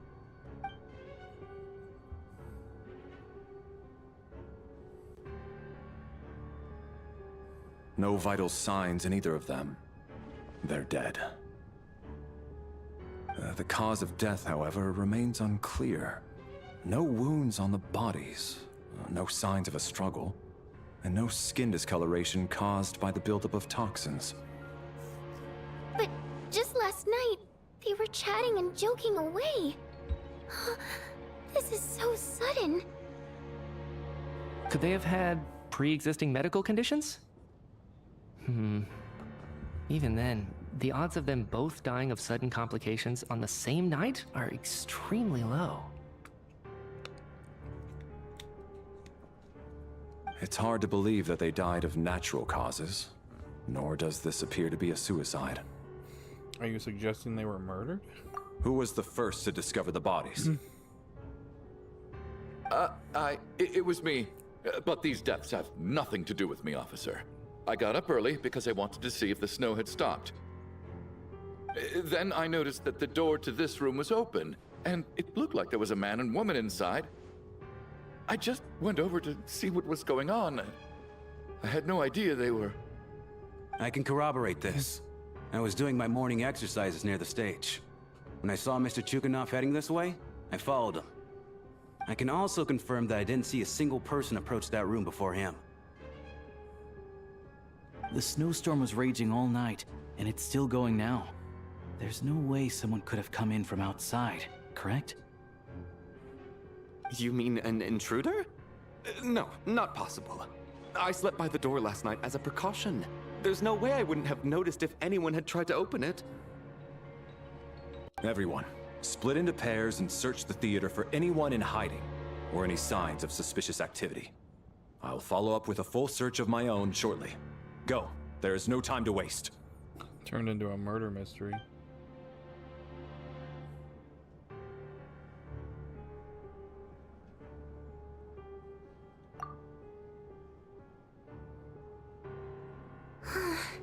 Nothing on your end either? Backstage is clear. No signs of suspicious activity. We checked the basement. Also clear. I don't think there's anywhere here that a living person could hide. I didn't find anything either. Are we certain that the theater doesn't have a back door? Or any tunnel or passageway wide enough for a person to fit through? No, there's nothing like that. If people were sneaking in through some secret tunnel to avoid buying a ticket, we'd have sealed it off ages ago. I also checked the windows. All of them are locked from the inside, and there's no sign of anyone entering or leaving. It sounds like we can safely rule out the intruder theory. If anyone came in during the night in this weather, there'd be no way for them to avoid leaving footprints or water stains. This can only mean one thing. It's like one of those murder mysteries you see in novels and plays, isn't it? The ones where the killer is one of us. We can't quite jump to that conclusion just yet. Could he be right? It's hard to imagine something like that happening in real life. Yeah, but you live in a world that has like mermaids, gods, fae, fairies, angels. So like, how is this far-fetched? Set in a theater during a snowstorm. A murder takes place, and the killer is among us. It's such a classic trope that it seems unbelievable. Looking at who the killer targeted, and the clean entry and exit? It all adds up. I know what this is. It's obvious now that I think about it. What is? What have you figured out? Both victims were wealthy, well-known local merchants. And the door was deliberately left open so I would discover the bodies and witness the crime scene first thing in the morning. Such ruthless methods. This was your doing, wasn't it, Lelik? Lelik? You mean Lelik is among us? And he's the killer? Lelik. I know this code name. Member of the Rokot, anti-Project Snezhnaya. Always works alone. I've read the case files at the Armory Palace. Walk me through your reasoning, Mr. Chuganov. What do you know about Lelik?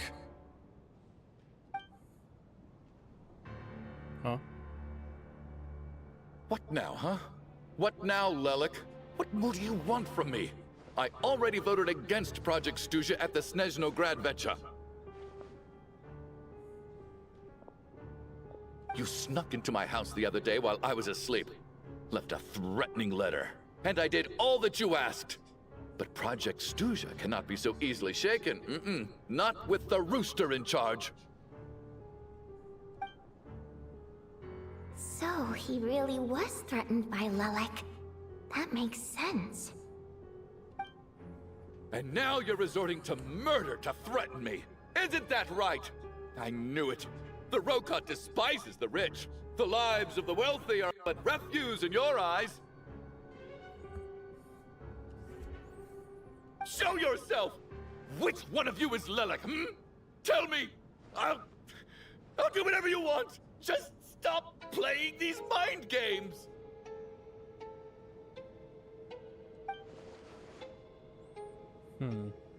Was this really Lelik's doing?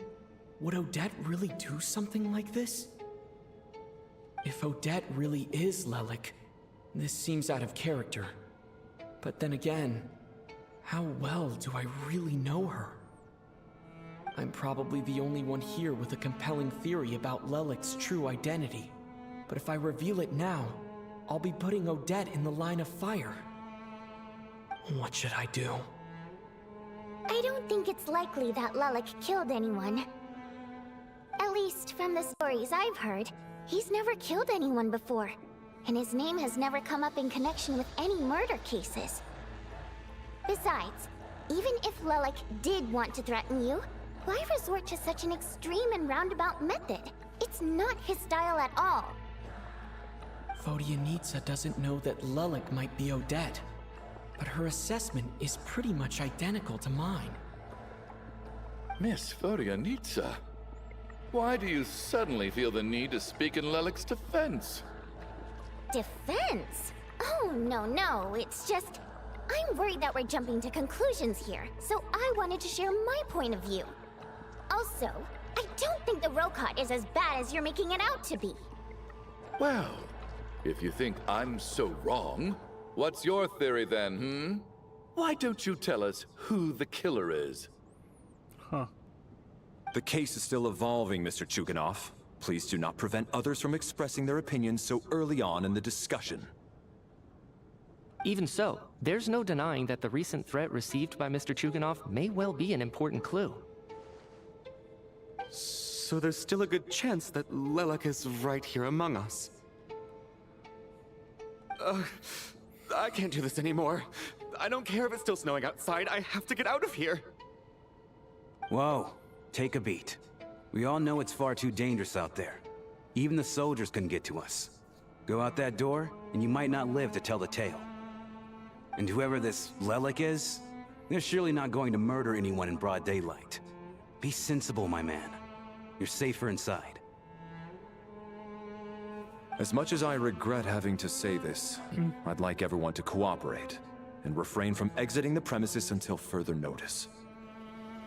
Because as things stand, every one of us is now a suspect. Unless anyone has further information to share, let's adjourn for now. Feel free to keep searching for clues, but make sure you don't go off alone.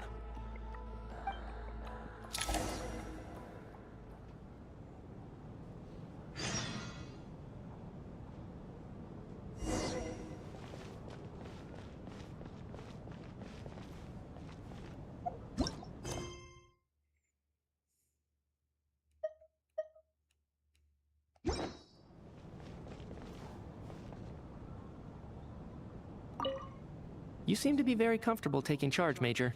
You took the reins as soon as things went south. I simply made an executive decision that someone needed to take control of the situation on the military's behalf. Does this offend you? No, quite the opposite. We feel much safer for it.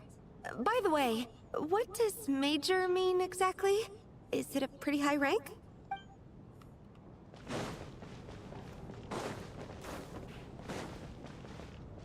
We don't move in the same circles, so I'm not clued up on Project Snezhnaya and all this political intrigue. Nor does it interest me. Nevertheless, sir, I think your top priority as soon as you get out of here should be to hire a good private bodyguard.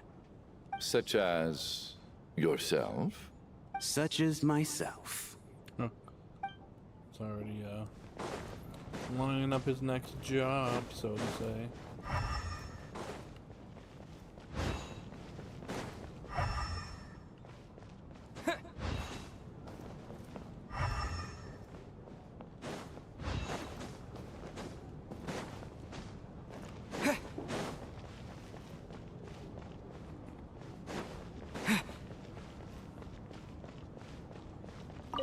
I still find it hard to believe there's a murderer among us. Just last night, I imagined we were like classmates out on a hiking trip. There's no guarantee that you can trust your classmates, especially not when you're locked up together. Why did they do this? Was it for money? Even then, they could have just kidnapped the people. They didn't have to die.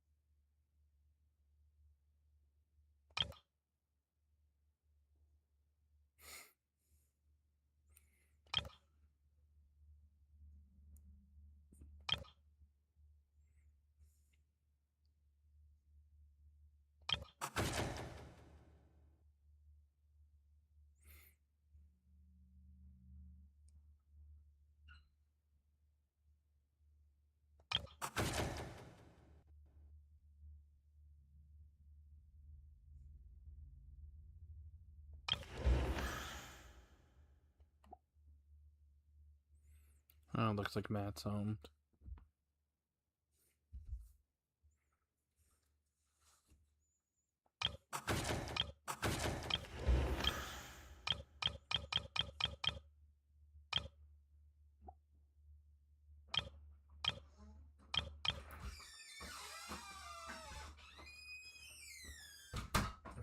Hello?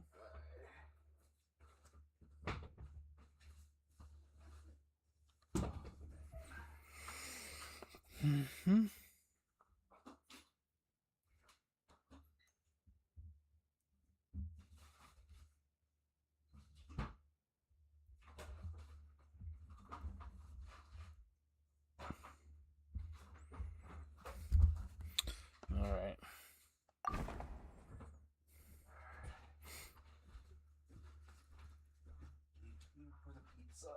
Yep. One of those days. Mm-hmm.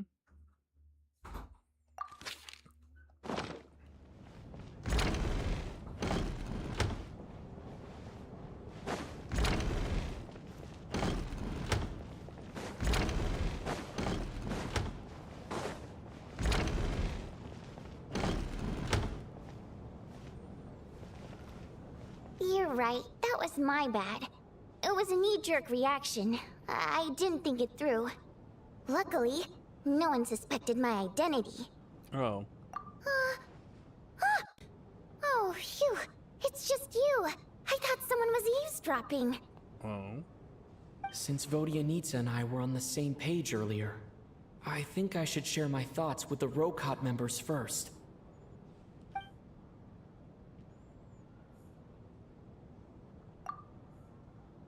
Whoa, whoa, whoa. Are you serious? I don't know if this counts as gossip, but it's definitely on track to be the juiciest this whole year.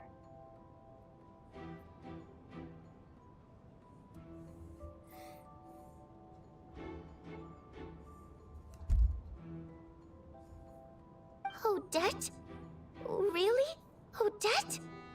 Oh god, how dumb does this make me look? Lelek has been right under my nose this whole time, and I didn't notice a thing. Actually, it's exactly what you'd expect. Sometimes, hiding in plain sight is the best strategy. And now that you mention it, the more I think about it, the more sense it seems to make. It all adds up. What are we up to now? 1, 2, 3, 4... What are you counting? Odette's identities. She's my coworker, specifically a ballerina, and also a Fatus, a member of the Rokot. Now, Lelek. It must be so exhausting. I just want to give her a hug. I guess since I've always known her as a member of the Fatui, it never even crossed my mind that she could be involved with the Rokot, let alone be Lelek. I don't understand. If she's with the Fatui, what reason could she have for being so opposed to Project Snezhnaya? Probably best if you ask her that in person. Well, since you waited until now to bring this up instead of announcing it to everyone earlier, does that mean we're all on the same page here? She doesn't seem like the type to kill innocent people. Yeah. Lelek may not follow orders from the Rokot leadership, but as far as I'm concerned, she's never crossed the line.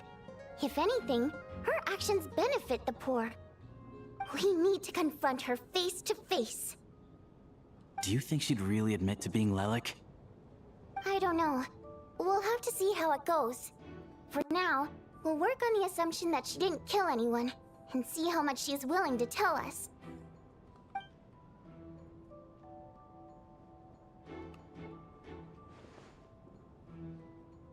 Now's her chance. Odette's alone. Let's go. Hey, Odette. What is it, you guys? Shh. Keep your voice down. We need to talk. So, you're Lelek, aren't you? Well. Alright, fine. You don't have to say anything or explain yourself. Just hear me out first. None of us believes you kill innocent people.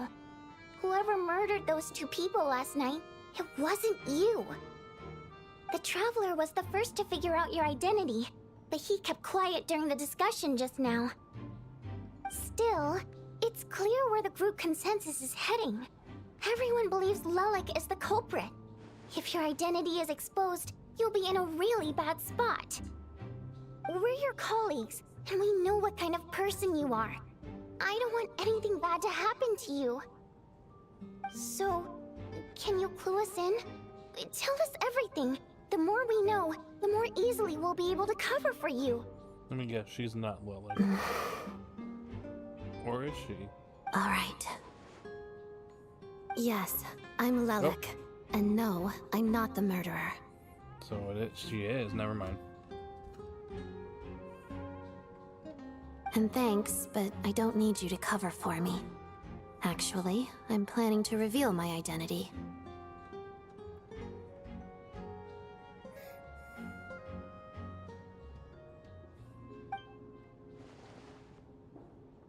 Huh? You're gonna reveal that you're Lelik? Here?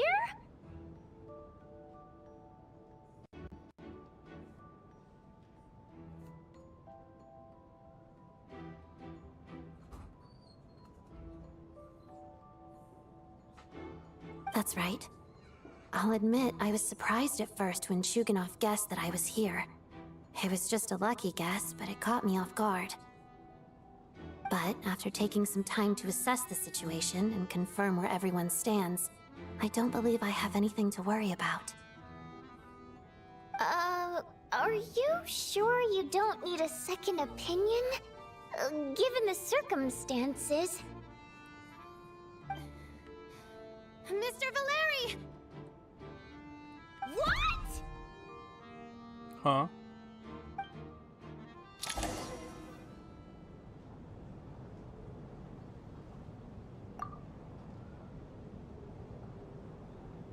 So... Odette is Lelik? I don't know what game you're playing, but you've got a lot of nerve. It's just one identity. So what if it's exposed? I can disappear and adopt a new identity anytime I please. I made my peace with this when I chose to become Lelik. But more importantly, I promise I am not the murderer, which means that someone else is. So, if anyone still insists that I did this, you'd best produce the evidence now. Otherwise, I suggest that you bite your tongue. Because if you really believe I killed 2 people without making a sound or leaving a trace, pointing fingers at me would surely only make you my next target. Is this really the truth, Miss Odette? That's confidence, all right. I believe you. A real no-nonsense attitude. I can see why Marionette said that she's on track to inherit the title of the Fair Lady. Are you seriously buying this? Hey, officer! She just admitted to being Lelik. Aren't you going to do something about this? I do have one question, Miss Odette. Why have you chosen this moment to come forward and reveal your identity? If I didn't say anything, everyone would be focusing all their efforts on finding Lelik. And that is exactly what the real culprit wants. I don't want to be the scapegoat who lets the murderer get away with this crime. Despite all the accusations, she made the smart choice. A remarkable display of rational thinking under pressure. Clearly, Odette's talent extends far beyond the art of dance. She thought so far ahead. Ugh, why do I always feel like I'm one step behind her in everything? You've convinced me. Dealing with the murder case remains the top priority right now. Let's put the name Lelik and all related incidents aside until further notice. Nevertheless, the group still considers you the prime suspect. I assume you have no quarrel with that, Miss Odette? I understand. You're welcome to keep an eye on me around the clock. I have no objections. Mr. Chuganov? For my wife and daughter's sake, I'll let you off the hook for now. But don't think you're forgiven for breaking into my house and threatening me. Just wait till we get out of here, Lelik. We'll settle the score then.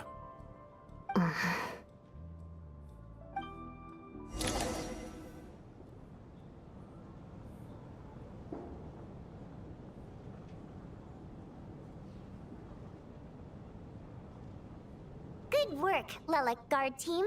And Lelik too. Here, have some hot water.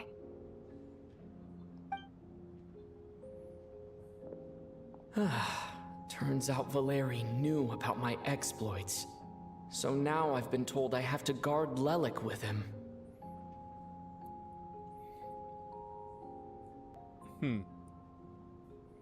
Shouldn't you be facing my way if you're guarding me? At the moment, it looks more like you're my bodyguards.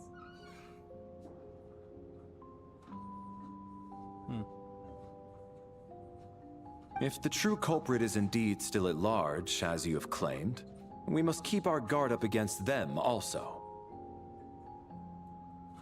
Don't worry, Tonya. We'll get through this. Once the snow stops, the officials will step in. The investigation will get easier, and then we'll be safe. But once the snow stops, won't everyone just leave? You're gonna miss us, huh? Well, some of us work at the theaters, so we'll still be here.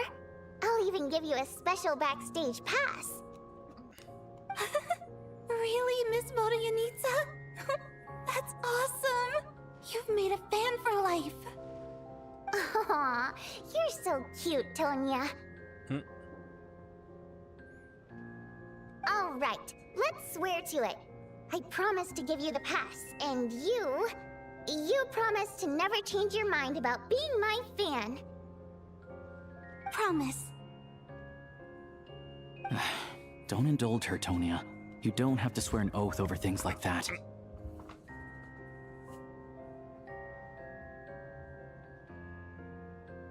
You really do get carried away sometimes, don't you, Miss Vodyanitsa?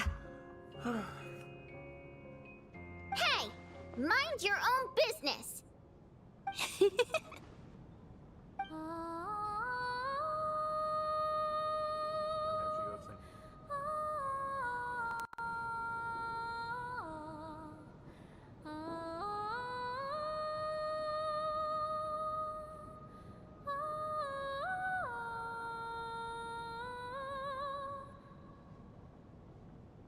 Don't be nervous, Miss Wateramp. Everyone's here. There's nothing to be afraid of. Excuse me? Do I look nervous? Don't be ridiculous. No. You sound nervous, lass.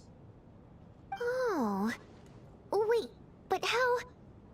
Okay, plenty of people know that I'm a water imp, but still... How come you understand our primary mode of expression? Primary mode of expression. I've not come across that concept before. Do enlighten me, Vodyanitsa. Well, it's just... We water imps tend to communicate our emotions to each other by singing, rather than facial expressions. The emotions we convey through song take precedence over our facial expressions. So, we think of it as our primary mode of expression. I'm impressed, Shram. I didn't take you for a man of culture, but you're clearly rather learned. It's not about being cultured or not. The thing is, this mode of expression can usually only be understood by other water imps. It's not a simple case of a song sounding happy or sad.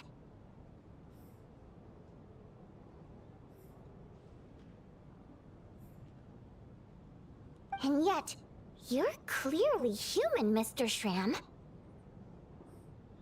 It's really not the big deal you're making it out to be. I think I just have a knack for it. Plus, I have a... very close friend who's a water imp. A delightful lady. But keep that a secret. You sound very suspicious, bro.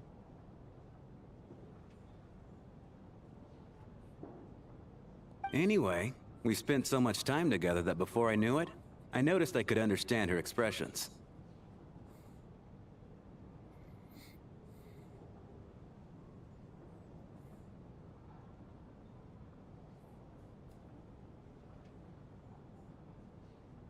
Oh, I guess that makes sense. Still, the fact that you have a water imp friend is even more surprising. I'd better watch what I'm singing when I'm around you from now on.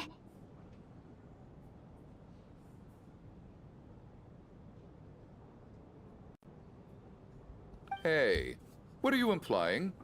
You're not secretly insulting the audience in your songs, are you? Heavens! Why would I do a thing like that?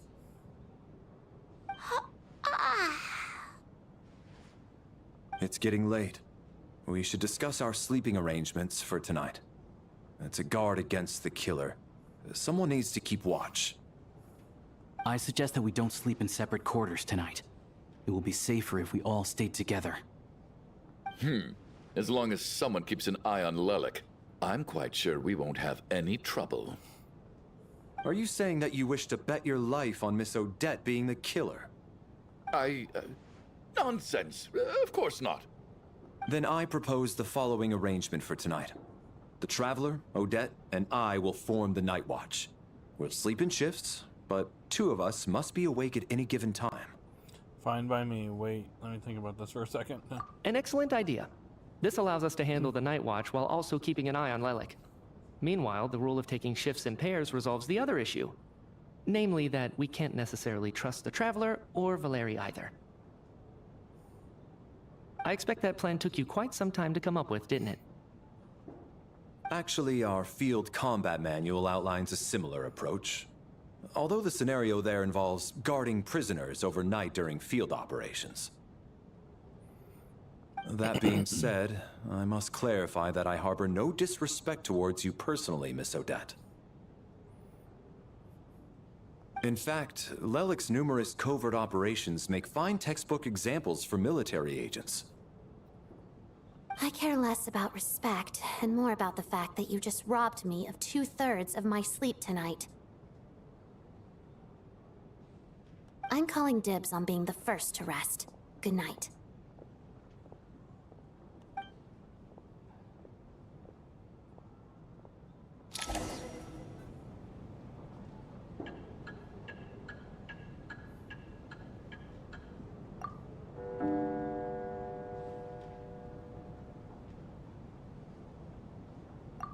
It's almost time.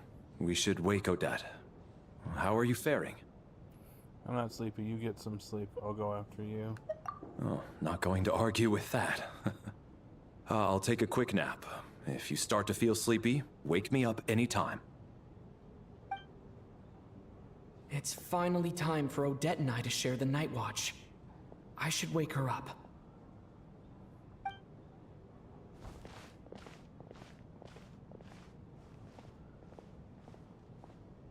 I came here to get information from her in the first place. Maybe I should think about what questions I want to ask before she wakes up. How long are you gonna keep staring at me? You're awake, but I didn't even wake you yet. Couldn't sleep. My mind's been running haywire. Plus, there's something I've been meaning to talk to you about. You too? I had a hunch that you wanted a conversation too. Let's take this chance to clear the air, shall we?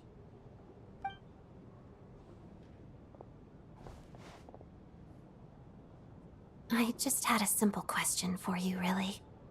It's, Rosaline. In her final moments, did she have any last words or anything? Not that I remember. It all happened so fast. I see. Well, that was all. I have no other questions. Do you miss her? No. She was utterly ruthless in pursuing her goals. That kind of person should be hard to miss. And yet, even though I never approved of her methods, and she was an abrasive person, the fact remains that I am indebted to her. I heard a little bit about that from Snezhnaya. Oh, she told you. I guess that makes sense. I think she and Rosaline were on pretty good terms. Still, she didn't know the full details. Yes. Rosaline wasn't the kind to gossip about this sort of thing. Not that it's any huge secret to me, though.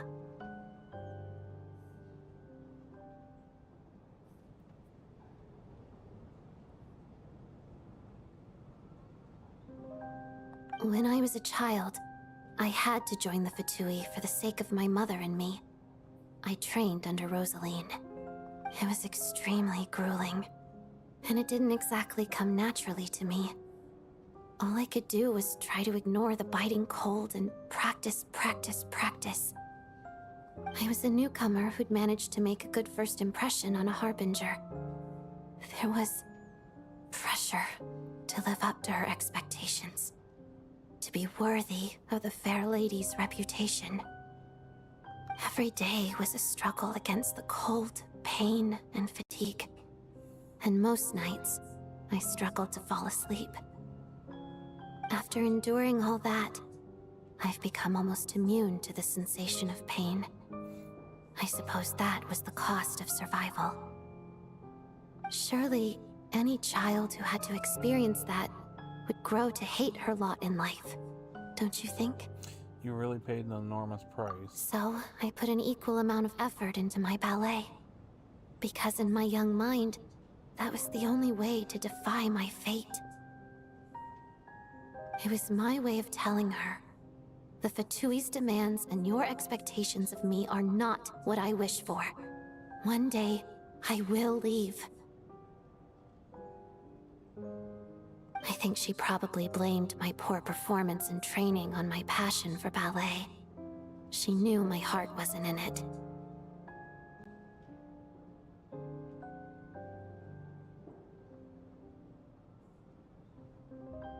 One time, when I was secretly practicing a dance at night, she suddenly showed up. I knew she was there to catch me red-handed. I told her, "You don't deserve to watch the dance I learned from my mother." She looked stunned. I guess she was surprised that I lashed out first, before she had the chance. But strangely enough, on that occasion, she wasn't fierce with me like she was during training. Instead, she fell silent for a moment, and then left. After that, she never interfered with my dancing or asked me how it was going. She never came to watch me dance again either. Not even once. She was a very proud person. She was. But even now, whenever I take out this core Ignis, I can't help but think of that night. Of the look on her face. So this was a gift from her? Sort of. Although gift might be too kind a term. This is her flame sealed within ice. A symbol of her favor, yes, but also our way of keeping an eye on people. She knew the location of every piece of Core Ignis. If any recipient started acting suspiciously, she'd be on to them immediately. Trust her to make even a mark of approval feel suffocating. So, when news of Rosaline's death reached Snezhnaya, many people immediately crushed their core Ignis. It gave them a profound sense of relief, like they'd broken free from her shackles. But I kept mine. With my sensitivity to pain being as dull as it is, the warmth from this core Ignis is one of the few things I can still feel clearly. I still wonder, did she really come to stop me that night? I wasn't sure, but I was scared, so I said some really awful things. I guess she didn't leave anything behind. Not that I expected her to. It's fine. It's just a bit of a shame that we couldn't settle our differences before the end. Wait, but Sandrone told me that you two had settled things. Mm-hmm. She did. Are you sure she was talking about this event? She said that Arlecchino gave Rosaline some advice and Rosaline went to see you. Huh. No, she didn't. I didn't even find out that she'd gone to Mondstadt until a while after she'd left. Wait, in that case... I think you should go see the Knave. Okay, I will. Thanks for letting me know. There's something I'm trying to figure out. I'm beginning to suspect that Paimon's mystery illness is being caused by the energy research behind Project Snezhnaya. Paimon's very important to me, so I have to get to the bottom of this. I figured that since you're Lelik, you might know something about all this. The ultimate goal of this energy experiment is to create a weapon for the final battle. Uh-huh. Final battle. He's probably listening into it. The weapon's construction was completed in Nodcry. Now, all that remains is to arm it with a sufficiently powerful energy.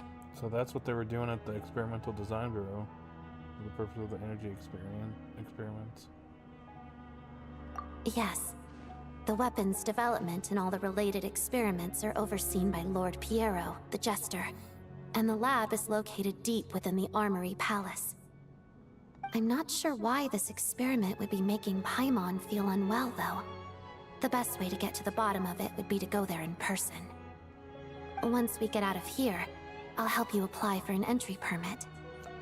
Are you sure? Let's not forget that you're also Fatuous. And I'm hardly the organization's proudest member, as you know. You answered my question about Rosaline. I want to do you a favor in return. It's that simple.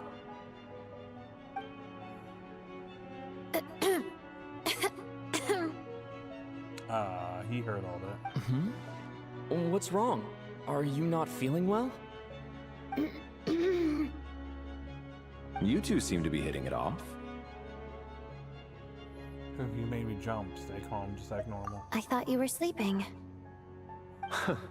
Of course I was. In the military, one learns to fall asleep quickly, even in the most inhospitable environments. It's vital to staying alert and energized. Why? Is something wrong? No, nothing.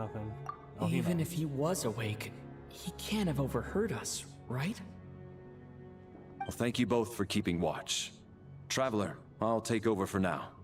It's your turn to get some sleep. Sure.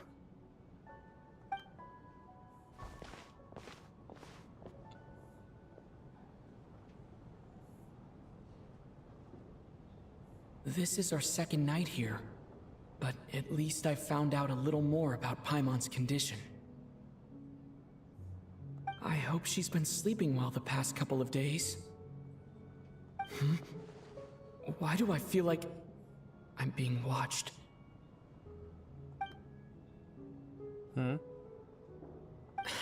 Seriously? Is this payback for when I stared at her earlier? But I thought she was asleep.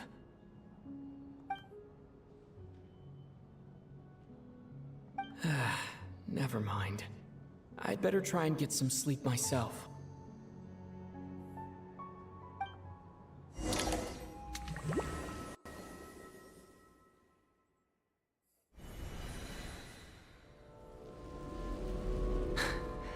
Hey, what are you spacing out for? Are you reaching your limit too? Oh no. Where are we? I don't know where this is, and yet it feels strangely familiar. How long have we been walking for? Do you remember? Time's lost all meaning. Ever since... These two are gonna... Ever since we noticed that... that thing above our heads. Think after this. What was it called again? A star key? Or key star? Anyway, the person who named it was swallowed by the black mist. Whatever it's called, ever since we noticed it, we've been walking up and up, hoping that as long as we reach it, we can find a way out of this place. But it seems like no matter how far we walk, we never get any closer. Well, we've come this far. You never know. Maybe we're almost there? Come on, enough moping. Let's go. The black mist is catching up. These two are dead.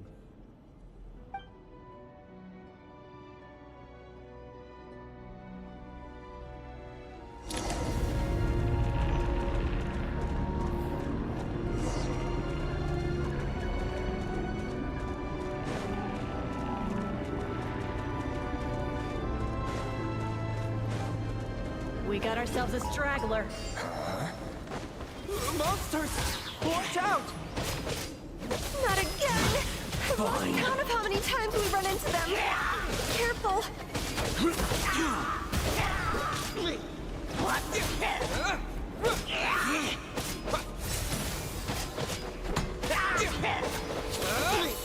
What the hell was that?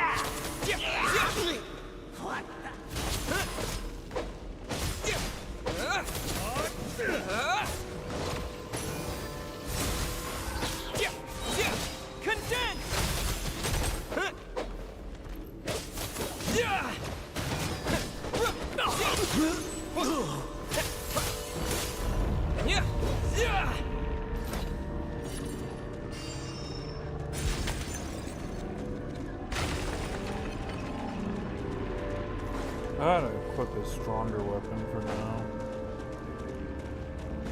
Otherwise it's gonna be unbearable. Here they come again!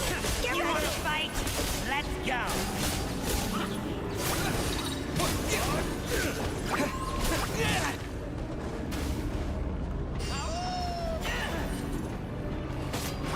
What the? And take bombs away! Fighting frog! What the? Gotta.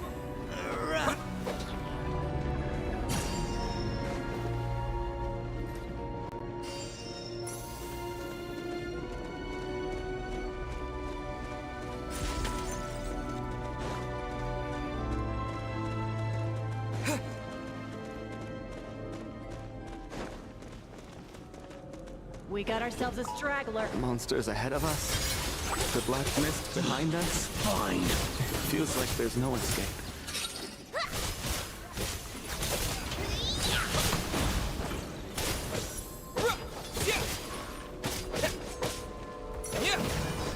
And Kate! Condense! Learned! Are you hurt, Coolish? No. I'm fine. It's just... Suddenly I don't want to walk any further. I get you. In fact, they're dead. I reached my limit a long time ago. Sometimes it feels like there's hope where there shouldn't be. Yeah. The hope that the star gives us is the only thing keeping us going. But I'm not sure it's real at all. It may just be a collective illusion.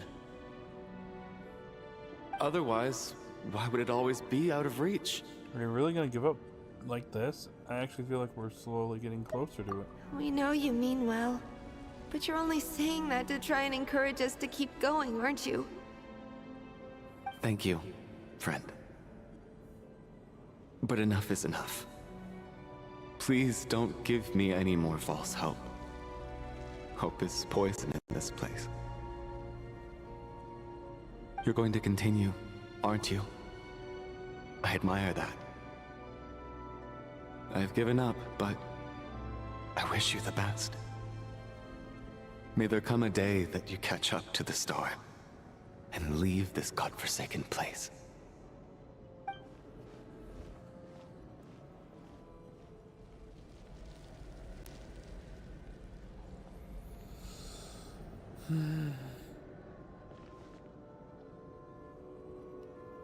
It's not an illusion. We really are getting closer to the star.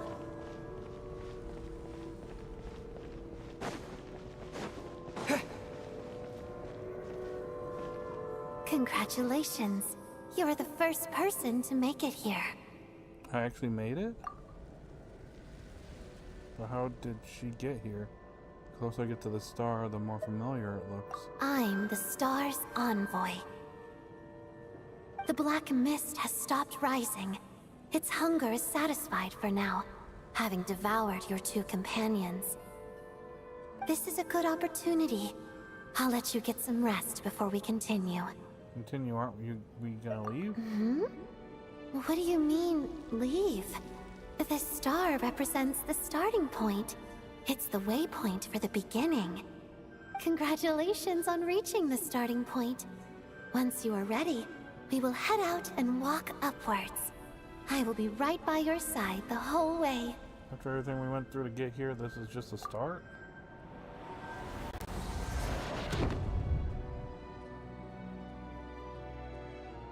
Huh? What's wrong? Hey, don't give up before the journey's even begun.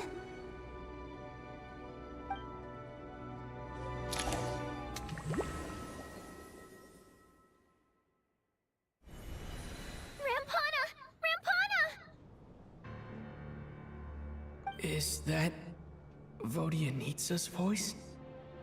What happened? Coolish, wake up! Please wake up! The drama about sleeping, which began as a joke the other day, is now playing out on stage. No one counted on being a tragedy. Everyone's gathered around the two sleepers in the center of the stage without even inspecting the scene. You already know what happened, as if someone told you in advance.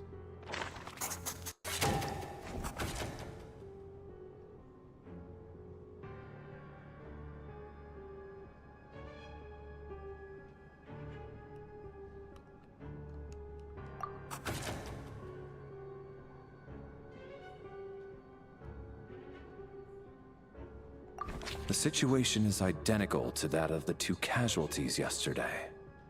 We cannot ascertain the cause of death. At least there are some elements that we can rule out this time. They slept on the stage with everyone else. So I suppose the surrounding environment can't be a relevant variable. Rampana. Coolish. Weren't some of us keeping watch last night? 3 of us, in fact. How could you not notice something was wrong? I'm as confused as you are. Certainly nothing unusual happened on my watch. Likewise, and from what I've observed so far, both Miss Odette and the Traveler can be trusted. No incidents during my watch either. I have no reason to suspect Valerie or Odette either. To be honest, I didn't get a wink of sleep last night. I couldn't help but think I was the target, so I just laid there with my eyes closed. I heard the Traveler and Lelik chatting, but otherwise I don't recall hearing any commotion during the night. Me too. I didn't want to wake everyone up, so I was concentrating hard, trying not to cough. I hardly slept at all. If anything had happened, I'm sure I would have noticed. Then, what could possibly be causing this? Once was bad enough. I can't believe it happened again. I worked closely with Rampana and Coolish for so long. I never imagined that one day they'd... And on the stage of all places... Florianitsa... 4 victims in just 2 days, and we still don't have a single lead. I need to get to the bottom of this as soon as possible. And above all, keep Tonya safe. I'd never be able to look Child in the eye again otherwise. Still snowing? Yes, I just checked. Still no sign of anyone outside either. So we only have ourselves to rely on. If you ask me, this killer can clearly strike whenever they please. The Night Watch was a useless endeavor from the start. Lelik must be an expert in poisoning. Clearly she used some poison that can't be detected on the corpse. Here we go again. Listen, I was already thinking to myself last night, was Lelik's reason for revealing her identity the real story? Well, now I have my answer. God. It most certainly was not. Can this guy die next? She's been playing us for fools. You get off on this, don't you? Revealing your identity, only to carry on with your killing spree? That's a hideous thought. One that only a hideous mind like yours could dream up. How dare you! That's enough! Yesterday, you named Lelik as a suspect because the victims were both wealthy merchants. Lelik might have had a motive then, but today's victims were just ordinary people. Not to mention that they were colleagues of Odette and mine. What reason would she have to murder them? Let me guess, just to scare you? Who knows? Maybe you don't know her as well as you think. I implore you all to ask yourselves, how many people are there really in this world that have what it takes to kill another person? Not many, I'd wager. Lelik is well known to be a ruthless operator, and now she has revealed her identity. How could it be any more obvious? Everything you've said so far is still just conjecture, which doesn't constitute a concrete lead. You need to back up your claims with some evidence. How can you defend her, officer? What did she say to you while you were on Night Watch? maybe I shouldn't be so surprised. You military types are always colluding with criminals to target the rich.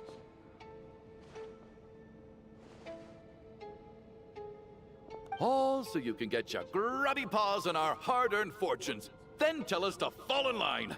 The Fatui, the Druzhna, and the Rokot. Thugs, the lot of you.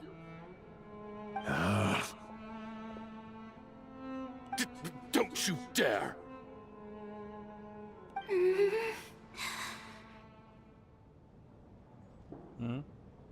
Sir, but you were the one who told us not to stop other people from expressing their opinions yesterday. 4 people have already died. Only yesterday I was chatting with Mr. Coolish. Then we woke up in the morning and he's... Turning against one another is the last thing we should be doing right now.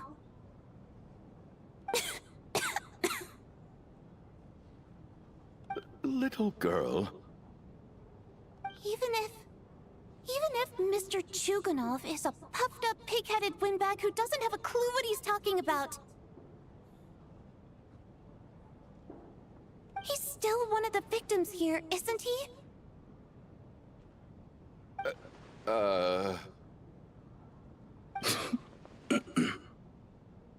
Quite. I had no intention of resorting to violence. But you're right, Miss Tonia. I ought not prevent him from speaking his mind. In any case, I believe Mr. Chuganov has calmed down a little now. We may resume our discussion. I don't think there's any need for that. What is there to discuss? Nothing about this situation is normal. Did you have an idea, Mitya? You're the brainiac here, right? Come on, clue us in. I've been mulling something over. All the leads we have so far concern things from outside the theater. Miss Odette's alter ego, the threats Mr. Chuganov received. But then there's the 2 double murder crime scenes themselves, which have given us absolutely nothing to go on whatsoever. That's highly unusual. Even with the most careful killers, there's always some evidence left behind. So what are you suggesting? I think this could be a supernatural event. It isn't characteristic of human-on-human homicide at all. Correct me if I'm wrong, but aren't you supposed to be a scientist? That doesn't sound like a conclusion someone like you is supposed to make. I got into scientific research because of my insatiable curiosity. But if the present situation defies all known scientific explanations, I don't mind shifting my curiosity toward the paranormal instead. Now that you mention it, I remember when I first came to the theater. I heard rumors about this place being haunted. Oh. Haunted? Yeah, I think I heard the same thing. But I mean, they're only rumors, right? We've worked here for years. Surely we would have noticed any spooky goings-on by now. Well, this has taken an unexpected turn. A haunted theater? If Paimon were here, she'd probably be hiding behind me in fear right now. Why don't we take this opportunity to look for clues again with a more open mind? Maybe a different perspective will help us see something different. Very well. Whether it's criminals or ghosts we're looking for, the same rules apply. Everyone needs to tread carefully. I'll move the bodies into the same room for now.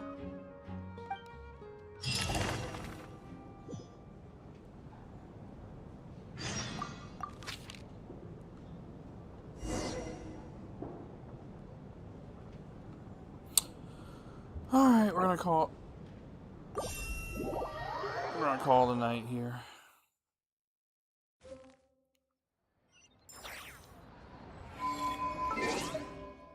Alright.